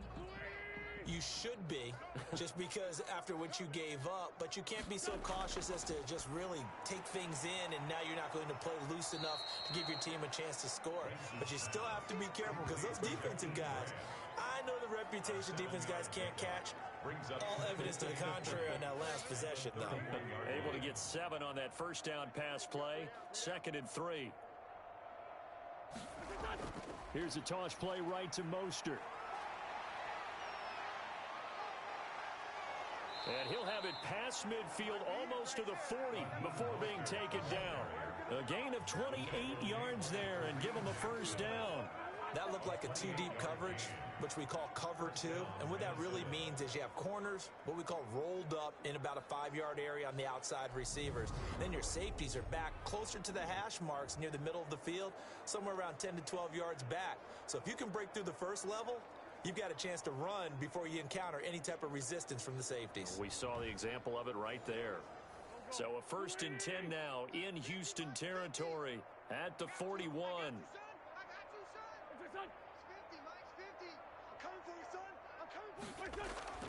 Now Wentz. Throwing over the middle, but it's incomplete. Marquise Brown was the intended target, and now it's 2nd down. That was a nice job defensively of disguising their coverage and making it difficult for the quarterback to lock in on a receiver, and it results in an incomplete pass. Under pressure, and the Texans able to get in there for the sack. Tack McKinley, he's the one to get him, and that is sack number 7 for him on the year. He's the NFL sack leader coming into the game, And now that's 2 more that he's added to his total. He wants some separation from spot 1 and 2 in that sack category.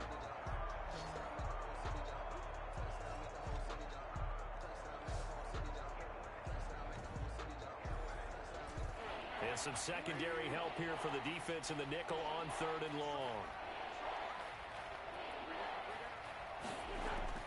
To throw, it's Wentz. That's complete to Mostert out of the backfield. And he can only manage to take this thing to the 38, well shy of the first down. A gain of 9, not enough, and it's 4th down. Instead of throwing it downfield, Charles, they just tried to dump it underneath there. You like the call? I do. I think it's a high percentage play because you get the completion, and what you're counting on is your back to use his legs and his elusiveness to make people miss and pick up the first down. In this case, it didn't happen. A 55-yard attempt. And this is off target to the left. Didn't get there anyway. It's no good. And this score will stay right where it is. 45. Vikings 13.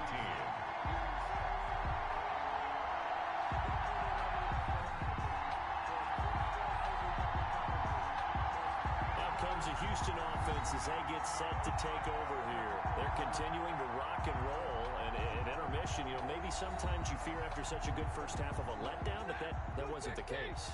And what I remember most about being in those situations is exactly what you're talking about. You almost have that sense of satisfaction. You're like, we're doing really well. I remember one time someone saying, winning's fun, but so is playing really well. Why would we want to do otherwise? That was the message, to keep the intensity up, to keep things going. And that's exactly what we're seeing here from this team. Yeah, it's helped them extend their lead. 6 yards was the pickup on the last completion, so here's 2nd and 4. Here's Stafford. And he's going to find his man out of the backfield. That's complete. And that play will go nowhere. Losing yardage back near midfield at the 49. And that screen there on 2nd down certainly didn't develop how they had hoped. Is that one they should have even tried, or is that one the quarterback sticks in his pocket? I think the latter. I like what you said there, because trying is one thing. We can second-guess just about every call. But in this case, when you realize that it's broken down, just throw it at the feet of your intended receiver so that no one can pick it off, right? You don't have the ball tipped up in the air, and you come back and try and pick up the first down on 3rd down. That way you don't lose any yardage. A fresh set of downs on a gain of 13 there for the Texans. And if anyone thinks they're just going to tuck their horns in and pull back off the throttle a little bit, you can forget it. Even with this big 3rd quarter lead, I think this team's going to continue to take their shots downfield, and there's another completion.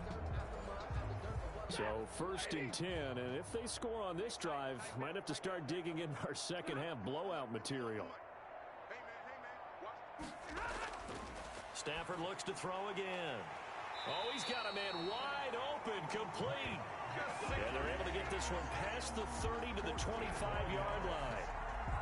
Back-to-back nice gains. That one for 14 yards and another first. 1st and 10 at the 25-yard line. Now a first down carry by Bell. And not much of a hole there as he gets it down to about the 24-yard line. Bell, the ball carrier. The tackle made by L.J. Ford. 4-yard line. 1-yard gain. Brings up on 2nd and 9. Stafford got his man complete over the middle. It's Bell. And he'll get him inside the 15 down to the 14-yard line. 9 yards to pick up there, and it's a first down. 15-yard line. From the red zone now, Stafford.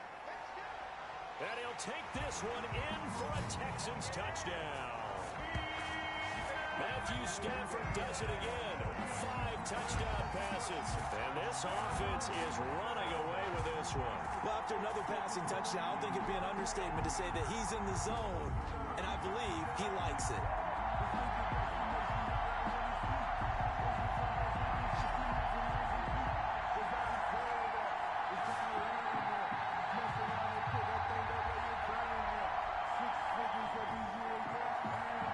Now Tucker to add the PAT.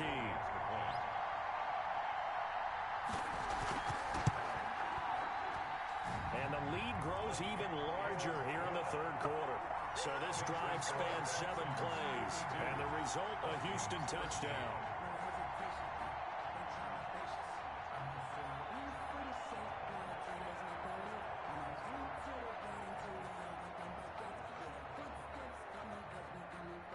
Tucker now to kick it away following the touchdown.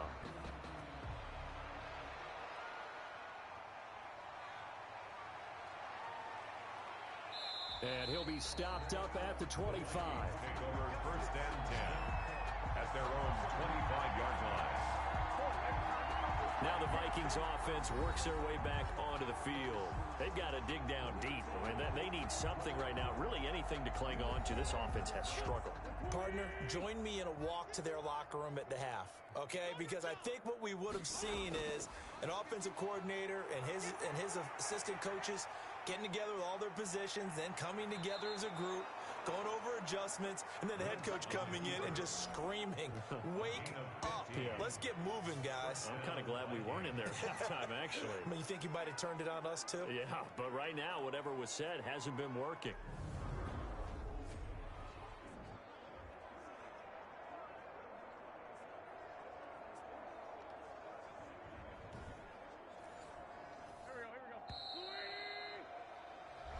As they come to the line, they will not be able to get off another play as time has run out on this third quarter. You're watching the NFL on EA Sports.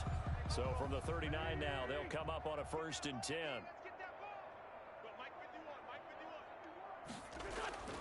Working from the gun, Wentz. And he's going to go down. The Texans come at him and able to bring him to the ground. The sack by the Super Bowl champion and Pro Bowler Jason Pierre-Paul. We've been around this league for a while, and many coaches never pull their starting quarterback, almost no matter the situation. In this case, though, I think he's got to make a decision. He's taking a pretty good beating out there. Yeah, and with the deficit, maybe not wanting to risk an injury.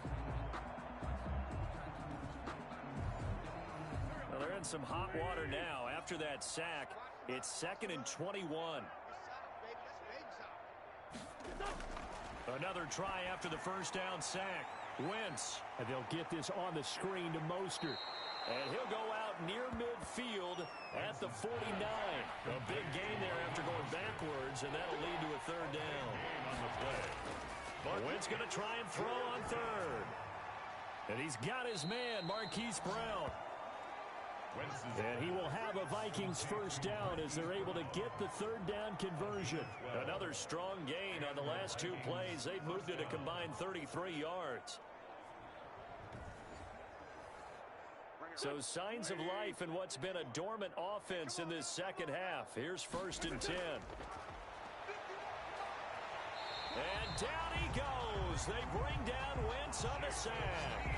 Jason Pierre-Paul picks up his 2nd sack of the afternoon. This offensive line flat out cannot handle this pass rush. We've seen it demonstrated time and time again to the tune of 7 sacks in this game thus far.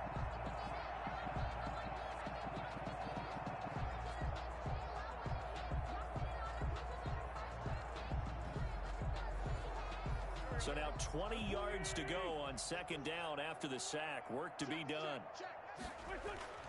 Another try after the first down sack. Wentz throwing over the middle, and it's incomplete. Incomplete. On 3rd and long, it's Wentz. Nowhere to go here. He lost the football. And the Texans say they have it. They do. And with that kind of a deficit, you can't afford to make any kind of mistakes. But it's been pretty symptomatic of what we've seen all game with them, isn't it? Down this big in the fourth quarter. You'd say an afternoon to forget, absolutely. And now out comes Houston. And they have to be feeling pretty good. Comfortable 4th quarter lead as they take over following the fumble recovery.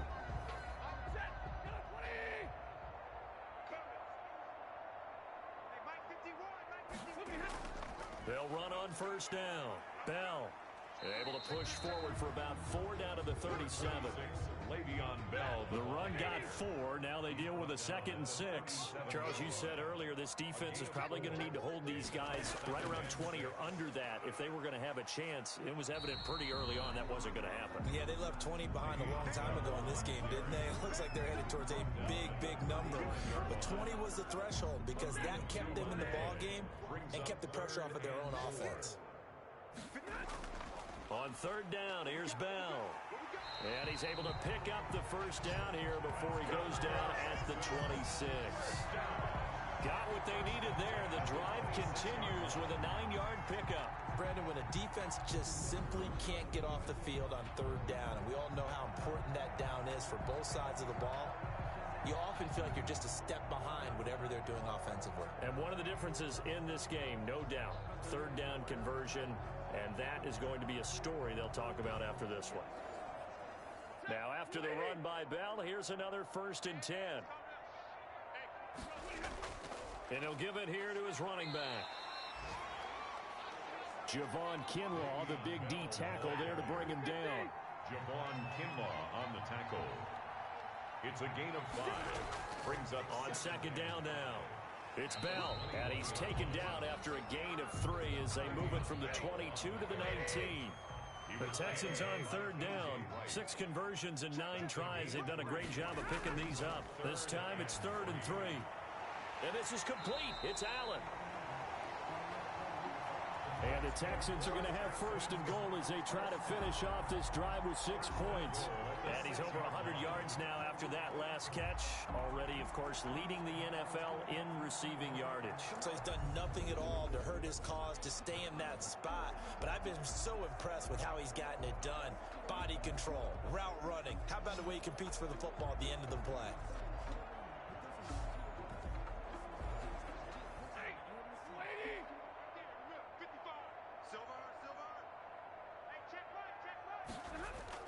Out of the gun, Stafford. That is caught at the 7-yard line. And a penalty flag down as he gets only about a yard. And let's listen in on the call. A terrible spot for a holding call as they'll try again, but now from further back on 1st and goal. Now Stafford. And that is caught. Touchdown, Texans. Kenny Stills, his 3rd on the year, and the Texans add on. Well, they mentioned this week, Charles, they had a couple kinks on offense that they wanted to fix. I would say they're pretty well fixed. There's no doubt about that. I mean, just about everything they've run has been successful in this one, and if I'm the defensive coordinator, I'm done with this, right? I have no answers for anything. In fact, I'll probably send a note to the clock operator. Let it run. Now this one was over a while ago as they just add on to their big lead. So that winds up a 7-play drive all told. And it results in the Texans finding the end zone. Tucker now to kick it away following the touchdown.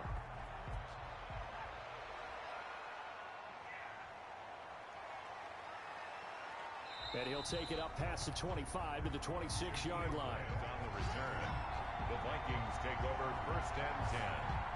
Their own. Now the Minnesota offense set to take over again. And the turnover last time, that's sort of been symptomatic of their struggles here in this one. Big word. I like it, though, because you're exactly right. You like that, don't you? All game long, they've struggled moving the ball, turning it over on the last possession. Is that word again, symptomatic? Yeah. I like that. Your analysis, symptomatic of the success of this broadcast. What I like is that you gave me the word, and I just kept using it. Give him a couple on the scramble. It's 2nd down. 2 yards on the pickup. It's 2nd and 8. Wentz. Fuller brings it in over the middle. And he gets this one just shy of the 40. They'll mark him down at the 39. 11 yards there. 1st down. 1st down, Minnesota. From the gun, it's Wentz. Over the middle here to Brown. And he's going to get this down to the 35-yard line. The extra effort after the catch makes it good for a gain of 26 and also a 1st down. So with a yardage on that completion, he's now right at exactly 300 yards on the game. And isn't that the magic number you get, all right, 300? That means it's going to go on a commemorative football to put on your mantle when they give you the game ball if your team wins. So much confidence flowing through him right now, throwing the football. I think it's permeated itself throughout the entire team.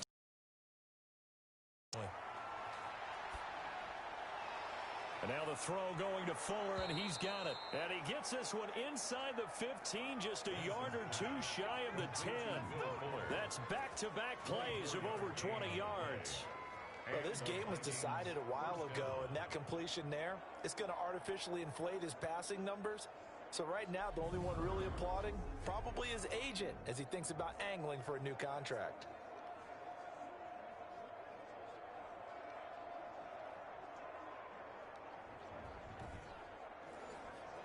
So signs of life in what's been a dormant offense in this second half. Here's 1st and 10.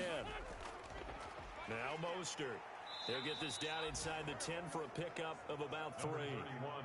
It's 2nd and 7 from the 9. Tackle made at the 9-yard line. They'll stay on the ground with Mostert. He pushes forward for maybe 3 down to the 6-yard line. Just not a whole lot of room to operate there on that carry. No, not at all. They did a really nice job staying in their proper places and not allowing any lanes to open up.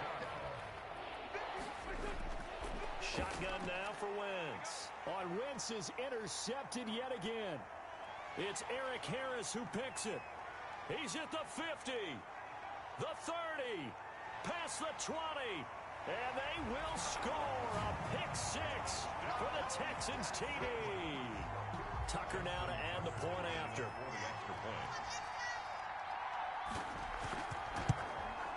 And this one was over a while ago as they just add on to their big lead. So the defense creating some points, not only getting the interception, but then returning it to the end zone for the pick-6.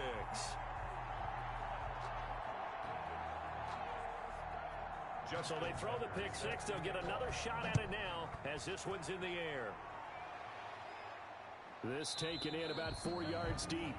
And it'll come out to the 25 as he will not attempt to return. The Vikings offense now, they get ready to head back on the field. And you can sort of sense their dejection. That last pick-6 put the icing on the cake, so to speak, in what has been a rough go for them.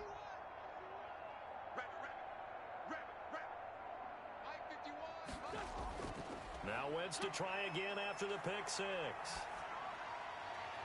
Over the middle, complete. It's Fuller.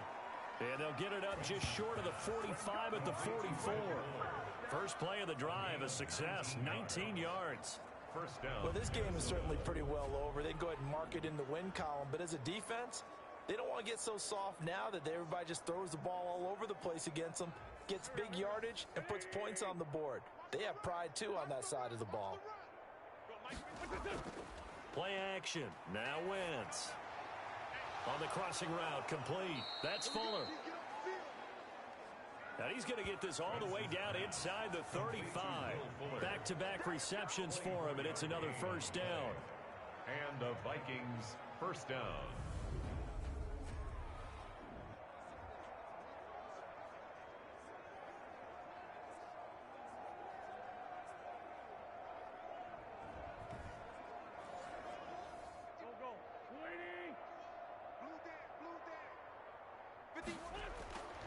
Wentz going to throw.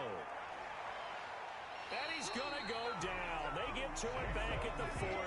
Jason Pierre-Paul able to disrupt yet another pass play. That is his 3rd sack of the afternoon.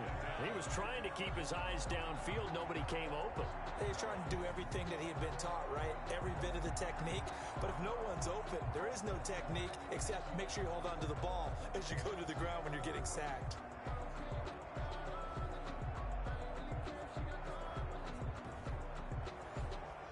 So that complicates things a bit here. 18 yards to go now on 2nd down. Another try after the first down sack. Wentz. He'll get this into the hands of Mostert. A gain of 4 on the play. And it's going to be 3rd down and a ways to go here. 3rd and 14. Throwing is Wentz. And that is incomplete. Oh, he had a defender right there with him to force that to the ground. And 4th down now coming up. That incompletion is not a surprise with the way that this one has gone, and the frustration, the body language is evident everywhere. This team, they've really been put through the ringer in this one. Makes the score Texans 66, Vikings 16. Well, in the grand scheme of things, those 3 points likely not going to matter much, but I guess they get a little closer, a little more respectability. Yeah, you're exactly right. They've been outplayed all game long, but like my mom used to tell me all the time before I went out, dress up a little bit, son. Make yourself respectable. And that's what they're doing here. They're just dressing up the final score. Take over first and 10 at their own 27. Getting set to go again here on offense, Keenan Allen marches back onto the field. And I know that they've double-teamed him a couple times, but not a ton. Whatever they're doing isn't working. He's up over 100 yards. We'll see how they adjust. And when they do that, they weaken their defense in other places as well. And how many times have we done games where we've seen a guy have a big game like this, but it's usually not by himself, is it? Right. Usually it opens it up for other people to have big games as well. They'll try and run some clock now with Bell. Number 26. It's a 6-yard gain on the ground, and that'll make it 2nd and 4. He's taken down at the 33-yard line. A 6-yard pickup brings up 2nd and 4. They'll keep it on the ground. Bell. And nothing doing. He's immediately taken down at the line of scrimmage. Call it no gain that time, as it's going to leave him with a 3rd and about 3 to go. And 4. A shotgun snap for Stafford. Over the middle, it's complete. It's a gain of 8, and it'll wind up moving the chains. First and 10 at the 42-yard line.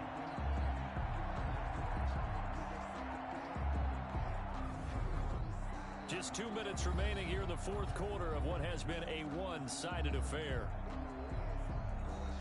So it's Texans football as we welcome you back. And they have just about put this one on ice as they've got it here. 1st and 10. On 1st down, it's Bell. And he takes it past the 45 and down at the 46. Isaiah Simmons on Tackled by Isaiah Simmons. 4 yards on the pickup. 2nd and 6 at the 46-yard line. They'll keep it on the ground. Bell. And a gain of 4 gets him right to the midfield stripe. Ball carrier. Calebon Chason on the tackle. It's a gain of 4. Makes it 3rd and 2. They'll try and run for it with Bell. And he gets it down to the 48, enough for the 1st. That's just for a Texans 1st down. 1st and 10 at the 48-yard line.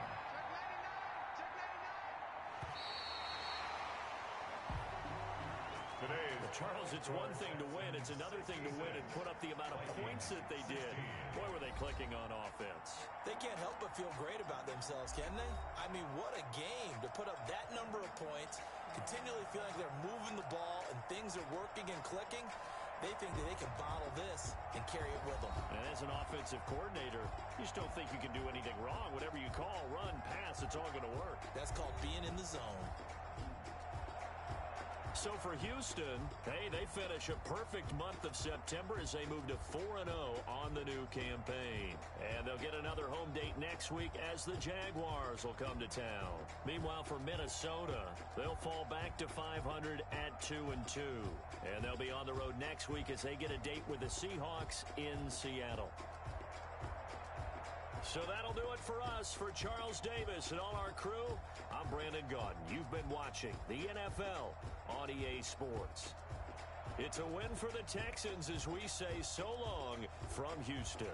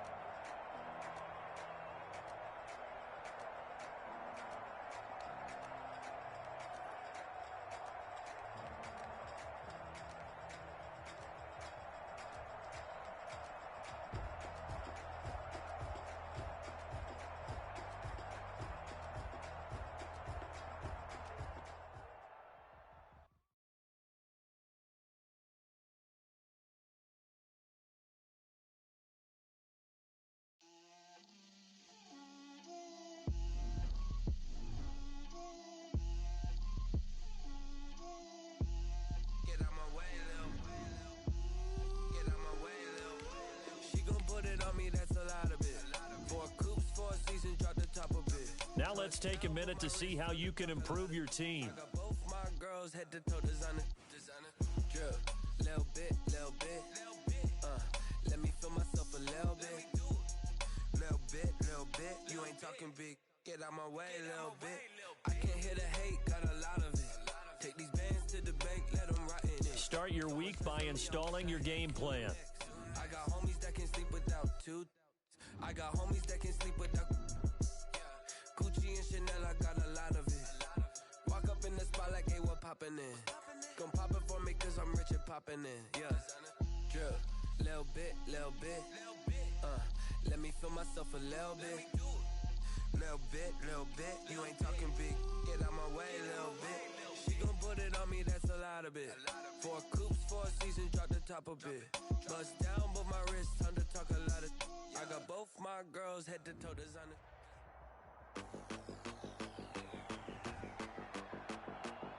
Today, from NRG Stadium in Houston, Texas,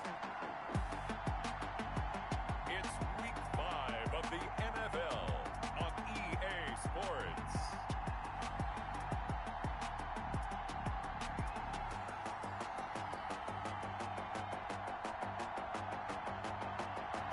On a wonderful fall afternoon in the state of Texas, the roof is open, and we've got football from NRG Stadium in Houston. Today, we've got a good Week 5 matchup in store here between the Jacksonville Jaguars and the Houston Texans.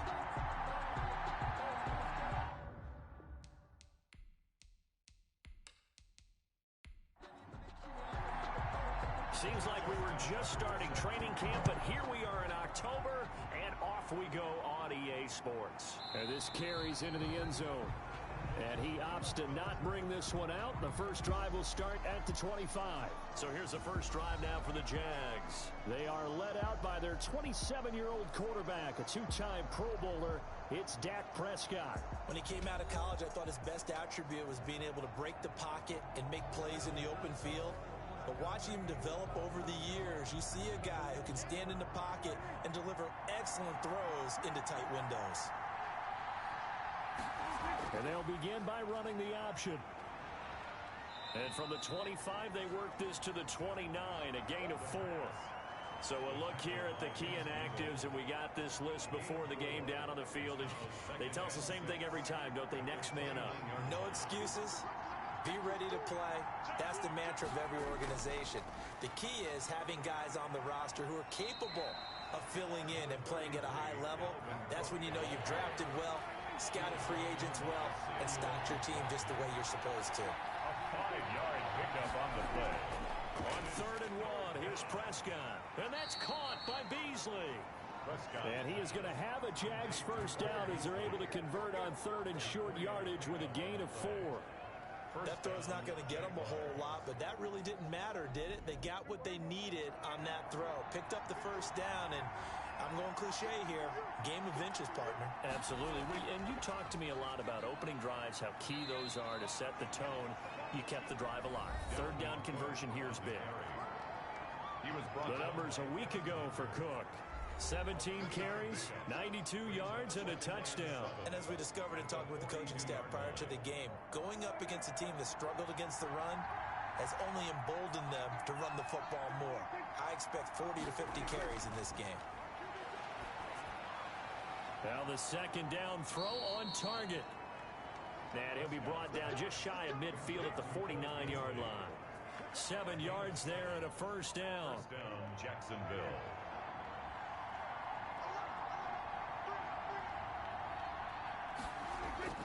They run the counter with Cook. And he's able to get this one down to the 40-yard line. And after getting tackled, he's still down and looking very slow to get up.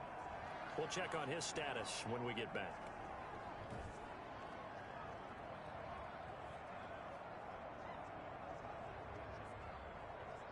So a 1st and 10 now in Houston territory, right at the 40. They run again on 1st down. Cook.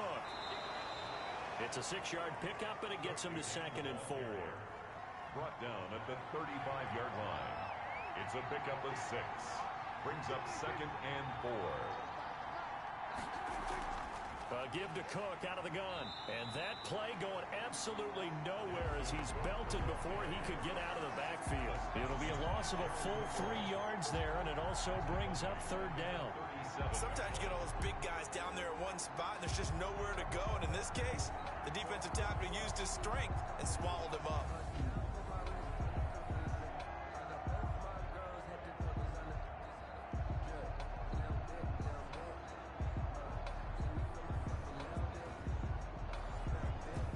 Play of this opening drive coming up. This is 3rd down. Out of the gun. Here's Prescott. He's got a man. It's Corey Coleman. And he's not going to get the first down. He had to get to the 30, but he's a yard or 2 short. The completion good for only 6, and that'll bring up 4th. And on their first drive, the offense staying out there. They're going to go for it on 4th.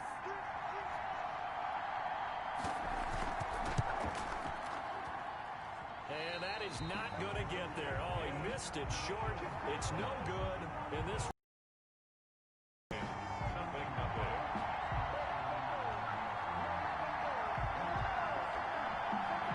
field goal, and now they're in great shape. They'll start at the 38.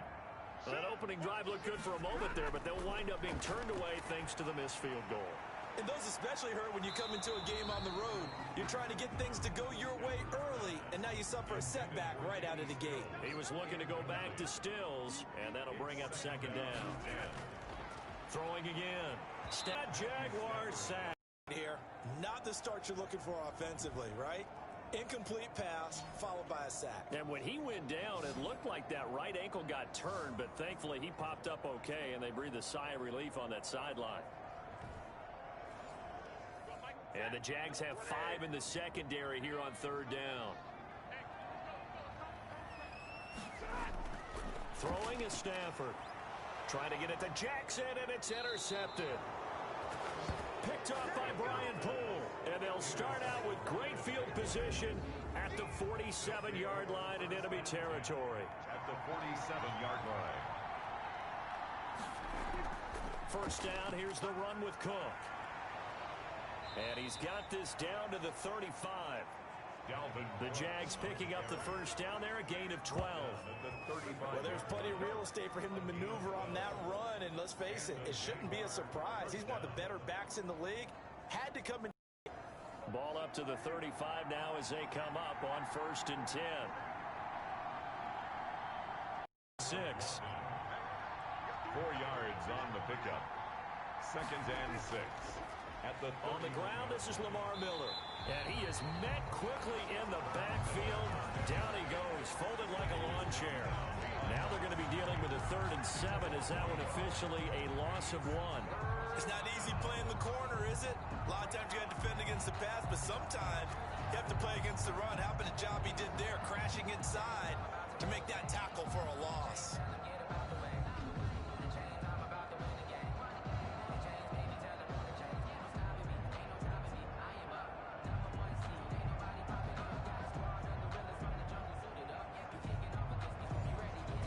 Missed a field goal on their last drive. Here they need something to even get into field goal range on 3rd down.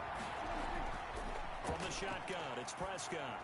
He's going to get this one down to Cook. And he'll be taken down shy of the 25 that he needed. He'll be a yard or 2 short. A short gain that doesn't get him the first down brings up a 4th down situation. Really nice job defensively. They knew where the sticks were. They got the stop before it.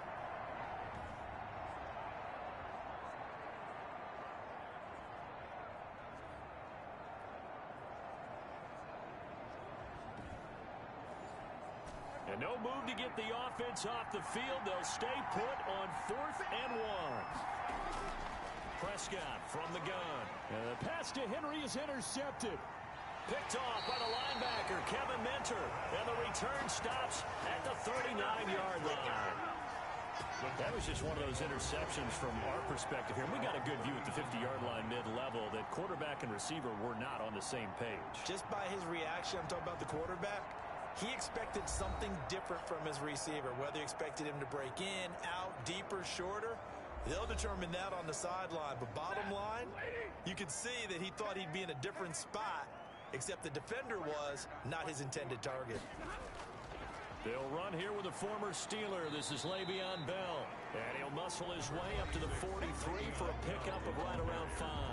Taken down at the 40. The numbers for Bell on the ground in the game last week.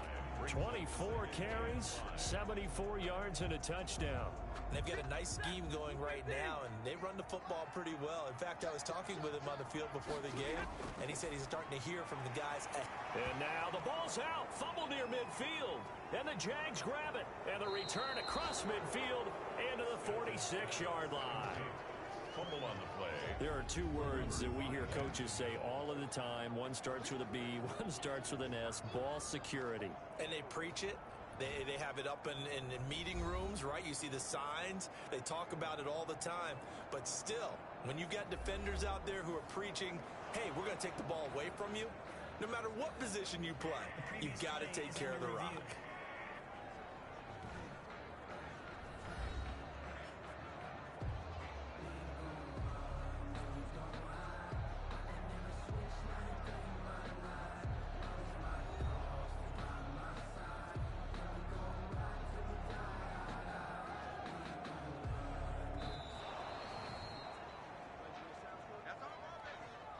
So good starting field position for him here as they come up 1st and 10, just shy of midfield at the 49. Stafford looking for Allen. He's got him on the slant. And he's in. Touchdown, Houston. Keenan Allen with touchdown number 7 on the year. And the Texans have taken the early lead. And the Texans take a 7-0 lead. Those are the kind of drives they like on offense, from the coordinator to the quarterback, the line, everybody. One-play drive and into the end zone for 6. Tucker now to kick it away following the touchdown.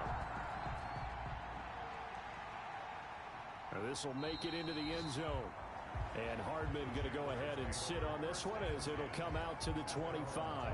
Out comes the Jacksonville offense as they get set to take over here. They threw an interception the first time they had the football, wound up leading to a touchdown the other way. How do you approach drive number 2? Going back to your game plan coming in, everyone has matchups that they like better than others, where they think they have an advantage. Dial up some of those plays. Try and go to those spots and get your offense moving. 2 yards on the pickup there. It'll be 2nd and 8. Brings up 2nd and 8. Looking to throw. Prescott. And Beasley with it over the middle. Prescott. And they're able to get this one across the 35. 11 yards there. First down. As a passer, you're always trying to find that open window to throw the ball downfield. How about this one? Right in the middle of the field, right in the heart of a defense. So here's a 1st and 10 at the 38. Prescott to throw it. Henry's got it out on the left side. And he'll go out of bounds. It appears right at the 45. 7 yards, the pickup there. And there's a completion to the tight end. And look at the size of these players nowadays. At that spot, 6'4", 6'5", and up. A lot of guys used to be basketball players, somehow came back to football. That's really good for the game of football. You're getting better athleticism, great hand-eye coordination, guys who know how to control their bodies when they run their routes. Call it a gain of 3, but not enough to move the sticks. It'll be 3rd and about a foot or 2. A 10th carry in the game for Cook. And able to pick up the first across midfield to the 47. Give them the 3rd down conversion, 5 yards on the play. Brandon, what were they thinking on defense there? That looked like they were playing for the pass. That was 3rd and short. Yeah, it was an easy pickup because they handed it to him. That was way too easy. Just looked like absolute confusion defensively. Not sure why they were in that set. Yeah, I'd say you ought to have a few men in the box there. So a 1st and 10 now in Houston territory at the 47. Prescott now. Looking deep for Gabriel. And that's going to wind up incomplete. However, we do have a flag down. Let's check in with our referee. So after the big play, look at this, all the way down at the 15 now on 1st and 10. Gets it to Hardman, a jet sweep. He will push his way down to about the 14. Credited with a 1-yard gain there to make it 2nd and 9. Let's just make this one succinct. Nice job there, all 11 guys on defense, diagnosing the jet sweep and putting it down.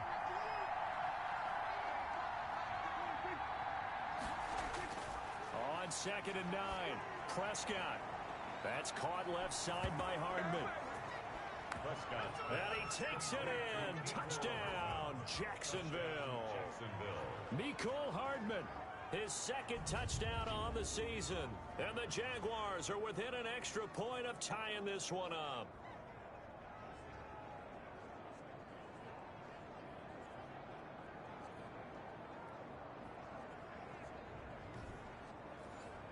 Harrison Butker is on for the extra point.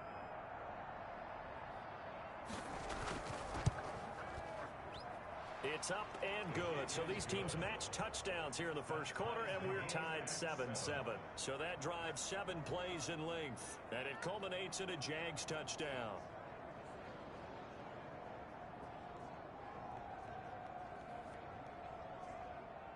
Harrison Butker. So all even at 7 now as they kick it away. Now this will make it into the end zone. And it'll come out to the 25 as Raymond will elect not to bring it out. Out comes the Houston offense as they get set to take over here. And following that long touchdown pass, a 1-play drive last time, see if the defense, you know they're ready. They don't want that to happen again. And you would have thought they would have been ready the last time. I mean, that's what you work on all the time. Make sure that no one gets behind you. That's the cardinal sin of defense, not giving up the long pass. They did. Let's see how they adjust. Give him 13 yards on the opening play of the drive and also give him a first down. A lot of tight ends just use their size and their strength, try to occupy some space and kind of body people away and catch the football. But not this guy. He's a refined route runner. Makes me wonder if he took some dance classes in his background with his footwork. On first down at Stafford. That's complete to his tight end, Mike Gesicki. And he'll get up near the 45. They'll spot it at the 44. A 6-yard pickup brings up. Throwing again on 2nd down. Stafford. Quick hitter here. It's complete. And he'll be brought down at the 48-yard line. 9 yards to pick up there, and it's a first down. 48-yard line.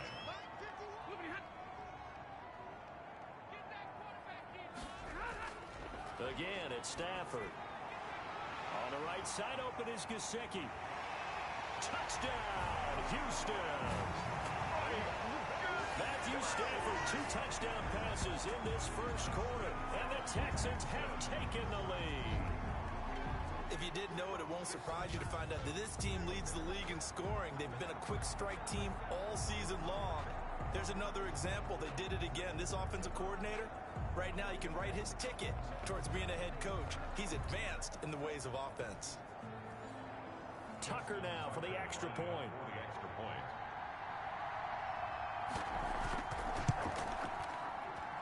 And he's got it. It's now a 14-7 ball game. So that drive, 4 plays. And the result, a Houston touchdown.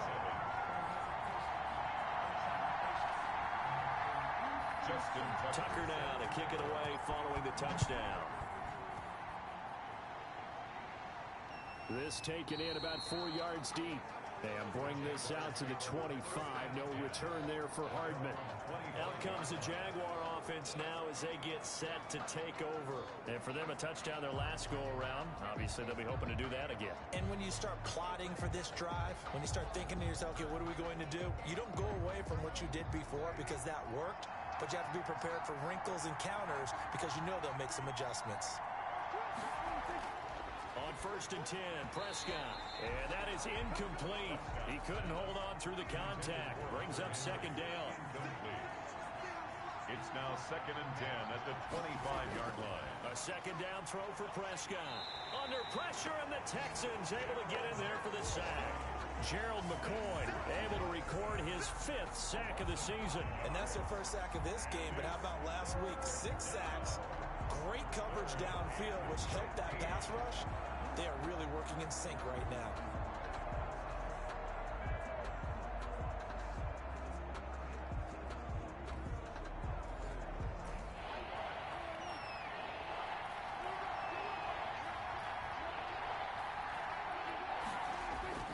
Third and long for Prescott. And he's got his man in stride, complete. And this will not get close to the first down marker as he's brought down at the 26. And out. It's fourth down.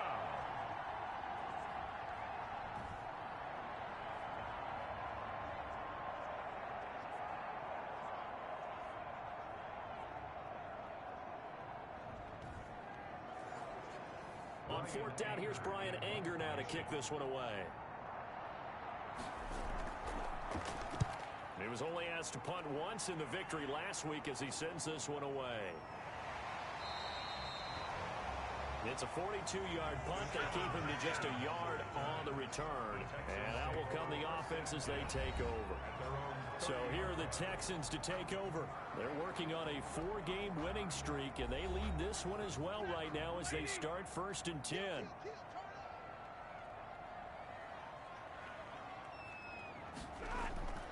From the gun, here's Stafford. He's got the hook up here to Deshaun Jackson. A gain of 6 there on first. To Deshaun Jackson. I think defensively you're okay with that. Here in the first quarter, he's going to get some catches, but they rallied to him quickly. And that's what you count on, and I like what you just said. First quarter, can you do it all game long? They catch it, you tackle them, they go down on the spot. Because when you're able to do that, and you don't give up big chunks of yardage after the catch, now you put the offense in a position where every series they have to work hard to pick up first downs, and you tend to stall them out when you do that. 26, Le'Veon Bell, the ball carrier. He's brought down at the 39-yard line. That's a gain of 3. Through one quarter, 14-7 our score.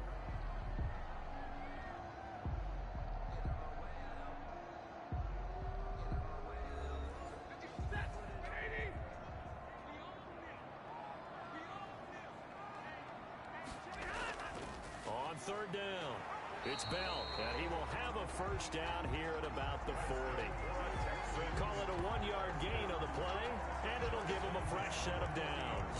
That's about what you would expect since they're so efficient on picking up third downs in the top 5 in the NFL. It's all a mindset, and I guarantee you, it started in the offseason.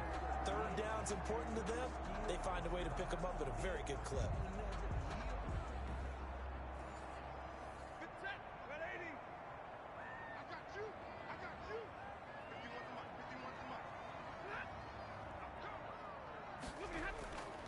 They'll run on first down.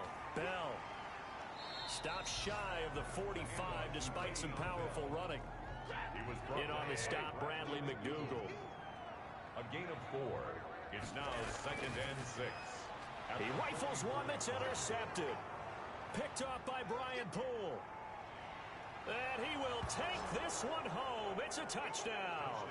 Jacksonville. We constantly talk about defenders having great vision and being able to see plays unfold and make their own plays. But you also have to have good feel as well because you can't see everything out there. See the play unfold, feel what's going on, and then get into the right spot and make your own play. And in this case, it turned out to be a highlight one. Butker now to add the extra point.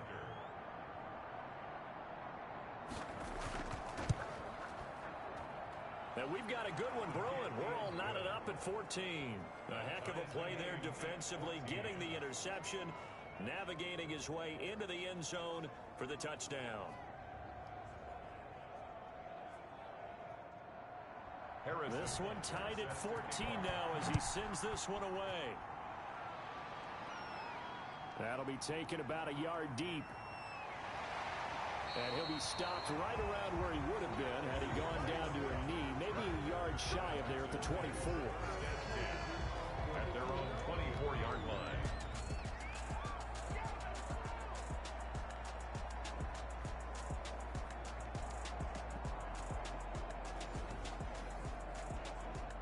The Texans offense ready to go here for their next drive.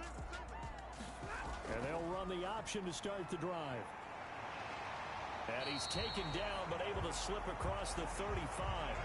Nice way to start the drive. A gain of 12 and a first down.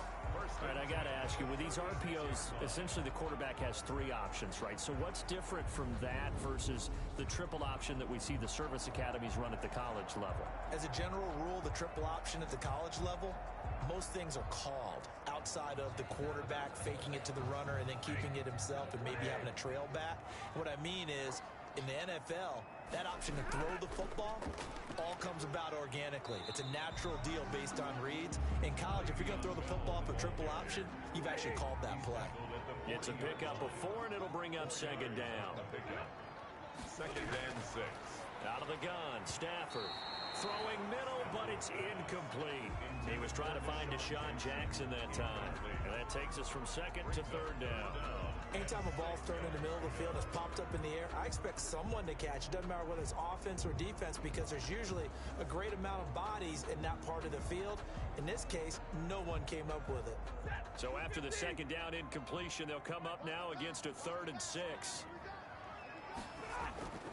Operating from the gun, Stafford. This is caught by Jackson. And he is going to have a Texans first down as they're able to get the 3rd down conversion. 12 yards there as they keep this drive rolling. It's another first down.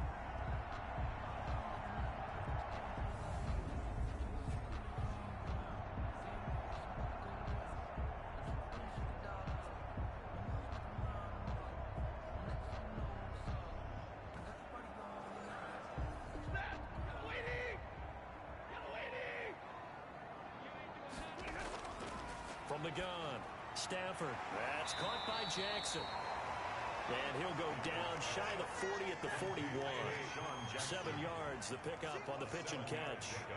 Brings up second. On second down, here's the option. And the Jags get to him as down he goes. But DeForest Buckner using those big hands and getting in there and bringing him down for the sack. And no matter what the situation, the O-line just hates that because they feel like they didn't protect little brother back there, right? Man, that's just so difficult for them because just think about every single play. When you decide to throw the football, you're dealing with some of the best athletes on the planet. You talk about guys, if they weren't playing football, they'd be starring in the NBA at power forward. It's a really difficult task. The Texans on 3rd down. They've been okay, 2 for 3 thus far. This is 3rd and 4. Operating from the gun, Stafford. And he finds Stills, complete. And he is going to have a Texans first down as they're able to get the 3rd down conversion. A big one there on 3rd down. They hit for 30 yards. That's a great job of working the sideline right there. I love how he tracked the football the whole way, just reached up and pulled it in, had excellent field presence to understand where he was in order to make that play happen. So how about this for field position after the big play? Inside the 15 now as they come up on 1st and 10. Here's Bell. Down to the 6-yard line on a pickup of 6 as he gets halfway to the goal line. The last run got 6, now 2nd and 4. Brings up 2nd and 4. The shotgun snap for Stafford. And this is going to be intercepted. Picked off by Brian Poole.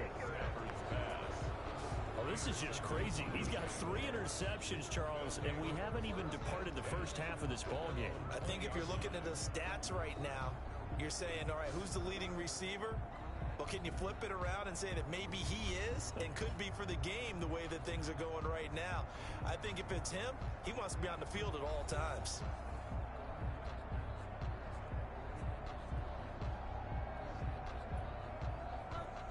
Jaguars come to the line to start their next drive. And they're coming off a 3-and-out, my friend. I think they've got to look at that play sheet and go to a spot that they haven't gone before. Time to shake things up a little bit to try and get this offense moving. Okay, so how do you do that? How do you shake things up? You look at what you called before, realize it hasn't worked Go to so something well, else. and maybe try and find one of those special plays from one of your better players, and maybe try and hit something big and get things going in the excitement area. After the incompletion, here's 2nd and 10 from the 20. To throw is Prescott. Looking left side, and he's got a man. That's Henry. And he'll be tackled at the 23 after a gain of 3. He'll get only 3 there, so it leaves him with a 3rd and 7 ahead. The Jaguars on 3rd down. 2 for 5 to this point. This is 3rd and 7. Well, they're unable to convert that into much, but it's never a bad idea to try to get the ball into a tight end of his caliber's hands and see what kind of disruption he can cause.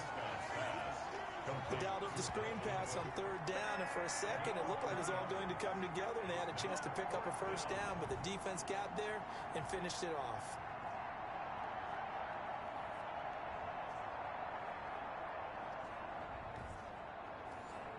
Here's Brian Anger now, as he'll punt it away for the 2nd time.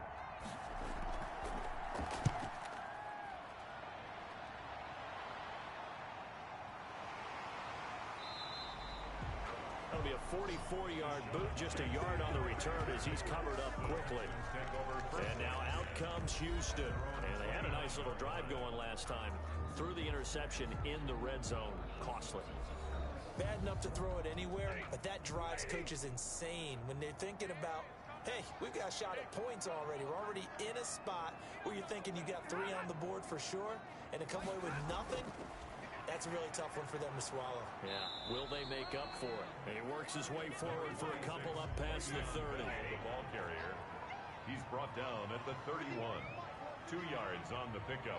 It's 2nd and 8. From the 31. Stafford throwing the out route incomplete. That's Jackson. And he'll be tackled right on the chalk of the 45. 1st and 10 at the 45-yard line.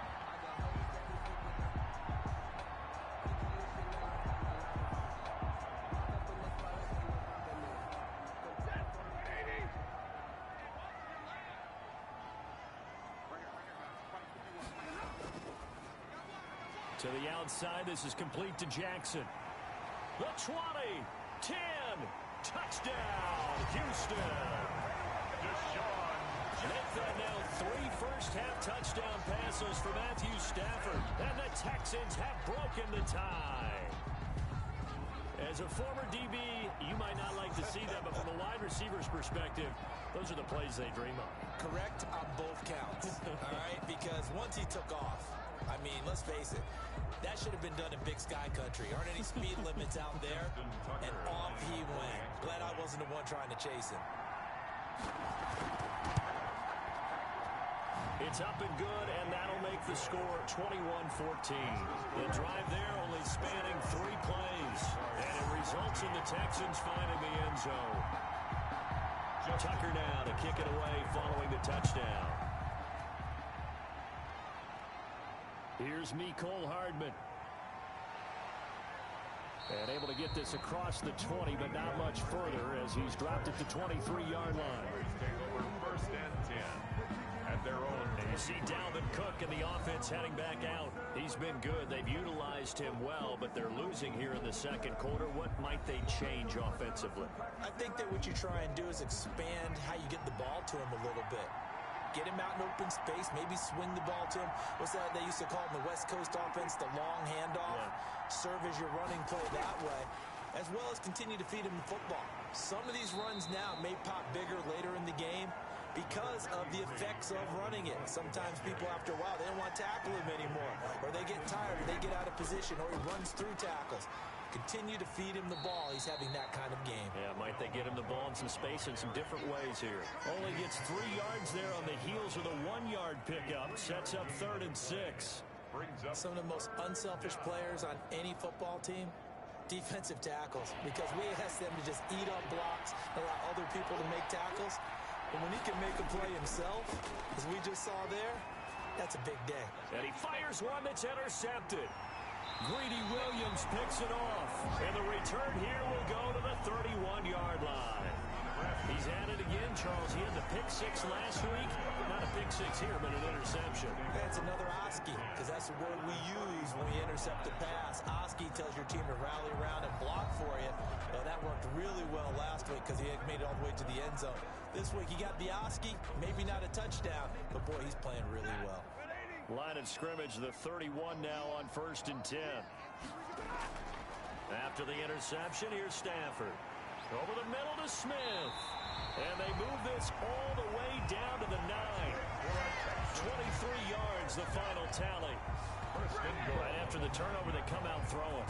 And that means it's a sudden change situation. We used to practice it on defense. Sudden change, get out there, stop the offense. But you typically run out there a little bit unsettled. I think that's why he came right out throwing the football, hoping to catch him off balance. And he did.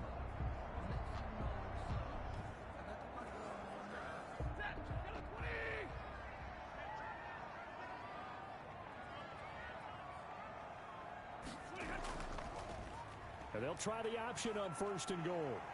And the Texans are going to be set up with a 1st and goal. He couldn't quite reach the chalk, but they'll have it at the 1-yard line. He'll get 8 on the keeper there. It'll be 2nd and a couple. A little do-it-yourself run right there and a nice gain.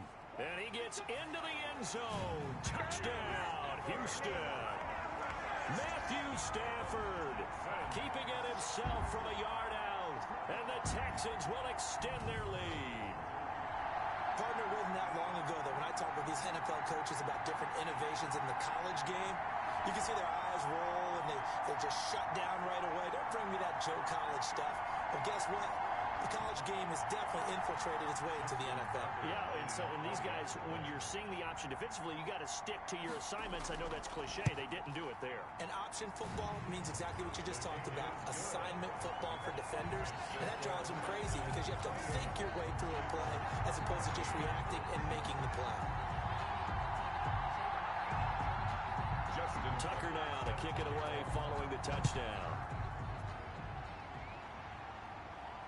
Here's Hardman on the return.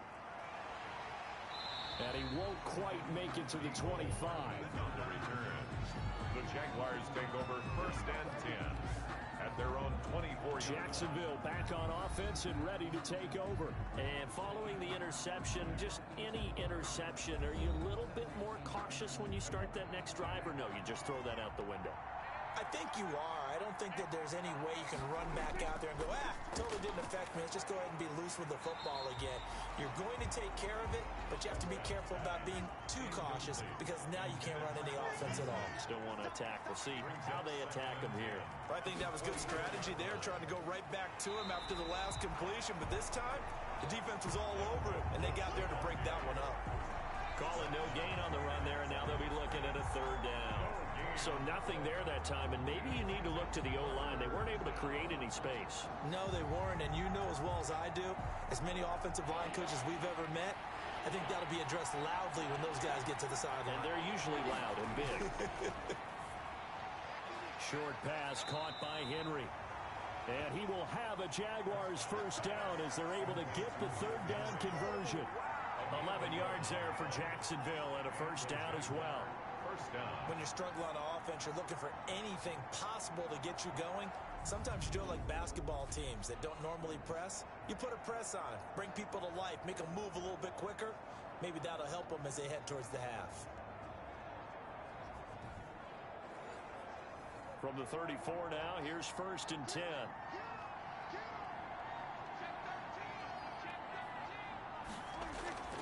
Out of the gun, here's Prescott. And he's going to go down. The Texans come at him and able to bring him to the ground.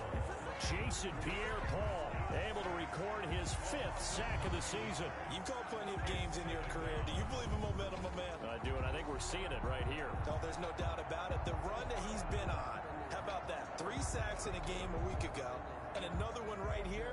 Oh, he's feeling it in a big way.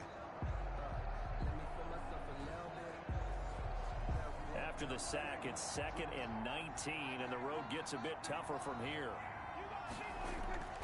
Another try after the 1st down sack. Prescott. They'll wind up getting 10 back as that sets them up for 3rd down. The Jaguars on 3rd down.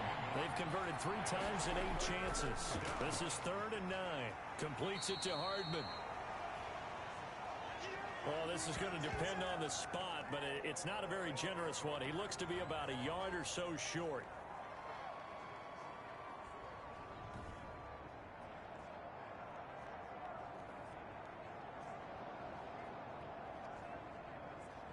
Here's Brian Anger now as he's on to punt for Jacksonville.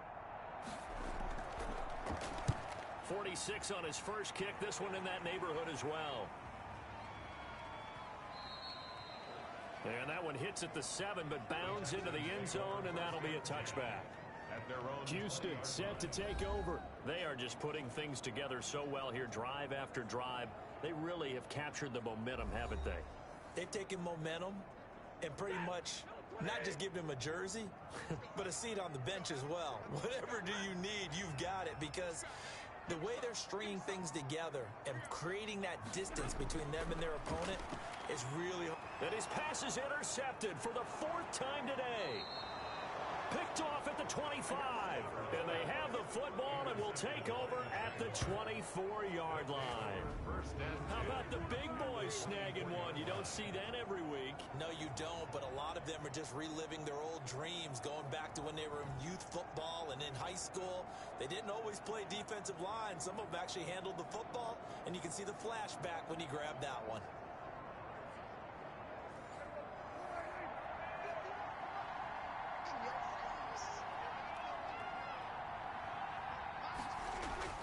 Following the interception, here's Prescott. This pass going to be caught by Hardman. And they'll get him down after a pickup of 8, 2nd and 2. A good pickup there, 8 yards on the first down completion. Nothing fancy on first down, but a very consistent type of a play. Hit that slant. A lot of people call it an extension of the running game, and it can be if that pass is completed, because you hit a guy on the run like that, you often can go for big yardage. Sets him up nicely for 2nd down, staying ahead of schedule. It's a nice pickup of 12 yards, and it gives him a 1st and goal. 1st and goal, and they got to be thinking a chance to get right back into this football game. They'll run with Cook. And he's maybe going to get this back to the 4, but that's about all. They'll say no gain on the play, and it'll be 2nd and goal. Leads to 2nd and goal. A reminder, once we hit halftime, as we do all season, we'll send it down to Jonathan Coachman in Orlando. He'll have all the stats and scores from games in progress around the NFL. And he will get this into the end zone for a Jaguar touchdown. Hunter Henry, his 2nd touchdown on the season. And the Jaguars have cut it back within a score. You get down near the goal line, this is where having a sure-handed tight end becomes a luxury, and it pays off big time, especially when the defense sells out against the run, and he finds himself open for an easy touchdown. Butker on for the PAT.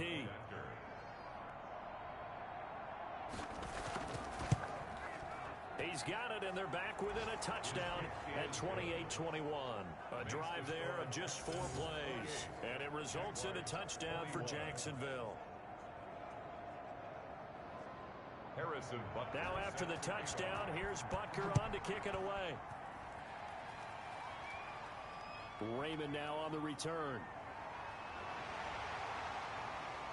And up to about the 26-yard line, just across the 25. The Texans take over 1st and 10 at their own 20. And the Texans set to come onto the field. And last time, 1-play interceptions, so this offense, they should be fresh. That's a good way of putting it. And I can't wait to see what they decide to do with play calling, because a 1-play drive where you throw an interception, a lot of people think the very next time out, run the football, don't give them a chance. Maybe play action. I think maybe you go play action, show your quarterback, get a little confidence in it, and let him fling another one.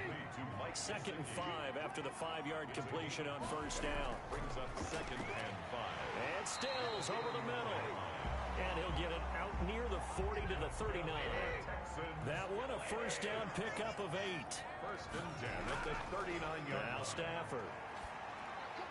Throwing left side here, and it's complete.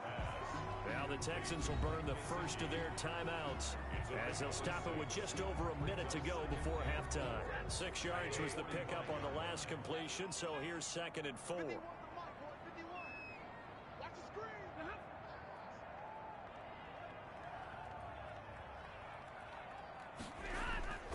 To the air again, Stafford. Looking for Allen, he's got him on the slant. Now the Texans will use one of their 2 remaining timeouts, as the stoppage will come with a little under a minute to go in this first half. On 1st down, Stafford here.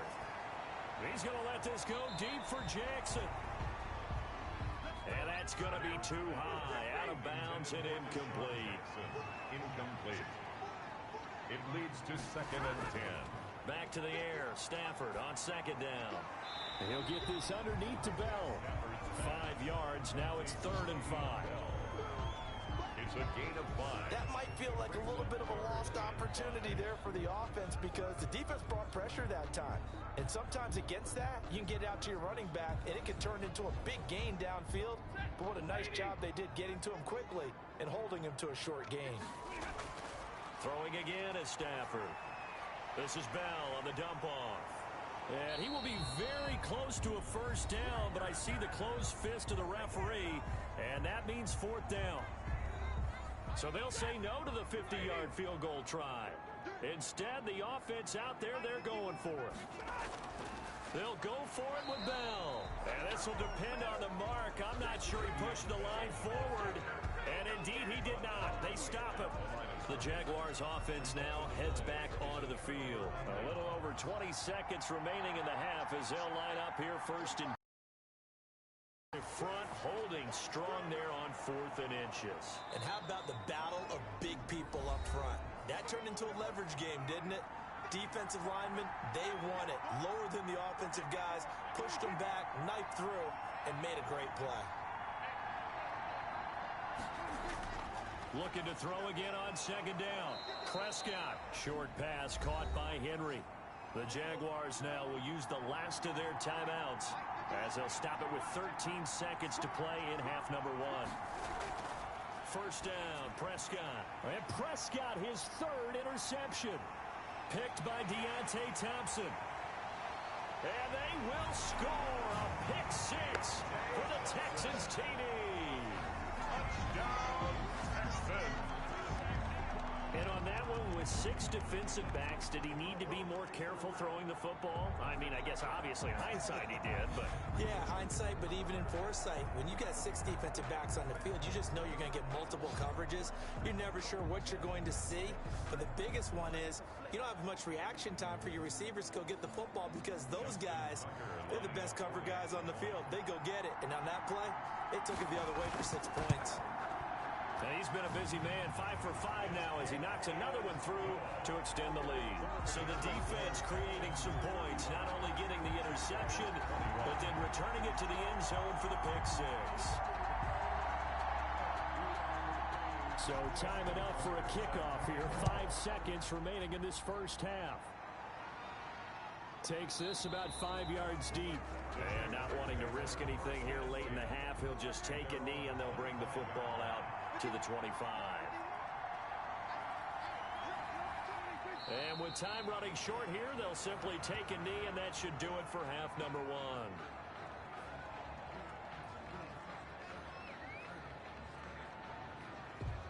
Well, the white flag coming out as they line up to kneel on it. So we've reached halftime in a wild first half. We'll take a minute to catch our breath as we'll get you over to Orlando, where standing by is Jonathan Coachman. He has our EA Sports halftime report. All right, Brandon, we'll get back to you guys in a bit. But first, let's take a look around the NFL here on this first Sunday of October.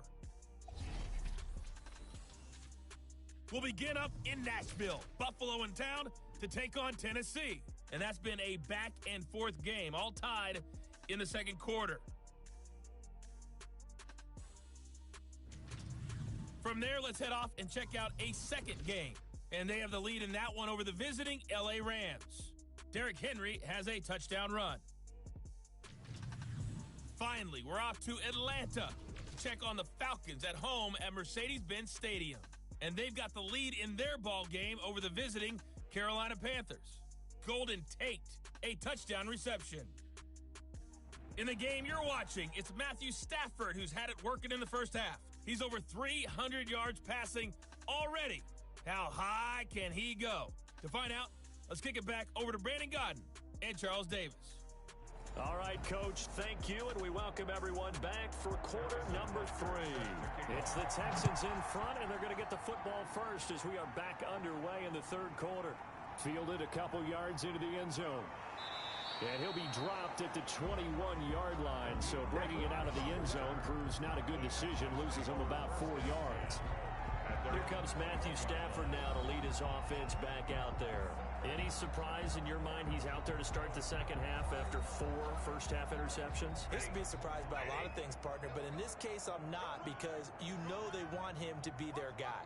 And the only way to truly establish that is to give him a chance to work through some of the issues he had in the first half. Now this is Le'Veon Bell with a reception. And he'll get this up past the 25 before he's out of bounds.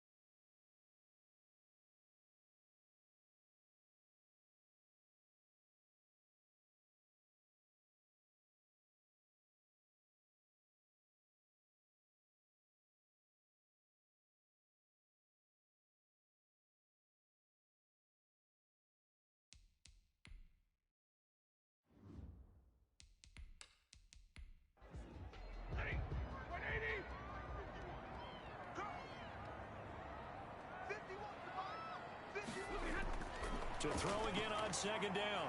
Stafford, that's complete to his tight end, Mike Gesicki. And he'll get it up to the 33-yard line. 50 catches for him now on the year, and he's got a first down. They'll fake the give. Now Stafford. And that's going to be incomplete. Too tough to hold on to that one. It's second down. 2nd and 10 from the 33-yard line. It's now 2nd and 10. To throw again. Stafford. It's caught. Stills. Right side. 4 yards the gain, and it'll bring up a 3rd down. Stills. It's a gain of 4. Brings up 3rd and 6. Again, it's Stafford. Right side caught by Jackson. And he is going to have a Texans first down as they're able to get the 3rd down conversion. 5 catches for him in that first half, and that's number 6 that we just saw, and also a first down. Well, we always hear about the connections some quarterbacks have with certain receivers. I think this guy has a connection with just about everyone. Didn't mind throwing it in there against double coverage to him. Shows some confidence, supreme confidence. Big-time confidence that he would make the play for him, and he did. They go play action here on first down. Looking left side, it's complete. He's got it. And he gets this inside the 35-yard line. Another first down as he went right back to the same well, this time for 17 yards. First down. Had to put that ball in there with a little extra zip, but he put it right where it needed to be. Yeah, and that little extra pace that he had on the pass, that required a little extra concentration for him, didn't it? Ball can get on you pretty quick in that manner, and he handled it well and picked up the first down.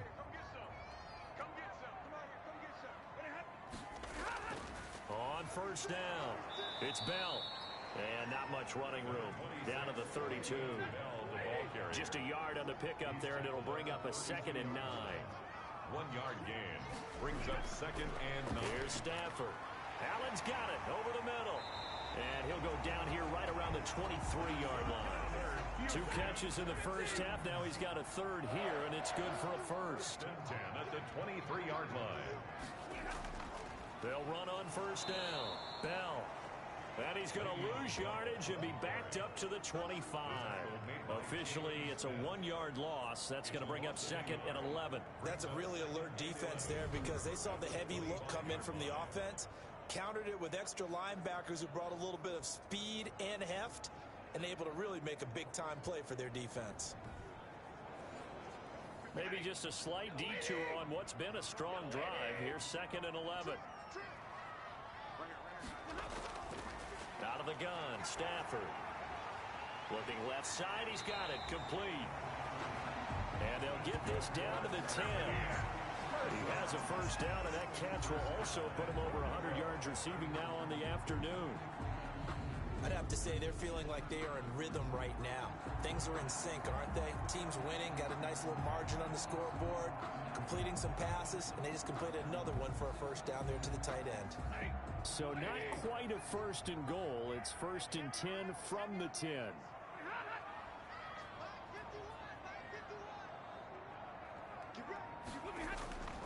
From the gun, here's Stafford. And this will be incomplete. Physical play on the football there, and it's second down. Normally you think the tight end's going to be able to catch the football and handle that contact, but in this case, maybe a little too much target to hit. That one was timed well. Incomplete. On second and 10, Stafford. And it's caught. And he'll be brought down right on the edge of the goal line at about the 1-yard line. Able to get 9 out of that pitch and catch, but now third and goal. Stafford looks to throw again. And got his man. It's caught. Touchdown, Houston. Fourth touchdown pass of the game for Matthew Stafford. And the Texans push further out in front. In order to lead in a game, you're going to get plenty of contributors, but that's his second touchdown catch of this game. He's one of the key guys in this one. And you better believe he'll be looking for the hat trick here as this one continues to go.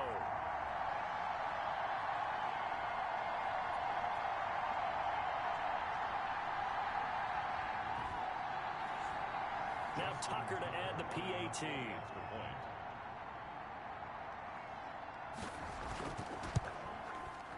And the lead now to 3 touchdowns at 21 points. So that one a 13-play drive in total. And the result, a Houston touchdown.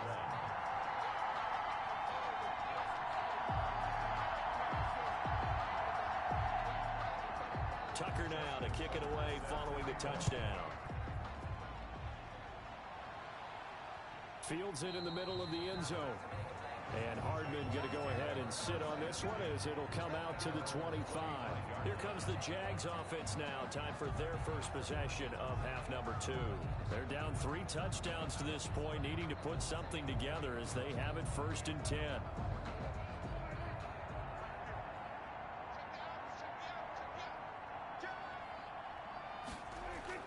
Here's Cook as they begin on the ground. And boy, this defense again really making things tough on him as they stop him for no gain. I know the scouting report on him is that he doesn't possess the eye discipline to be an elite linebacker. What that means is his ability to read, react, and make a play. But on that one, he looked like one of those guys.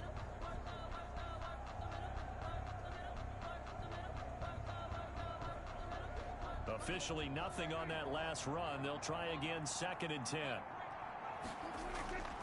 Here's Prescott.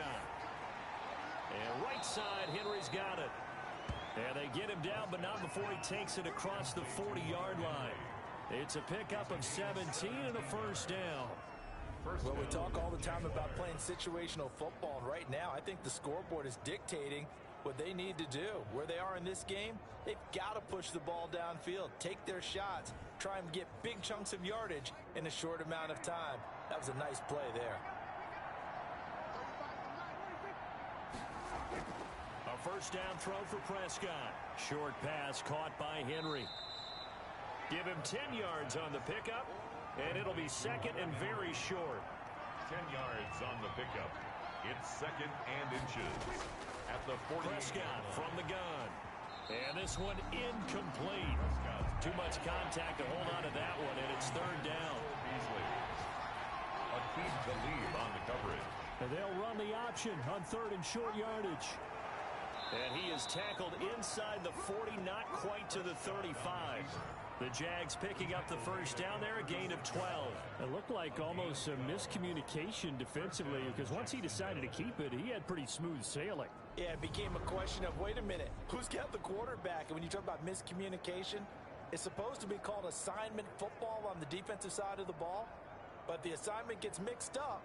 That's the end result. So from the 36 now, first and 10.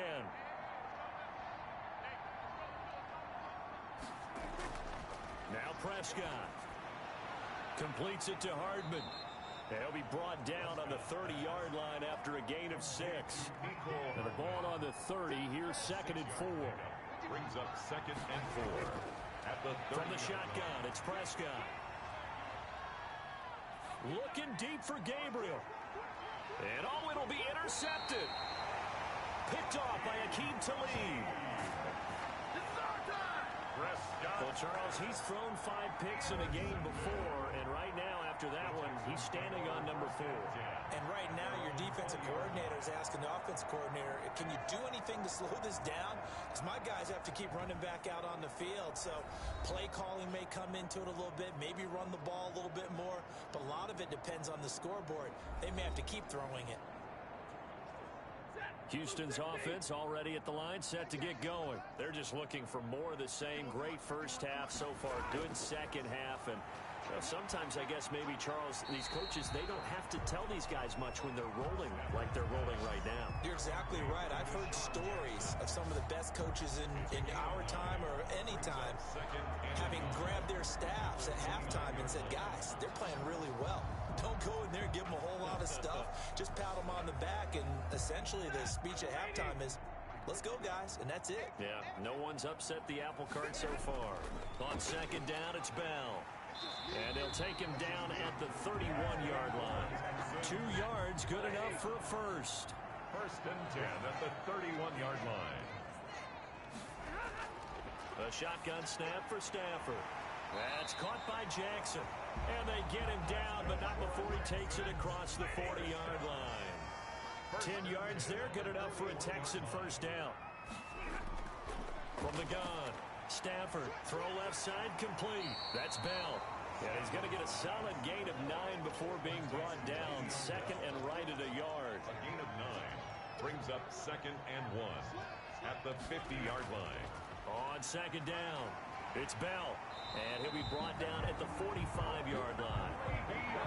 It's funny, partner. Le'Veon Bell, when he came out of Michigan State, when I go back and look at my analysis of him and what my grades were for him, I thought he was a big-time player, great potential, but I didn't know we were going to get this player. I was used to a big, solid, thick running back, but now I've got a... And my goodness, another interception.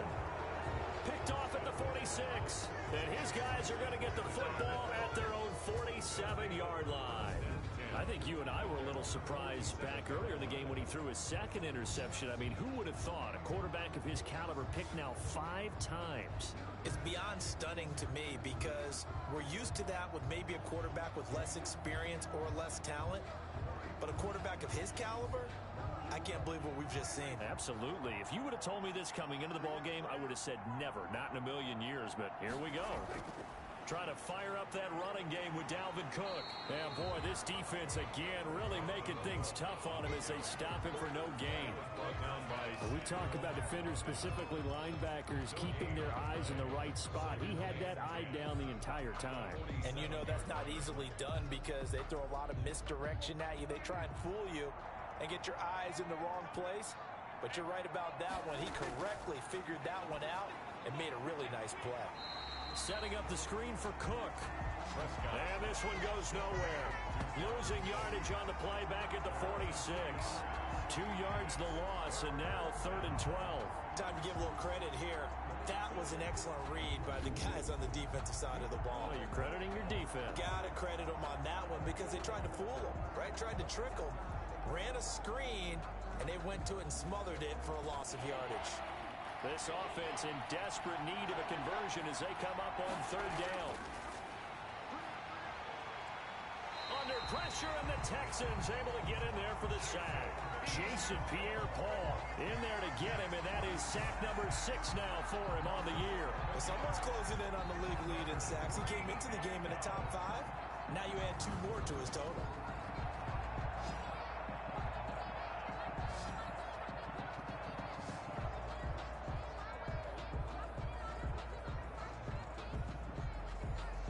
Here's Brian Anger now as the drive goes backwards, so he's on to punt it away.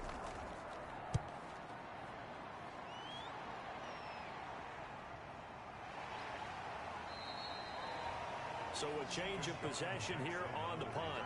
And the offense will take over with a new set of downs. The Texans offense now, they get set to head back onto the field. And in enemy territory last time through the interception. We'll see what they do on this drive. Can't wait to see how it alters what they decide to do in play calling. Do they continue to throw the ball? Do they want to lean more on the running game? It'll be an interesting sequence of plays that they've got coming up. Does it often affect the play calling with the interception? How much does that change what you do? I think it does, depending on why the interception was thrown. Sometimes it's just a matter of the defense made a great play, so you continue to come back. But if it's on you, if the offense just doesn't have the confidence, if they're a little bit shaky, maybe try and take the pressure off and run the ball a little bit. That throw into the arms of Allen. He'll be dropped at the 25 after a gain of 6. Keenan Allen. That's a gain of 6. Brings up 3rd and 1. On 3rd down, Bell. And he's going to have the first down yardage as he's down at about the 30-yard line. 1st and 10. This offense, number 1 in the NFL in picking up first downs, and their run game got him another one there. A really good stat to lead the league in, isn't it? Because if you keep picking up first downs, sustaining drives, that means you're controlling the football, controlling the clock, and letting your defense rest on the sidelines.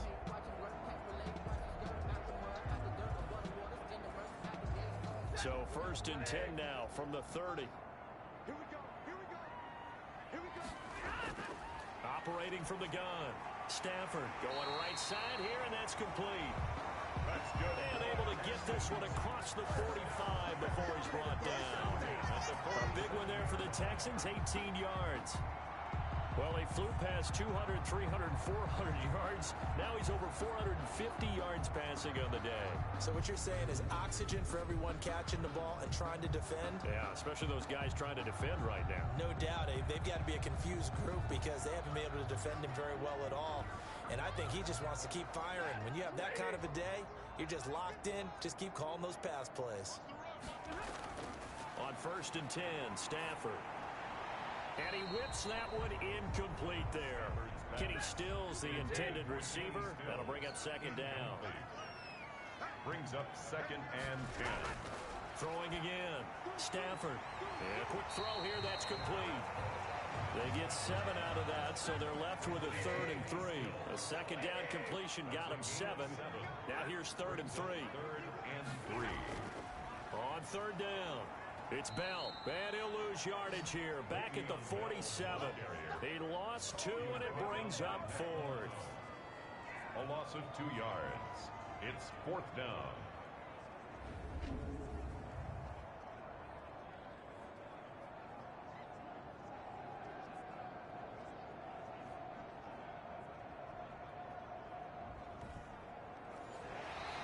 That's the end of the 3rd quarter. And that is going to do it for this 3rd quarter of action. You are watching the NFL on EA Sports. Here's Johnny Hacker now, as he should be able to pin him back deep here with his first punt. They only punted twice in the win last week as he gets this one away. The Jaguars take over 1st and 10 at their own 24-yard line. And out now comes Jacksonville as they get ready to go. Remember, they have won 3 straight, but getting to 4 straight does not appear to be in the cards as they are in a big 4th quarter hole.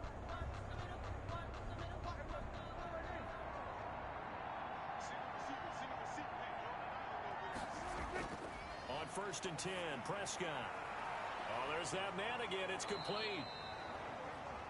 And they get him down, but not before he takes it across the 40-yard line.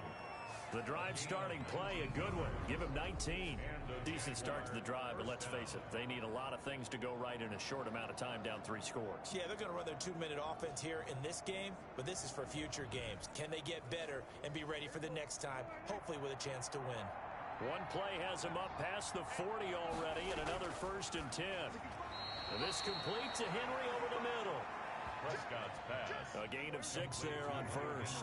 4 receivers now. 3 to the right, 1 to the left. 2nd down and 4. At their 49-yard line. And this is incomplete. Now they face a 3rd down and 4 after that incompletion on 2nd down.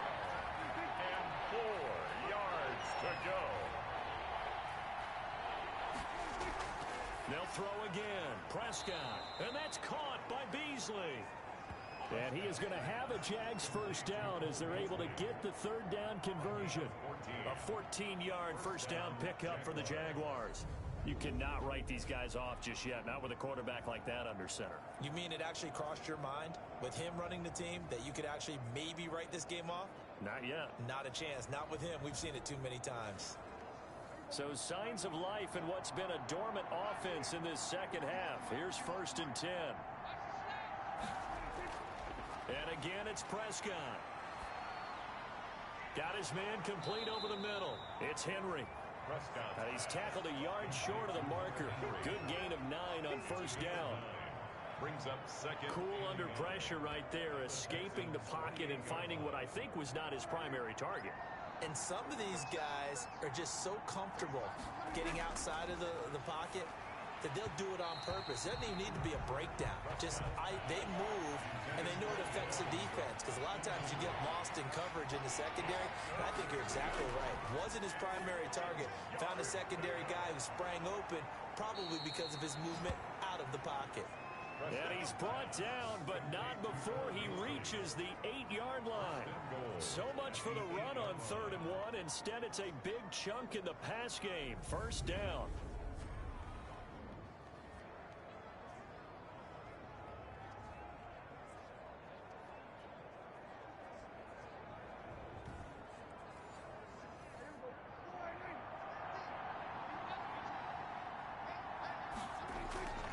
Prescott yet again.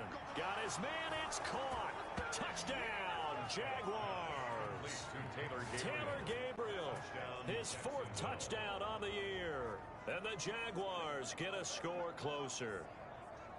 And he's a little bit on the shorter side as a receiver. Maybe sometimes for the defense, tough to find the little guys, right? Yeah, sometimes they get lost in the traffic, but usually what it means is that rather than just winning with height or even speed, they use their quickness to find a way to get open. Well, tall, short, wide, skinny, whatever. There it results in a touchdown. And the lead will be cut down to 14. So that drive goes 8 plays. And it culminates in a Jags touchdown.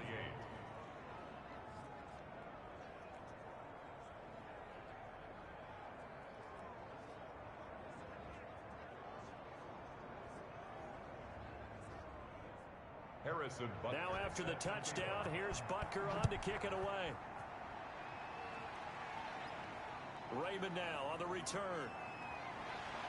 And a decent return out to the 27-yard line. On the return, the Texans take over 1st and 10 at their own. Let's shift now and discuss Deshaun Jackson. They might want to mix something up defensively because he's been shredding them a bit, hasn't he? That he has, and even with all the changes that you know are going on the defensive side of the ball, he's still finding ways to get open, finding the right spots, and the delivery's been pretty good, too.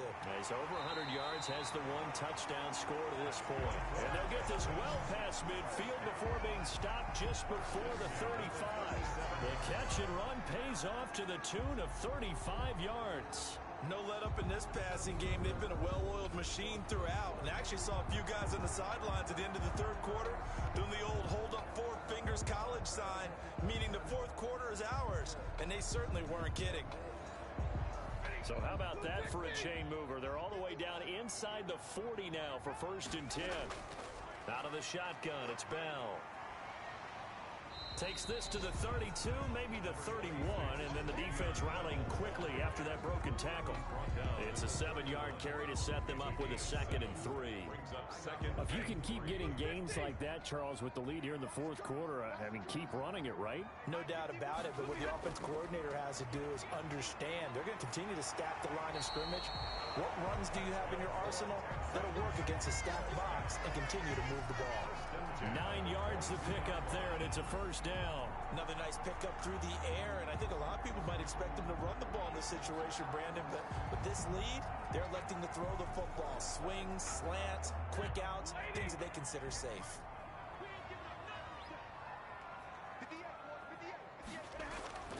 On first down, it's Stafford. That's complete to his tight end, Mike Gesicki. And he's taken down after a gain of 3 as they move it from the 22 to the 19. 3 yards the gain there, 2nd down. At the Jaguars' 19-yard line. And he'll find his man on the out route. That's Allen.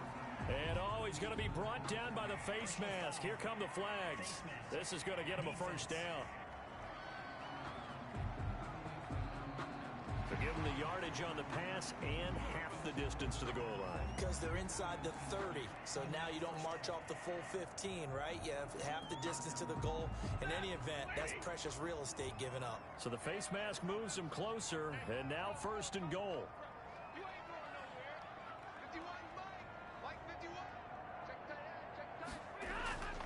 After the penalty, it's Bell. And he'll take this one in for a Texans touchdown. Le'Veon Bell, his 6th touchdown of the season. And the Texans will add on to their lead. Great call to hand that one off, and his running back did the rest. Someone read their keys correctly. And on the defensive side of the ball, they certainly did not, because they really essentially were just going to swarm the quarterback. They kind of guessed themselves out of the play. And guess who benefited? The guy with the football. And the lead now to 3 touchdowns and 21 points. 5 plays there on that drive. And it ends with a Le'Veon Bell touchdown run.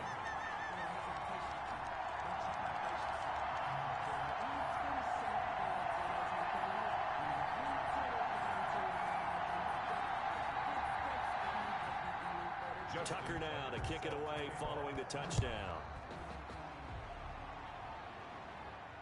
Fielded a couple yards into the end zone. And they'll get him down right at the 25-yard line, so the same result, and he opted for the touchback. Their own 25-yard line. Out comes the Jacksonville offense as they get set to take over here. And they're hoping to redo their efforts in the last drive when they got into the end zone. And just think of what it's like now on the sideline, because when you score a touchdown, you have to go over and look at the tablet and see what you did on the last drive. When you scored points, it's a whole lot better view than when you're trying to figure out how to fix things there. Here's a pass swung out left to his running back. And he'll be out of bounds across the 30-yard line. They'll operate from the 32-yard line here, 2nd and 3. 2-yard line. A 7-yard pickup. Out of the gun. Here's Prescott. This pass going to be caught by Hardman. And he'll be brought down shy of the 40 at the 38-yard line. 6 yards to pick up, and that's a first down. Jacksonville. Prescott to throw it. Finding Hardman here over the middle. Prescott. A gain of 6 there on first. 6 yards was the pickup on the last completion, so here's 2nd and 4. Brings up 2nd and 4. To the air again, Prescott. Toward the center of the field, but it's incomplete. He was trying to hit Taylor Gabriel that time. But now it's 3rd down. Williams on the coverage. Prescott finding Gabriel, complete. And he will have a Jaguars first down as they're able to get the 3rd down conversion. Great way to convert on 3rd down there. 21 yards the play. Well, I can put my defensive cap on right now, and I know they're saying don't give up any big plays now. They've controlled this game throughout, and all they want to do is see it through to the end. I think they let their guard down a little bit with that last completion. Sometimes when you're trying not to give up bigger plays, you don't react as fast as you should on other throws.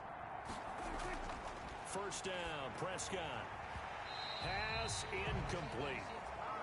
Prescott's pass. Certainly appeared to take away his first read, and by the time he tried to look elsewhere and find an open target, the coverage was too good. That one falls incomplete. Throwing again, Prescott on 2nd and 10. And Beasley with it over the middle.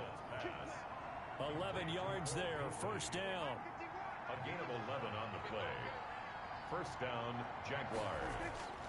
Looking to throw. Prescott over the middle, the catch by Coleman. Prescott's pass. 7 yards, the pickup there. Able to get 7 on that first down pass play. 2nd and 3. 2nd and 3. Now Prescott. 17-yard line. Flushed out right. And stopped a few yards shy of the goal line at the 3. Opted to run for it. The decision, a good one. Picking up the first, getting 14 yards on the scramble. Sometimes guys get locked into such a groove. What do we call it? The game slowing down. They see everything happening almost in slow motion. They see the lanes develop. I feel like he's right there. Well, and you want this from your leader, right? With this deficit, this stage of the game, second half, no quit in him. 0.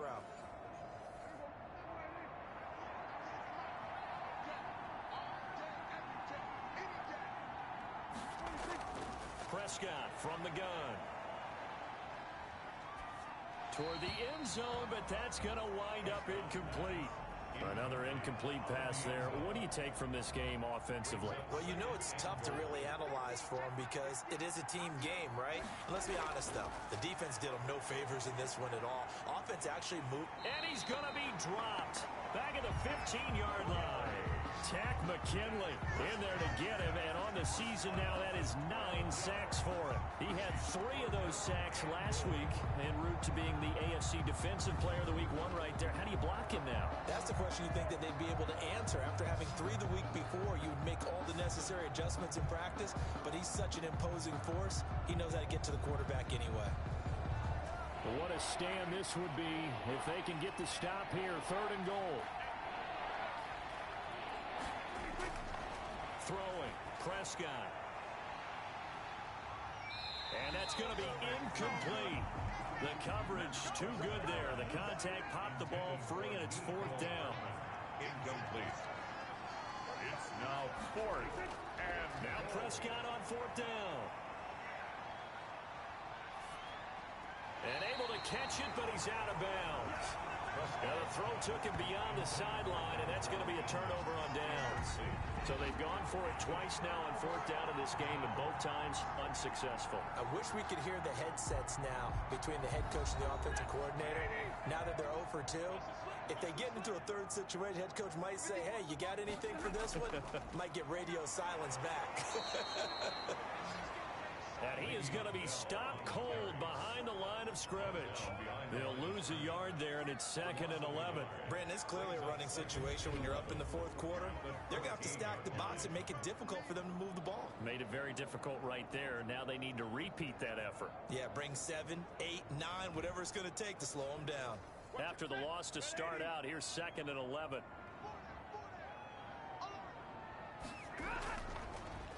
And right side, they're going to go option here. And the second wave of tacklers is going to get him as they stop him behind the line. The tally there, -2 yards, brings up 3rd down. Well, that play never really got off the launching pad. He had a linebacker in his face before he had a chance to do much of anything. Yeah, I think it's big boys up front, that offensive line. They've got to do a little bit better job of protecting him if they're going to continue to run the option like this. The Texans on 3rd down. 6 conversions and 9 tries. They've done a great job of picking these up. This is going to be 3rd and 13. They're going option play on 3rd down. Oh, a hit. He lost the football. Stafford puts it on the ground. And did the Jaguars come up with it? They did. Fumble on the play. Recovered by Jackson. But that's a down and distance coaches always talk about trying to avoid, isn't it? I mean, that's 3rd and long. And you just know they're pinning their ears back and coming after him.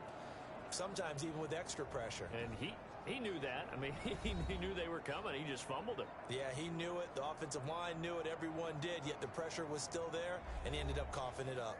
The defense gets him the ball via the turnover. Now can this offense cash in? 1st and goal.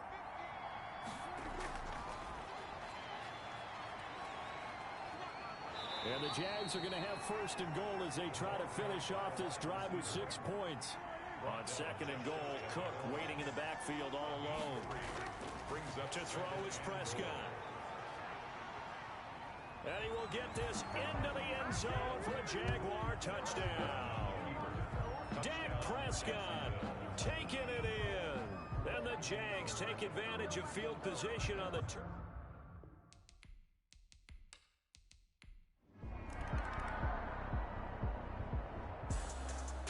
Charles, it's one thing to win. It's another thing to win and put up the amount of points that they did.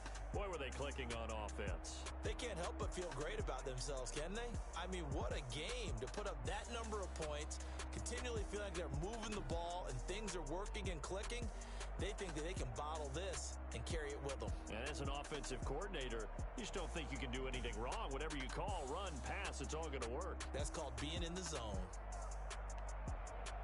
So for the Texans, their strong September has carried over to October as they move to 5-0. And they will hit the road next week to take on the Tennessee Titans. Meanwhile, for Jacksonville, the loss will move them back to 3-2 on the year. And they'll get a home date next week against the Detroit Lions. So for Charles Davis and our entire crew, I'm Brandon Gaudin. Next game, guess what? Charles and I will be here again. It's the NFL on EA Sports.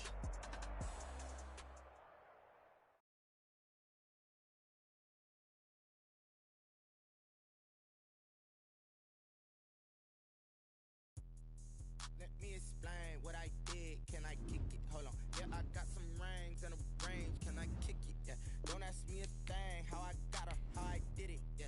Spend the whole half, had a blast. Can I kick it? Even with now let's take a minute to see how you can improve your team. flex, I went and bought a chain. Can I kick it?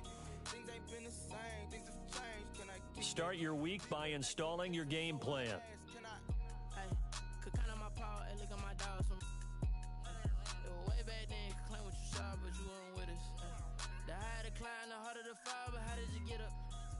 I done got rich and went broke, then got rich again, just a little hiccup. I done been ballin' this pickup. Remember me being so bummy and being so hungry, I had to eat gristle. Ay, how did the lady go miss? Ay, her she was magic, she mixed. Met her at one of the functions, we caught a little rhythm, she caught up a friend, they kissed and we dipped it, and that's how we kicked it. Let me explain what I did. Can I kick it? Hold on. Yeah, I got some rings and a range. Can I kick it? Yeah. Don't ask me a thing. How I got her, how I did it. Yeah. Spend the whole half, had a blast. Can I kick it? Even with a sprain. Pain, can I kick it? Just to flex, I went and bought a chain. Can I kick it? Things ain't been the same. Things have changed. Can I kick it? People acting different, so I asked. Can I? Before I went live, they ain't know what I was. Ain't no one alive that could do what I does. Need a light here just to catch my buzz. Need Sprite here just to catch my cup. Now they don't really talk about us. Now they don't really talk about love. Honestly, they ain't never seen too much. What's love to a guy with a bag? What's heart to a guy with some cash? What's pain to a guy that's mad? Said. What's broke to a guy with a mask? What's both to a guy with a plan? I just wanna kick it, that's all I ask. Like, let me explain what I did. Can I kick it? Hold on. Yeah, I got some rings and a range. Can I kick it? Yeah. Don't ask me a thing. How I got her, how I did it. Yeah. Spend the whole half, had a blast. Can I kick it? Even with a sprain. Pain, can I kick it? Just to flex, I went and bought a chain. Can I kick it? Things ain't been the same. Things have changed. Can I kick it? People acting different, so I asked. Can I?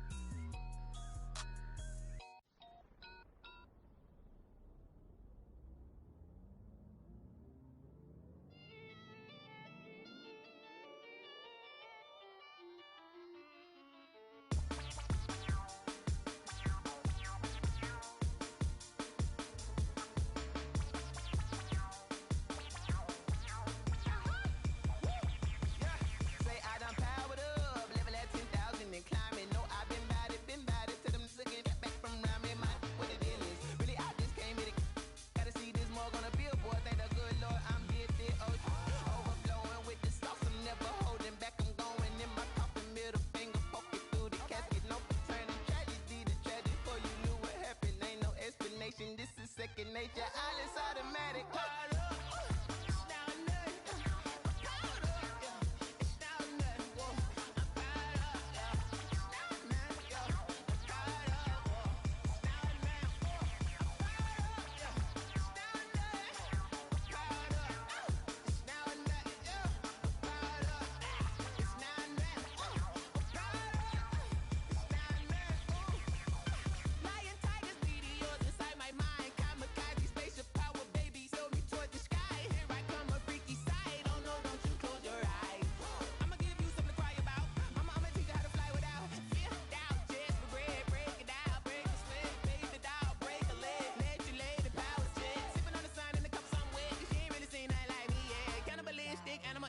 You fools hurt. Jesus will.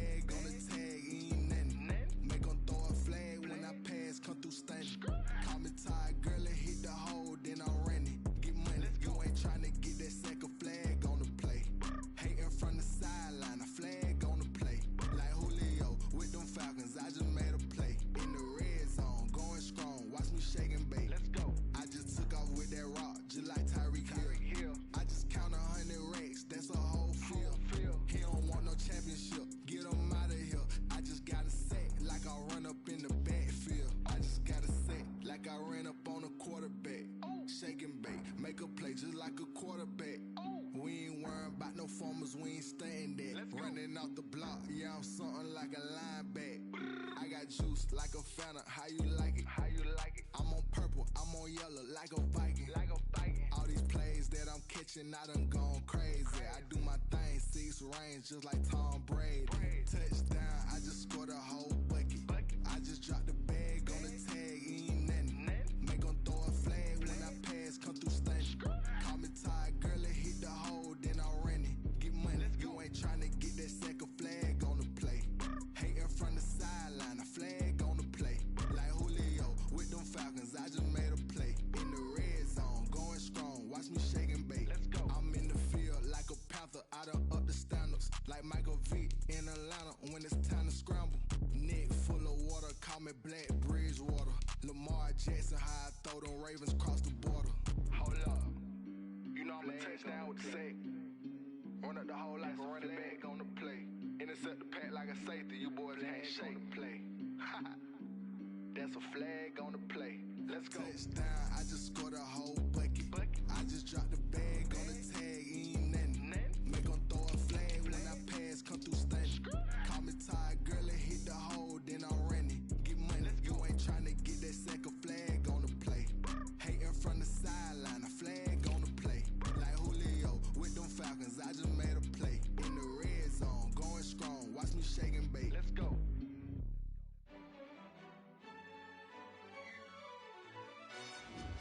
Yo, who told us we ain't gonna win, man? Really? He's a bozo. Bozo. Really? Yeah, we did a lot for the wins. Came in a drop on the 10. Now we on top once again. Yeah. I had to tighten the plan. Yeah, I got it right in the end. Now we on top once again. I don't want it if it ain't love. If it ain't, get it away from me. Who you gon' jack if it ain't us? LABB to the bakery. Some mad that I came up. I know my granny gon' pray for me. In offensive and defensive each week, once you've made your game plan, choose to start. Like this, 2 seats in the hills, how I feel righteous. Blue sheets for the mills, but the deal priceless. New keys can't care what's built private. I might just double it up, did it. Never enough, I'm with it. 5, 2, 3 on the business, whole team got wins in the world, so spinning. I told them what I told them. We did a lot for the wins. Came in a drop on the 10. Now we on top once again. Yeah, hey, I had to tighten the plan. I got it right in the end. Now we on top. Got a spot and it's locked to the click all in. I got ops, if he drop, I just hit my dance. I was pop, they just watched, had to take my wins. They wouldn't let me in. I've been on 10 cents. Who really holding it down? I've been holding it down and I go it again and again. Who is the dummy that died? I'm the coldest around, but he folding again and again. I'm in the what? I'm in the day. I'm doing 30 on 30 and up. You in the what? You in the way. Either you rolling or rolling the dust. You with it, so what? Keep it running. We did a lot for the wins. Came in a drop on the 10. Now we on top once again. Yeah, I had to tighten the plan. I got it right in the end. Now we on top once again. We did a lot for the wins. Came in a drop on the 10. Now we on top once again. Yeah, hey, I had to tighten the plan. I got it right in the end. Now we on 10.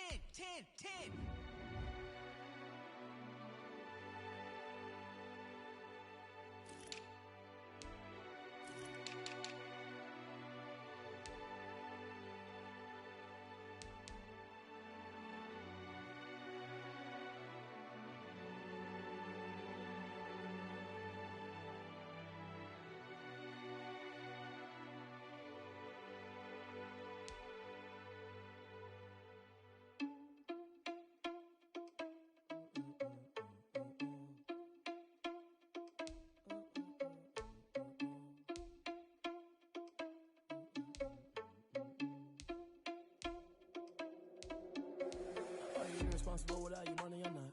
Thought he had a plan, but we gon' foil his plot. Heard him sneaking in, so we just ran in the spot. And then we spin the block around just like the hands on the clock. Are you irresponsible without your money or not? Thought he had a plan, but we gon' foil his plot.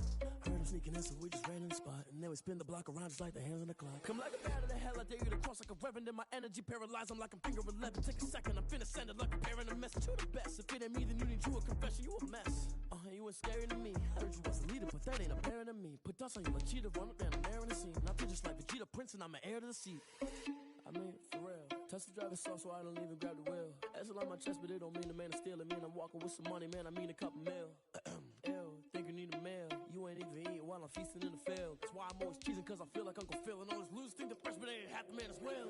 Are you irresponsible without your money or not? Thought he had a plan, but we gon' foil his plot. Heard him sneaking in, so we just ran in the spot. And then we spin the block around just like the hell in the clock. Are you irresponsible without your money or not? Thought he had a plan, but we gon' foil his plot. Heard him sneaking in, so we just ran in the spot. And then we spin the block around just like the hands on the clock. Just like the hands on the clock, I go back to back when I'm doing numbers. All the mad that I'm driving the bus, so they threw me under. Heard they mad, they don't wanna bust, so they boo each other. Think that they're the winning team, go losing, then they choose another. And that's okay, cause I'm competing with me, not you. I live with blessings like I can't stop sneezing, not you. I hate to break about me and my self-talk too. I blow away the competition like a bowl of hot soup. And there's no catch. I go and get the bag and I'm not bringing it back. I'm like a down QB, I put the pain in the past. And if you ever had a problem, promise I didn't ask. So it's 4-4-4 in the car, my dash. I shake it big, told them all, you went first, you last. Little boy, that's facts. I'ma throw that cash to my money. You know what? Let me stop.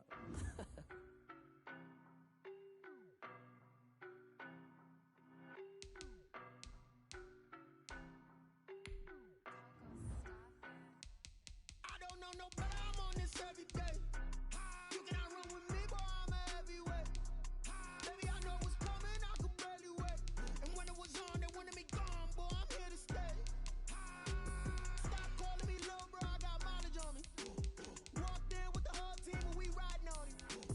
More action and no talk, I went quiet on him. Walked in with the whole team and we riding on him. I don't be with him, he's so basic. Boy, you the op and your bros hating. All of them fake, I see both faces. Scared of the whip, it's a ghost racing. I knock them down to their cold cases. Marathon run, I'ma slow pace it. They did not want me to go places. Foil plans like the gold place. And if we pulling up with the whole squad, are you ready? Done told y'all that you better be running. I'm in my go yard when I walk in, I know y'all telling me nothing. I'm the man. Suck it if y'all in denial. I get the chip on them and I bust out the south side. Is that big of the guy? Boy, yo, stop it, quiet. If it's new, I done got it. See my jewels, shining, shining. White diamonds, Miley Cyrus. Private jet, private pilot. Look at me, stylish, stylish. Masterpiece, body, young. Hey, I don't know no better, I'm on this every day. You cannot run with me, boy, I'm a heavyweight. Baby, I know what's coming, I could barely wait. And when it was on, they wanted me gone, boy, I'm here to stay. Stop calling me little bro, I got mileage on me. Walked in with the whole team.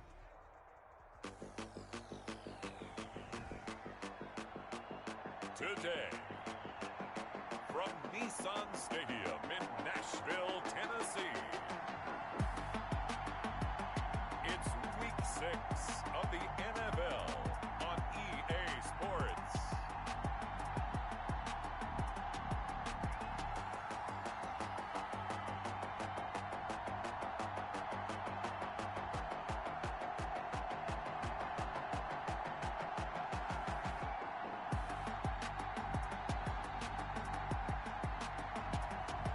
It's the Tennessee Titans taking on the Houston Texans. We welcome all of you to Nissan Stadium on the banks of the Cumberland River in downtown Nashville, Tennessee. Nothing like the fanfare of introductions to an NFL game, and that was in evidence a moment ago. Fireworks, pyrotechnics, you name it. This crowd is ready as their guys get set to match up between the Houston Texans and the Tennessee Titans.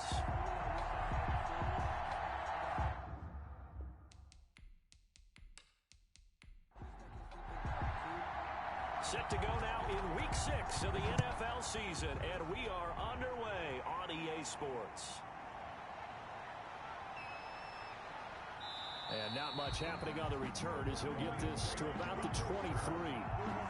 So out come the Texans for their opening drive.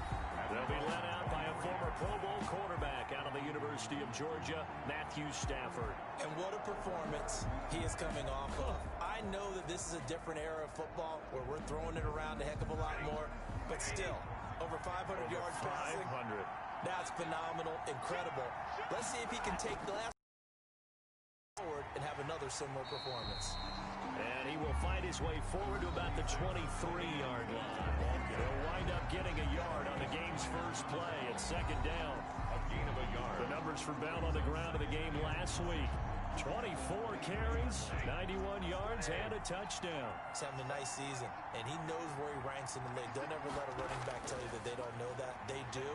So what he's doing now is lobbying the offensive coordinator all week long. Hey, how about a few more touches? He's one big game away from maybe leading the league.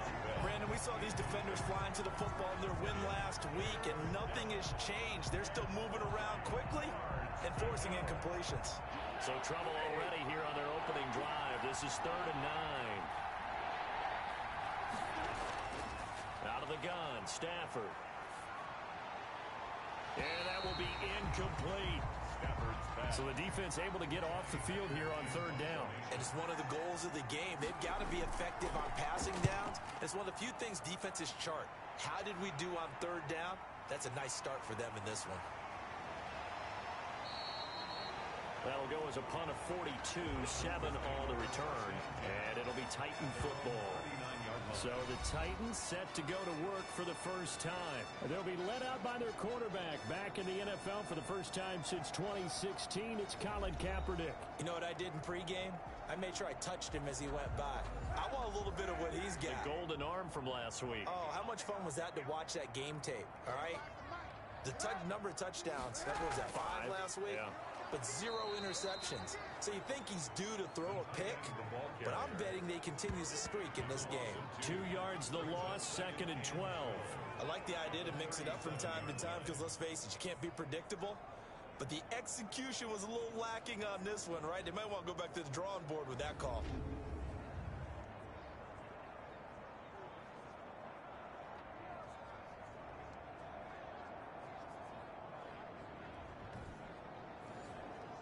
The opening play of the drive goes backwards. Now they'll come up on 2nd and 12. From the gun, it's Kaepernick. That's to his running back, Sony Michel. And this winds up a pickup of 2, maybe 2.5 to about the 39. A gain of 2 makes it 3rd down and 10. On 3rd and long, it's Kaepernick. He's got Sanu. And he'll work it across midfield inside the 45. That's good for a Tennessee. Those are the kinds of plays right there that show you why he's the number 3 man in the NFL in terms of receiving yards. Also tells you there's a full combination of what he's got going in his game. You name it, from route running to catching the football. That's why he's able to produce those types of numbers.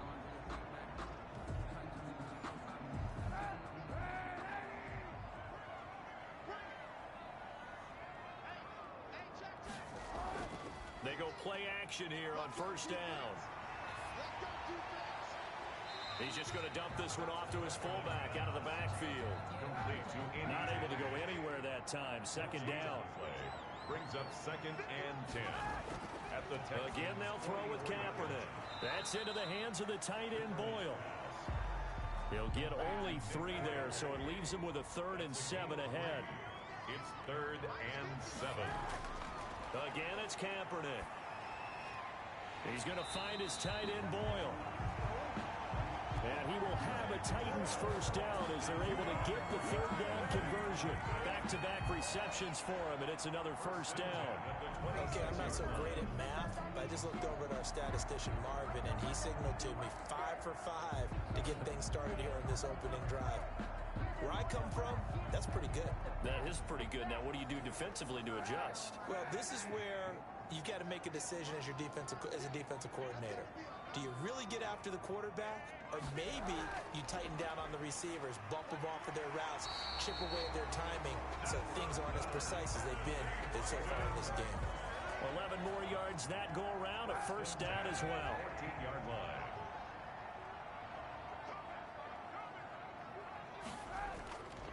They'll run for the first time with Phillip Lindsay. And this time they were waiting for him as he'll be knocked down before he can get back to the line of scrimmage. I think we got to give it up for him right there. That's a heck of an athletic move for a big man right in the middle of the line. How about the play he makes there? Nowhere to run, and he finishes that one off for a loss. That loss of 3, a rare stumble on a promising drive. Here's 2nd and 13. Here's Lindsey. And this Texans defense, they're all charged up now. They stop him behind the line for the 2nd straight play. Just a loss of a yard there, but it's not going to help. Now they face a 3rd and 14. Bear in mind, that wasn't a big lineman back there for the tackle for loss. That was a cornerback. So are you saying the myth has been shattered? That all of them are not just cover corners? Some of them actually will stick their nose in and tackle when necessary? That's what we just saw, isn't it? Couple of plays sent them the wrong way, and now they face a 3rd and 14. Working from the gun, it's Kaepernick. And the throw there going to be incomplete. So 2 third-down conversions on this drive, but not able to get a 3rd, and now they deal with 4th down. That's a good job there creating the contact to force the incompletion. And now, since it's 4th down, that should set up a field goal situation. And a nice sigh of relief defensively to be able to hold them to 3.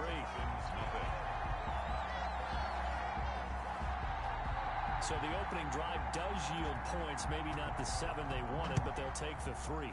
Accumulating first downs does not go up on the scoreboard, but it does go into the DNA of a team that's trying to establish itself to start a game. That has to feel pretty good for them. They'll take the 3.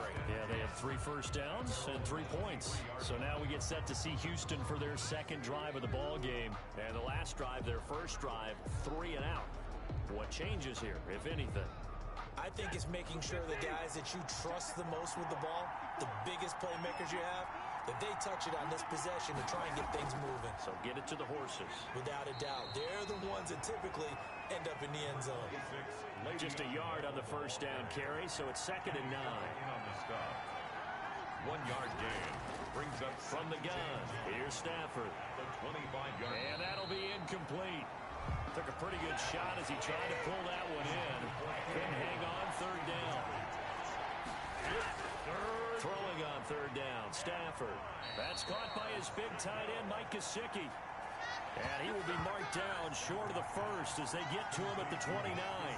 Well, the good thing about covering any game I do with you is I know that there's no problem with rhythm. Now, what we're watching offensively, a little bit of a problem there. Yeah, punt on the first drive, looking at another one here. Just a little slow. They were talking about a fast start, but that hasn't been the case. Yeah, and let's face it, any team we cover always talks about a fast start. That's true. But it's not necessarily going to happen just because they say so. And whether it's the script, whether it's, just what they're going through, whether they're seeing different defenses, they're going to have to figure it out as this game moves on. 51 yards on the punt there. At their own 20. The Titans coming back onto the field for their 2nd drive. And they split the uprights last time for 3. They've got the lead. They're not going to play this conservative. They're not hoping for another field goal. They're hoping for a touchdown. I'm with you on that one. I like where your head is. I like the way you're thinking because you're exactly right. Trying to sit on a lead and play that way, that doesn't work too well for most teams. Run your offense. Run what you do best. Exactly. Put it all the way down and try and increase your lead in a big way. And the best way to do it, touchdowns. No gain on the play. 2nd and on 2nd down, here's Kaepernick. He'll find Lindsey here. Kaepernick. 4 yards the gain, and it'll bring up a 3rd down. It's a gain of 4. Brings up 3rd and 6. Shotgun snap now for Kaepernick. Into heavy traffic, and it's intercepted. Williams, and his guys are going to get the football at the 37-yard line. That was a really nice interception. I think it illustrates the differences between playing man and playing zone. When you're in man, all you're focused on is the receiver in front of you. But when you're in zone, you're allowed to read the quarterback's eyes and go to the ball. That's exactly what happened on that play. Out comes a Houston offense as they get set to take over here. And this is their 3rd drive. Right now, maybe not about points, just about getting something. They haven't gotten a first down yet in this game. It's a mental barrier you don't think about until you go a couple of drives without getting a first down. Then all of a sudden it looms big. It gets harder and harder to actually attain that first down. And he's got this down almost to the 20 before he's dropped. 15 yards, the Texans pick up the first down. And the Texans. I think it all came together there. In-breaking route, drove it with excellent pace. Money throw right there to move the sticks.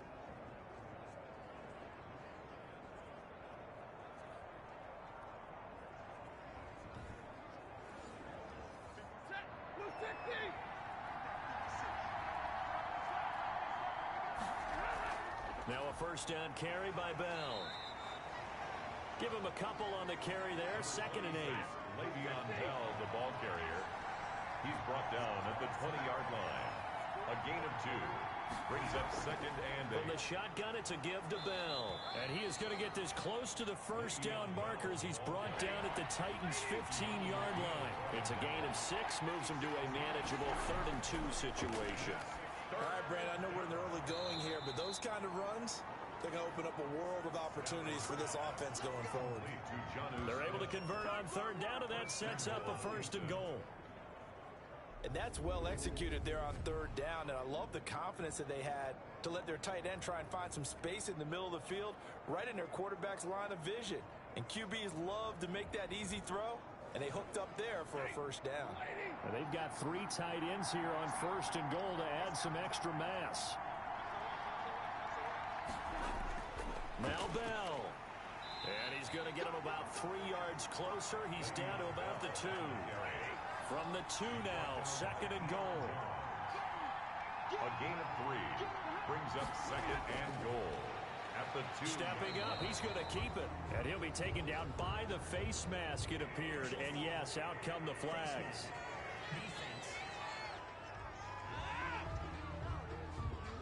Well, we looked at each other right away. We knew that flag was coming out. And I always enjoy the conversation post because officials always tell you, I don't want to throw the flag, but you caused the play. You did it. I had to. So now after the face mask penalty, here's 1st and goal. Now the toss to Bell running right. And he's in. Touchdown, Houston. Le'Veon Bell with touchdown number 7 on the year.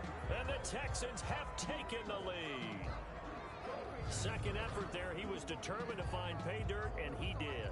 I think that's a great example of what coaches talk about, a back that runs behind his pads, and he uses pads to get him into the end zone.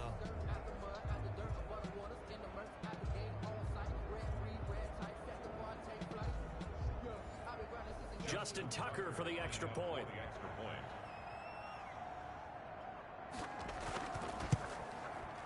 And this is up and good to make it 7-3. A drive that time of 6 plays. And it ends with a Le'Veon Bell touchdown run.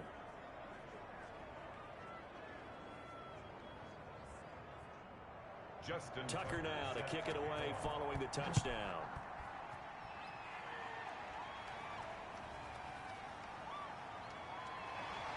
And his guys will get the football right at the 20-yard line.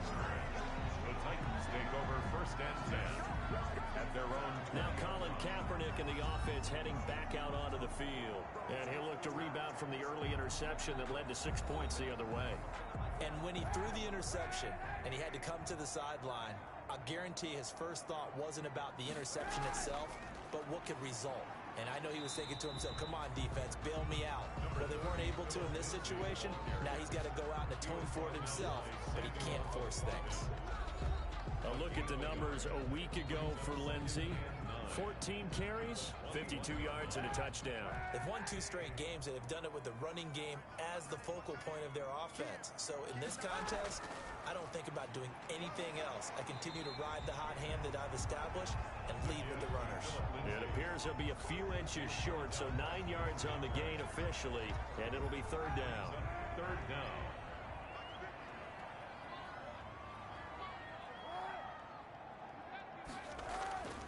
They'll try and run for it with Lindsey. Phillip Lindsay. That's good for a Tennessee. On 3rd down, that's a good job of situational football and understanding where the first down marker was and getting there.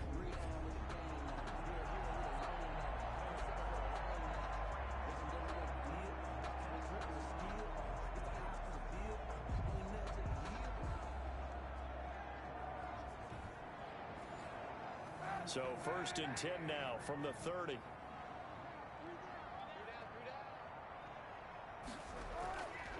Now it's Lindsey.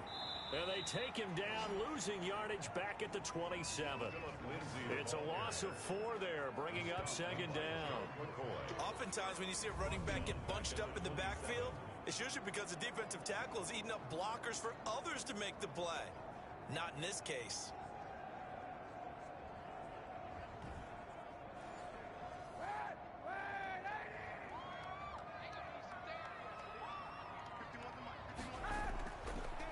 throw with Kaepernick. Looking left side, and he's got a man. That's Lindsey. Kaepernick's pass. It'll be a pickup of just 2, and they'll be facing a 3rd and 12. Brings up 3rd and to throw. It's Kaepernick. He rifles one that's intercepted. Picked off by Kareem Jackson. And they will score a pick 6 for the Texans TD. So a pick 6 there out of the nickel package. They went with 5 DBs. Almost becoming the base package in the NFL is the nickel. Hard to throw against. That was demonstrated one more time. A pick 6 going the other way.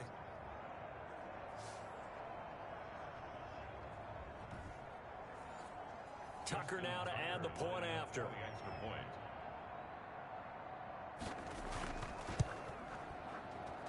And this one's right through to make it a 14-3 ball game. A heck of a play there defensively, getting the interception, navigating his way into the end zone for the touchdown.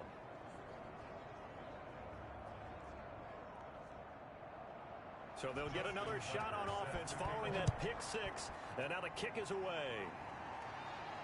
That'll be taken about a yard deep. And they'll get him down right around the 25, actually the 26 officially, so a net gain of 1 there. At their own 26. The Titans offense now, they work their way back onto the field. And fresh off the pick 6, they've got to forget about that quickly. In this case now, the guy throwing the ball, he's got to be like what we talk about with defensive backs who get beat for a long touchdown. Short-term memory, right back out there doing the things that he does best, and knowing that taking care of the ball is paramount. Here's his opportunity. All comes back to those defensive backs for the former DB, right? I don't know where that comes from. It just kind of emerges out at me for some reason. Deep in there, right? And he's going to go down. The Texans come at him and able to bring him to the ground. Tack McKinley in there to get him, and on the season now, that is 9 sacks for him. Like the footwork back there, I thought he did a pretty good job of evading that first wave of players. Tried to buy a little extra time out of the pocket, but in the end, oh, that was a tough one. Yeah, winds up getting buried for the loss.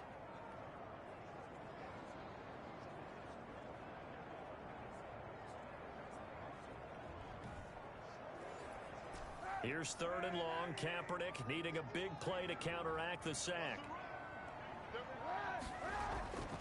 To throw, Kaepernick. Looking for his running back, and he's got it. And he'll be brought down at the 28, and that is well short of the first. 5 yards, not enough, and it'll be 4th down. How about that strategy there, Brandon? 3rd down. They just said, we've got faith in our tacklers. We'll give you the short stuff, and just decided to protect the sticks.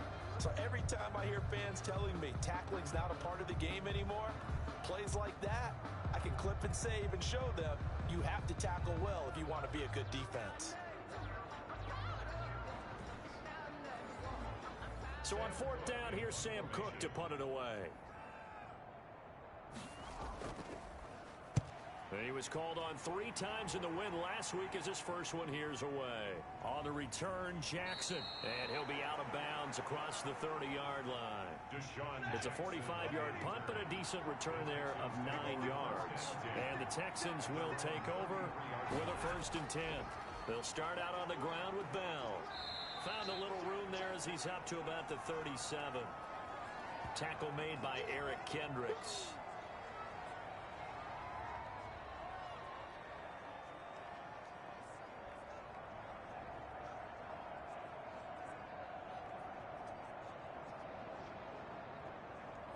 They'll come out in a 4-receiver look. 3 men to the right side on 2nd and 6. After one, a 14-3 ball game.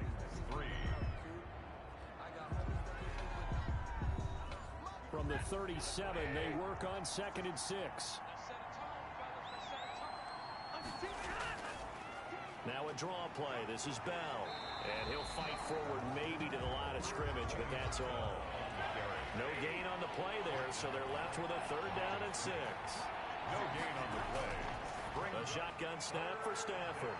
And this is caught by Jackson. And he is going to have a Texans first down as they're able to get the third down conversion. Last play, they got stuffed at the line. Different story here, over 20 yards. That's a catch of some significance. It's number 631 of his career, and why that's significant, it ties him with Hall of Famer Raymond Berry. Who was one of the most precise route runners at any position during his time in his career. So I think that we're seeing something very similar here. He may not have known Raymond Berry, but he goes about his business the same way. Understands how defenses are going to play, understands where the leverage is, and goes away from it to the tune of 631 catches. A gain of 6 there on first. 6 yards was the pickup on the last completion, so here's 2nd and 4. How about the timing on that one, where they were in sync, weren't they? 3-step drop, balls out of his hands, right to the tight end. Nice completion, just like they do it in practice. The Texans on third down. They've hit 2 for 4 thus far. They're looking at third in the nose of the football. And he's going to have the first down yardage as he's down at about the 30-yard line. A third down gain of 3 yards, and that'll be enough. They had yet to run the ball at all on this drive, but third and short definitely was a great time to dial one up.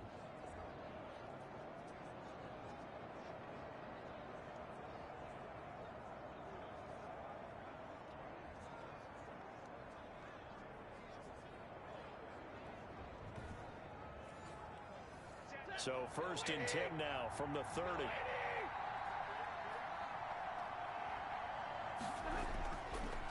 And they'll keep it on the ground with Bell. Shrugs him off. That's going to go as a loss of 4, and it'll be 2nd down. That was a good illustration of setting the edge as a defensive end. Being able to make sure that you stay on your feet no matter what type of block, and you're not going to get pushed inside. Stayed home, skated to the outside, and made the play.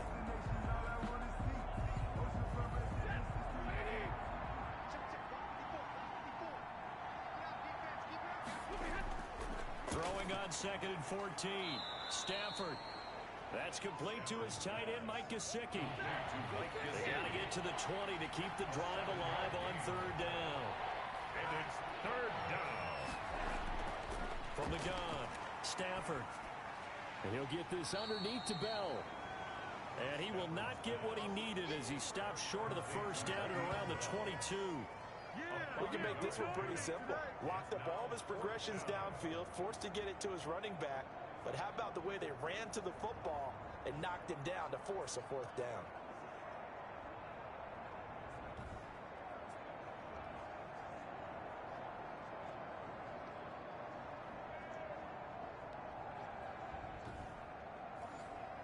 It would be a very makeable field goal try from here, but instead they're going to go for it. They'll run it with Bell. And brought down, but not before he was able to break the tackle, and the extra effort moves the sticks. It'll be a gain of 4. And on 4th down, they're able to convert and move the sticks. They'll run it with Bell. And he will lose yardage and be backed up to the 24. That's going to go as a loss of 6, and it'll set him back for 2nd down. The short field shrinks even more with the type of bodies they brought in on that play. Those extra tight ends, they weren't able to secure their blocks, and that one ended up going backwards.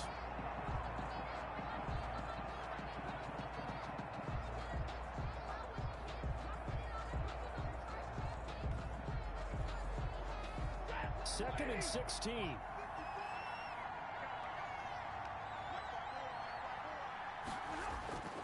Operating from the gun, Stafford. It's caught, Stills, right side.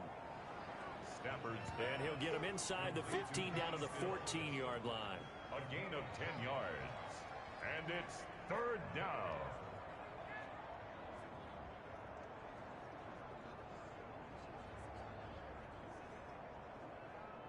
The Texans on third down. They've hit it 50%, 3 of 6 to this point. This will be 3rd and 6. Stafford. On the screen, this is Coleman. And all the way down inside the 5 to the 4. It's another 10 yards on that one and another first down. Well, things are definitely going right for them here in the first half. Pick a down, any down, even third down, no problem. They get a connection there and pick up a fresh set of downs, continuing to move the ball.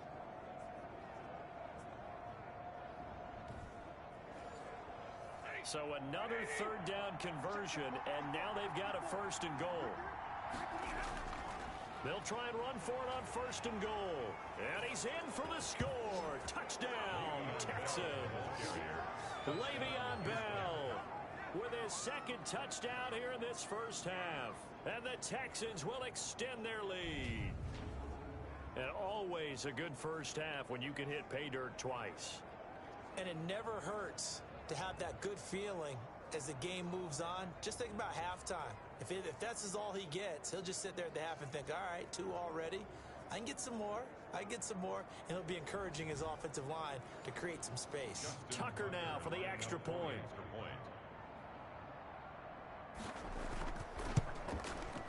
And it's 21-3.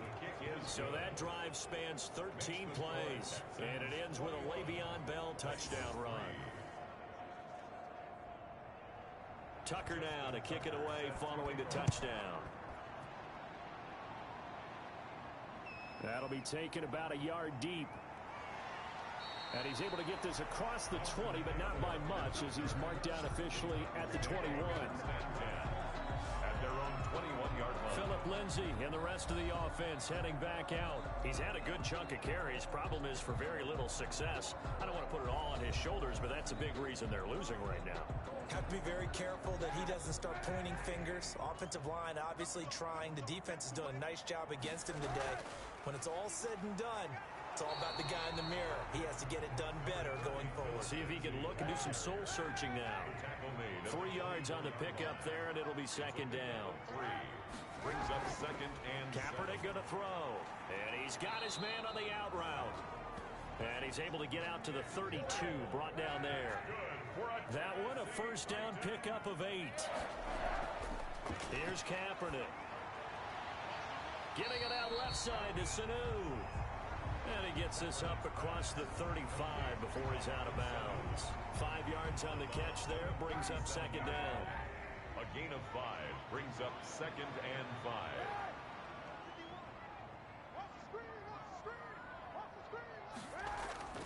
Now a carry for Lindsay. And they will only muster a yard here to the 38. The Titans on 3rd down. 3 for 7 so far in this game. This is 3rd and 4. Here's Kaepernick to throw. Throw left side complete. It's Lindsay. And he will have a Titans 1st down by about a yard. It's a gain of 5 on 3rd and 4.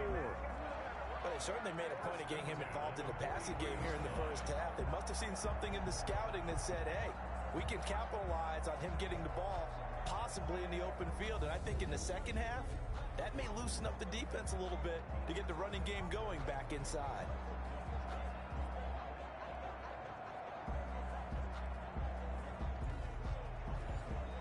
A couple of 1st downs, has the football position at the 43 as they come up 1st and 10. On 1st and 10, it's Lindsay. And he still has yet to get on track in this first half as they're going to stop him behind the line. 2 yards the loss, 2nd and 12. I have a feeling they'll stay committed to running the football, especially on the early downs. They just haven't had a whole lot of success just yet.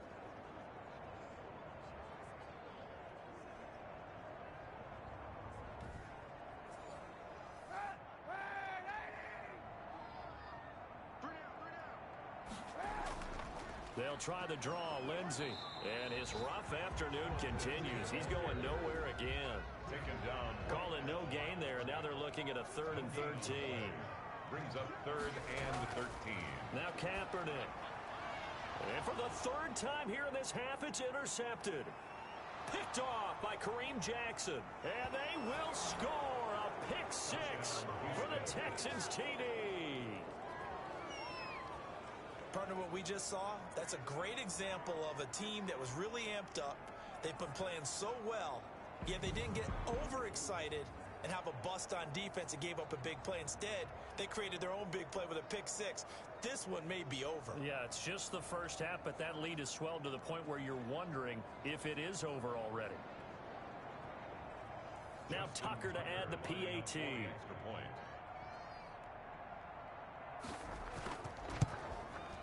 And they open the lead up now to 25 points. So the defense creating some points, not only getting the interception, but then returning it to the end zone for the pick six. Justin Tucker. So they throw the pick six. They'll get another shot at it now as this one's in the air. Taken in the end zone. And this will not be brought out. It's a touchback. At their own 25-yard line. Here comes Tennessee as they get set to take the field. And they just had that pick six. I guess the only positive maybe of them returning that for a touchdown. This offense right back out onto the field to try to make up for it. I like that because now it doesn't give them a chance to go to the bench and really settle. You know, to sit there and kind of seethe over the idea that they turned the ball over previously. Right back out there, it's almost like hopping right back on the bike after falling over. See if they can get the ball moving again. Yeah, we'll see if they can do it here. At the 27-yard line. Now Kaepernick throwing on second down. And his pass is intercepted for the fourth time today. Picked off by Kareem Jackson. And they will score a pick six for the Texans TD. That pick six extending this lead even further. And boy, it's been a while since I've seen a team struggle this badly in the first half. I think all they want to do is get to the locker room, try and regroup, and come out to start the third quarter. But if things don't improve fast then, I think the backups get a lot of play in the second half. Tucker now to add the point after. The extra point. And he's been a busy man, 5 for 5 now as he knocks another one through to extend the lead. A heck of a play there defensively, getting the interception, navigating his way into the end zone for the touchdown. So they'll get another shot on offense following that pick six, and now the kick is away. Taking it about the 1. And he'll get it up just past the 20 as his guys will go to work at the 21-yard line. First and 10 at their own 21-yard line. Phillip Lindsay and the rest of the offense heading back out. And a lot of times you talk about establishing the ground game. Probably something they need to do more of here losing in the second quarter. When you're riding your best horse, you've got to lather him up. The best running backs I've ever talked to, they've all said the exact same thing to me. I'll even break a good sweat until I get to 20 carries. You're full of good wisdom. Let's see if they can get him into the game more now. Calling a gain of 4 on first, and that'll make it second down. It's now second and 6. A run with Lindsay out of the gun. And he's dropped just before the line to gain. 4-yard pickup leaves him with 3rd and 1. The Titans on 3rd down. Not quite 50%, 4 for 9. This time they face a 3rd and 2. That's caught left side by the tight end Boyle. Nick Boyle. That's good for a Tennessee Titan. It's been a very one-sided game so far. They got to change what they're doing right now, don't they? You can't wait till the halftime speech to make an adjustment. No, you can't, because if you're doing it right, you're adjusting from series to series, and they need a big adjustment here to try and put some points on the board. Ball up to the 35 now as they come up on 1st and 10. Watch twins. Watch twins. On the ground is Michelle. And oh, his first carry, he loses the football. And the Texans scoop it. And they will bring this one back. A fumble return for a Texans touchdown. This first half has been a nightmare for that offense. Defense just dominating them. And when you're picking up the ball, picking up their mistakes, and taking it the other way and putting it in the end zone, that's a defense's dream. They're having that type of a game. Everything that can go wrong has gone wrong for this offensive unit.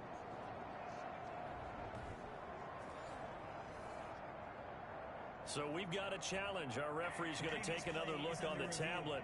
He's going to be watching to see if the knee was down prior to the ball coming out. No, I love what you just said there. You nailed it, because if the ball's shifting or moving before the knee or any other part of the body hits the ground, then that'll be considered a fumble.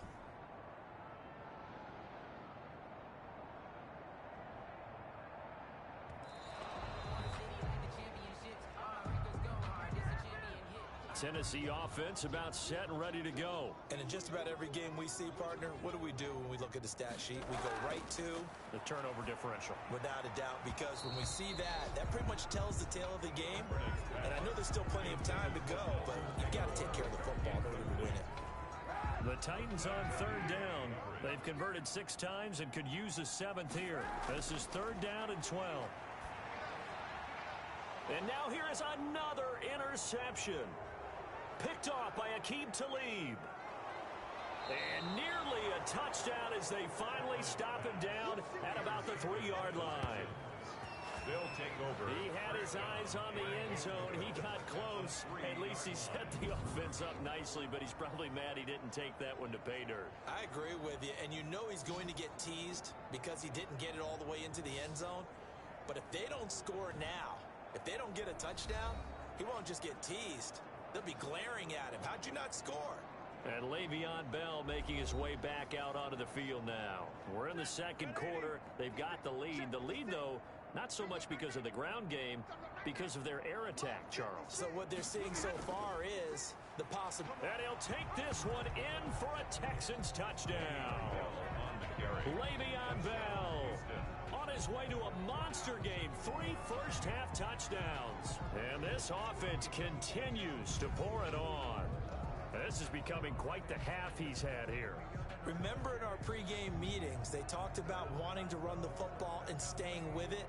Well, when you're scoring this many touchdowns, there's no reason to go away from it, is there? They are off to a fantastic start. They hope it continues. 3 already for him. Tucker now for the extra point.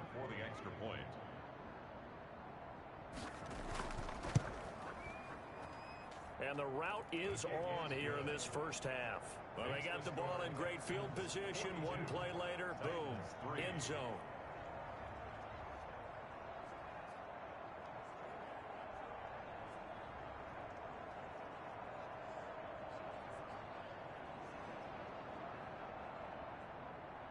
Tucker now to kick it away following the touchdown. Taking it about the 1. And he'll take it a yard or so past the 20, call it the 21. The Titans take over 1st and 10. At their own. John Brown now heading back onto the field as he gets set to go here. A chance maybe here for them to get him more involved. They're down here on the scoreboard, and he's been very quiet. And the silence has been deafening for his team. They don't need that at all. They need fireworks. They need explosive plays. They need him touching the football in any way possible. Maybe go to some jet sweeps. Anything to get him going. Yeah, something to get in the ball. We'll see if they can do it. And the running lane's non-existent in this first half as they'll stop him behind the line. 2 yards the loss, 2nd and 12. At the 19. 2 minutes remaining in this first half.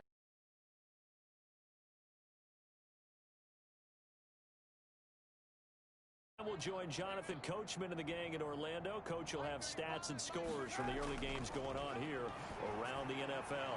Now a man open down the middle of the field. This will be a gain of about 8 to the 27-yard line. From the gun on 3rd down, Kaepernick. And my goodness, another interception. Picked off by Aqib Talib. And they will score a pick 6 for the Texans TD. So this defense doubling its pleasure there. Remember, they had the fumble return for a score earlier in the game, and now this time an interception return for another score.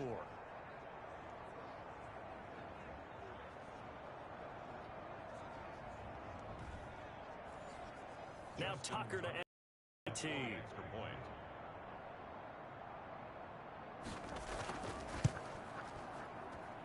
And the route is on here in this first half. So the defense creating some points, not only getting the interception, but then returning it to the end zone for the pick 6.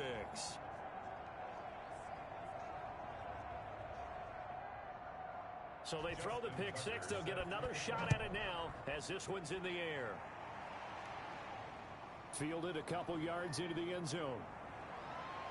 And he returns this to the 22. On the return. The Titans take over 1st and 10. At at their own 22. Here's Tennessee ready to begin this drive offensively. They're sort of seeing themselves spiral out of control. Let's see if they can get things back on track. And this is where the coach is walking that line of being calm and really being firm with his team. I had one tell me once, when we were having a tough patch, this too shall pass, this too shall pass, and finally we kept having a rough patch. He said, but you've got to do something to make it pass, and that's what they have to do. They've got to get some control back, get themselves reasserted, and calm things down. See if they can get calm and reassert themselves here. And taking it across midfield and inside the 45.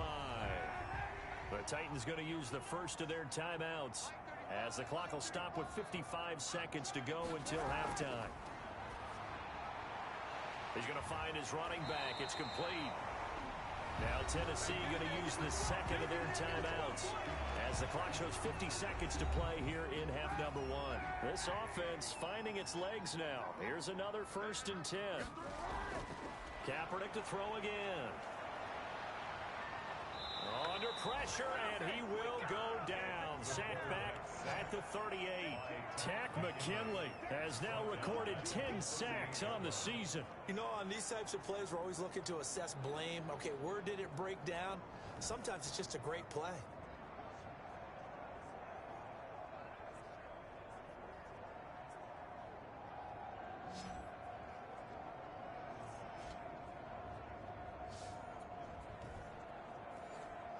Protection certainly going to need to be a bit better here on 2nd and 16.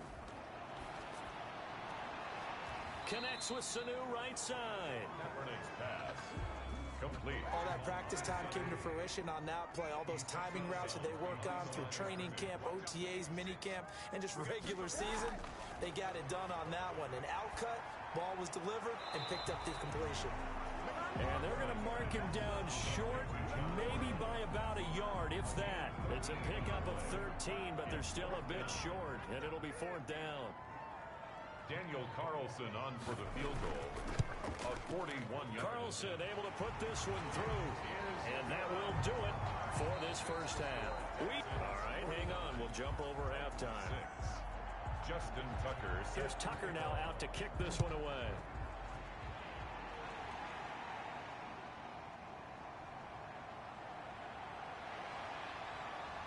And able to take it past the 25 and up to the 28-yard line. Titans take over 1st and 10 at their own 28-yard line. And here comes Tennessee as they get set to take the field. And last time able to get 3. It's not what they wanted. They wanted 6, but they got at least something. They mustered something out of the drive.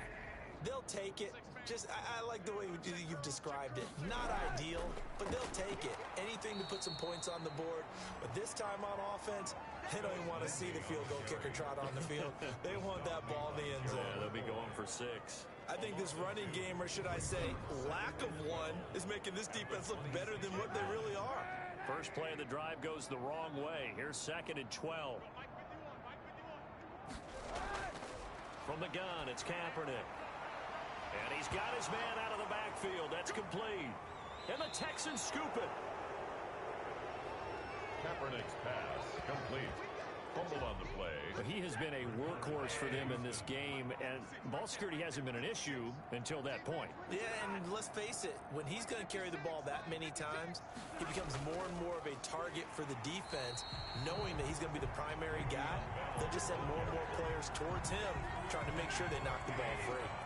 Officially, it's a 1-yard loss. That's going to bring up 2nd and 11. At the 20. On 2nd and 11 now. Stafford, a screen to Bell. And he went backwards. He'll be down at the 30. They'll wind up losing. And now it's 3rd down.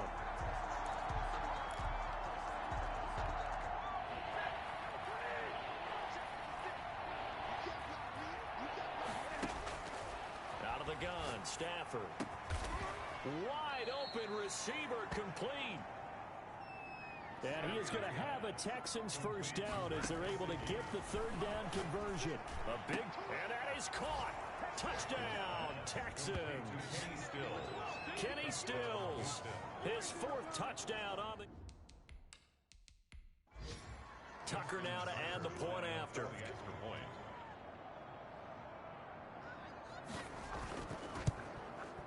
And the lead grows even larger here in the third quarter. Just a 4-play drive that time. And it results in the Texans finding the end zone.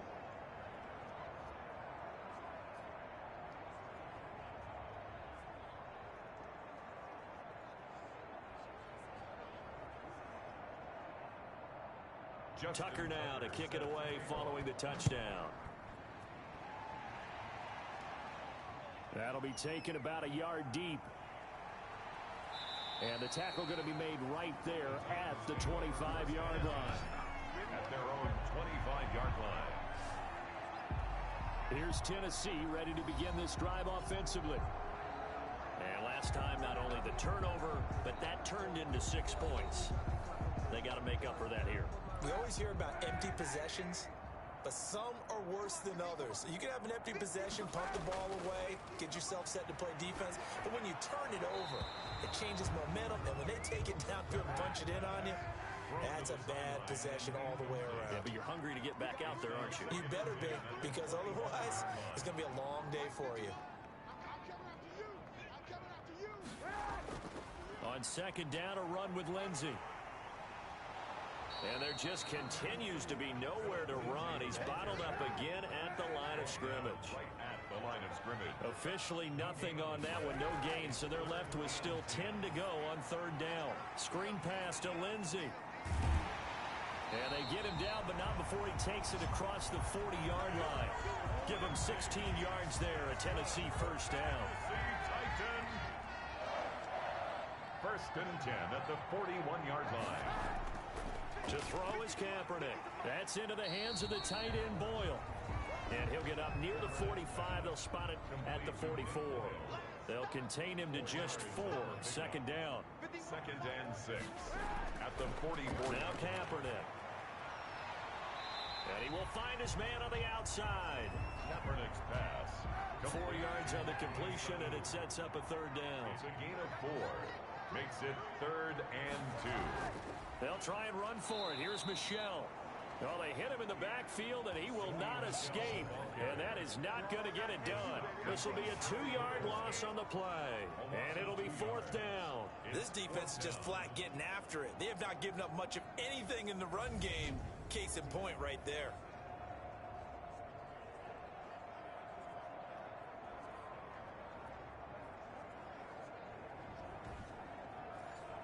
Here's Sam Cook now as he'll kick it away for the second time.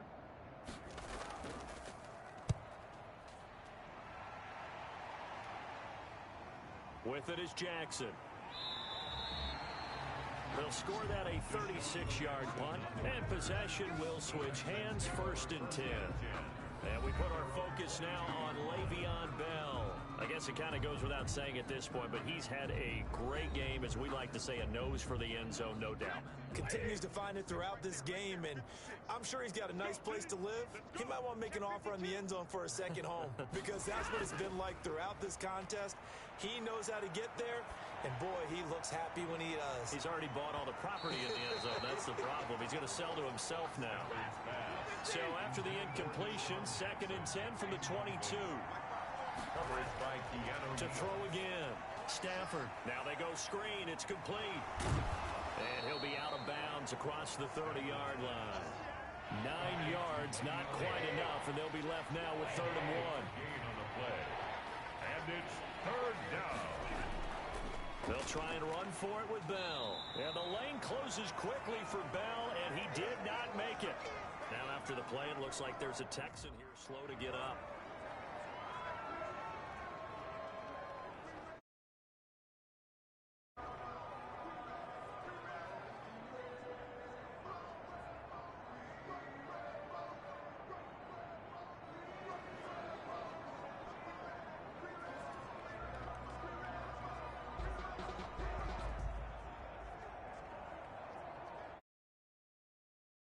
Hacker now. And maybe some indecision on getting the punt team out there. And they're going to get a delay. So that'll back them up 5.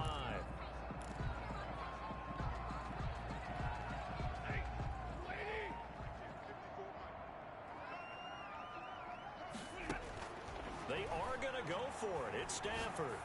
And it is incomplete.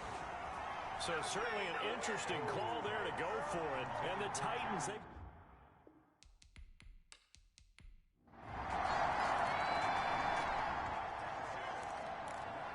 So the football will be at the 25-yard line as this offense gets set to take over. 56, the mark, boys. 56. Check 56. I'm coming for you, son. I'm coming for you, son. Stafford on first down. And the Titan defense steps up here, and down he goes. The sack by Robert Quinn. A 10-yard loss on the play. It's second down. After the sack on first down, Stafford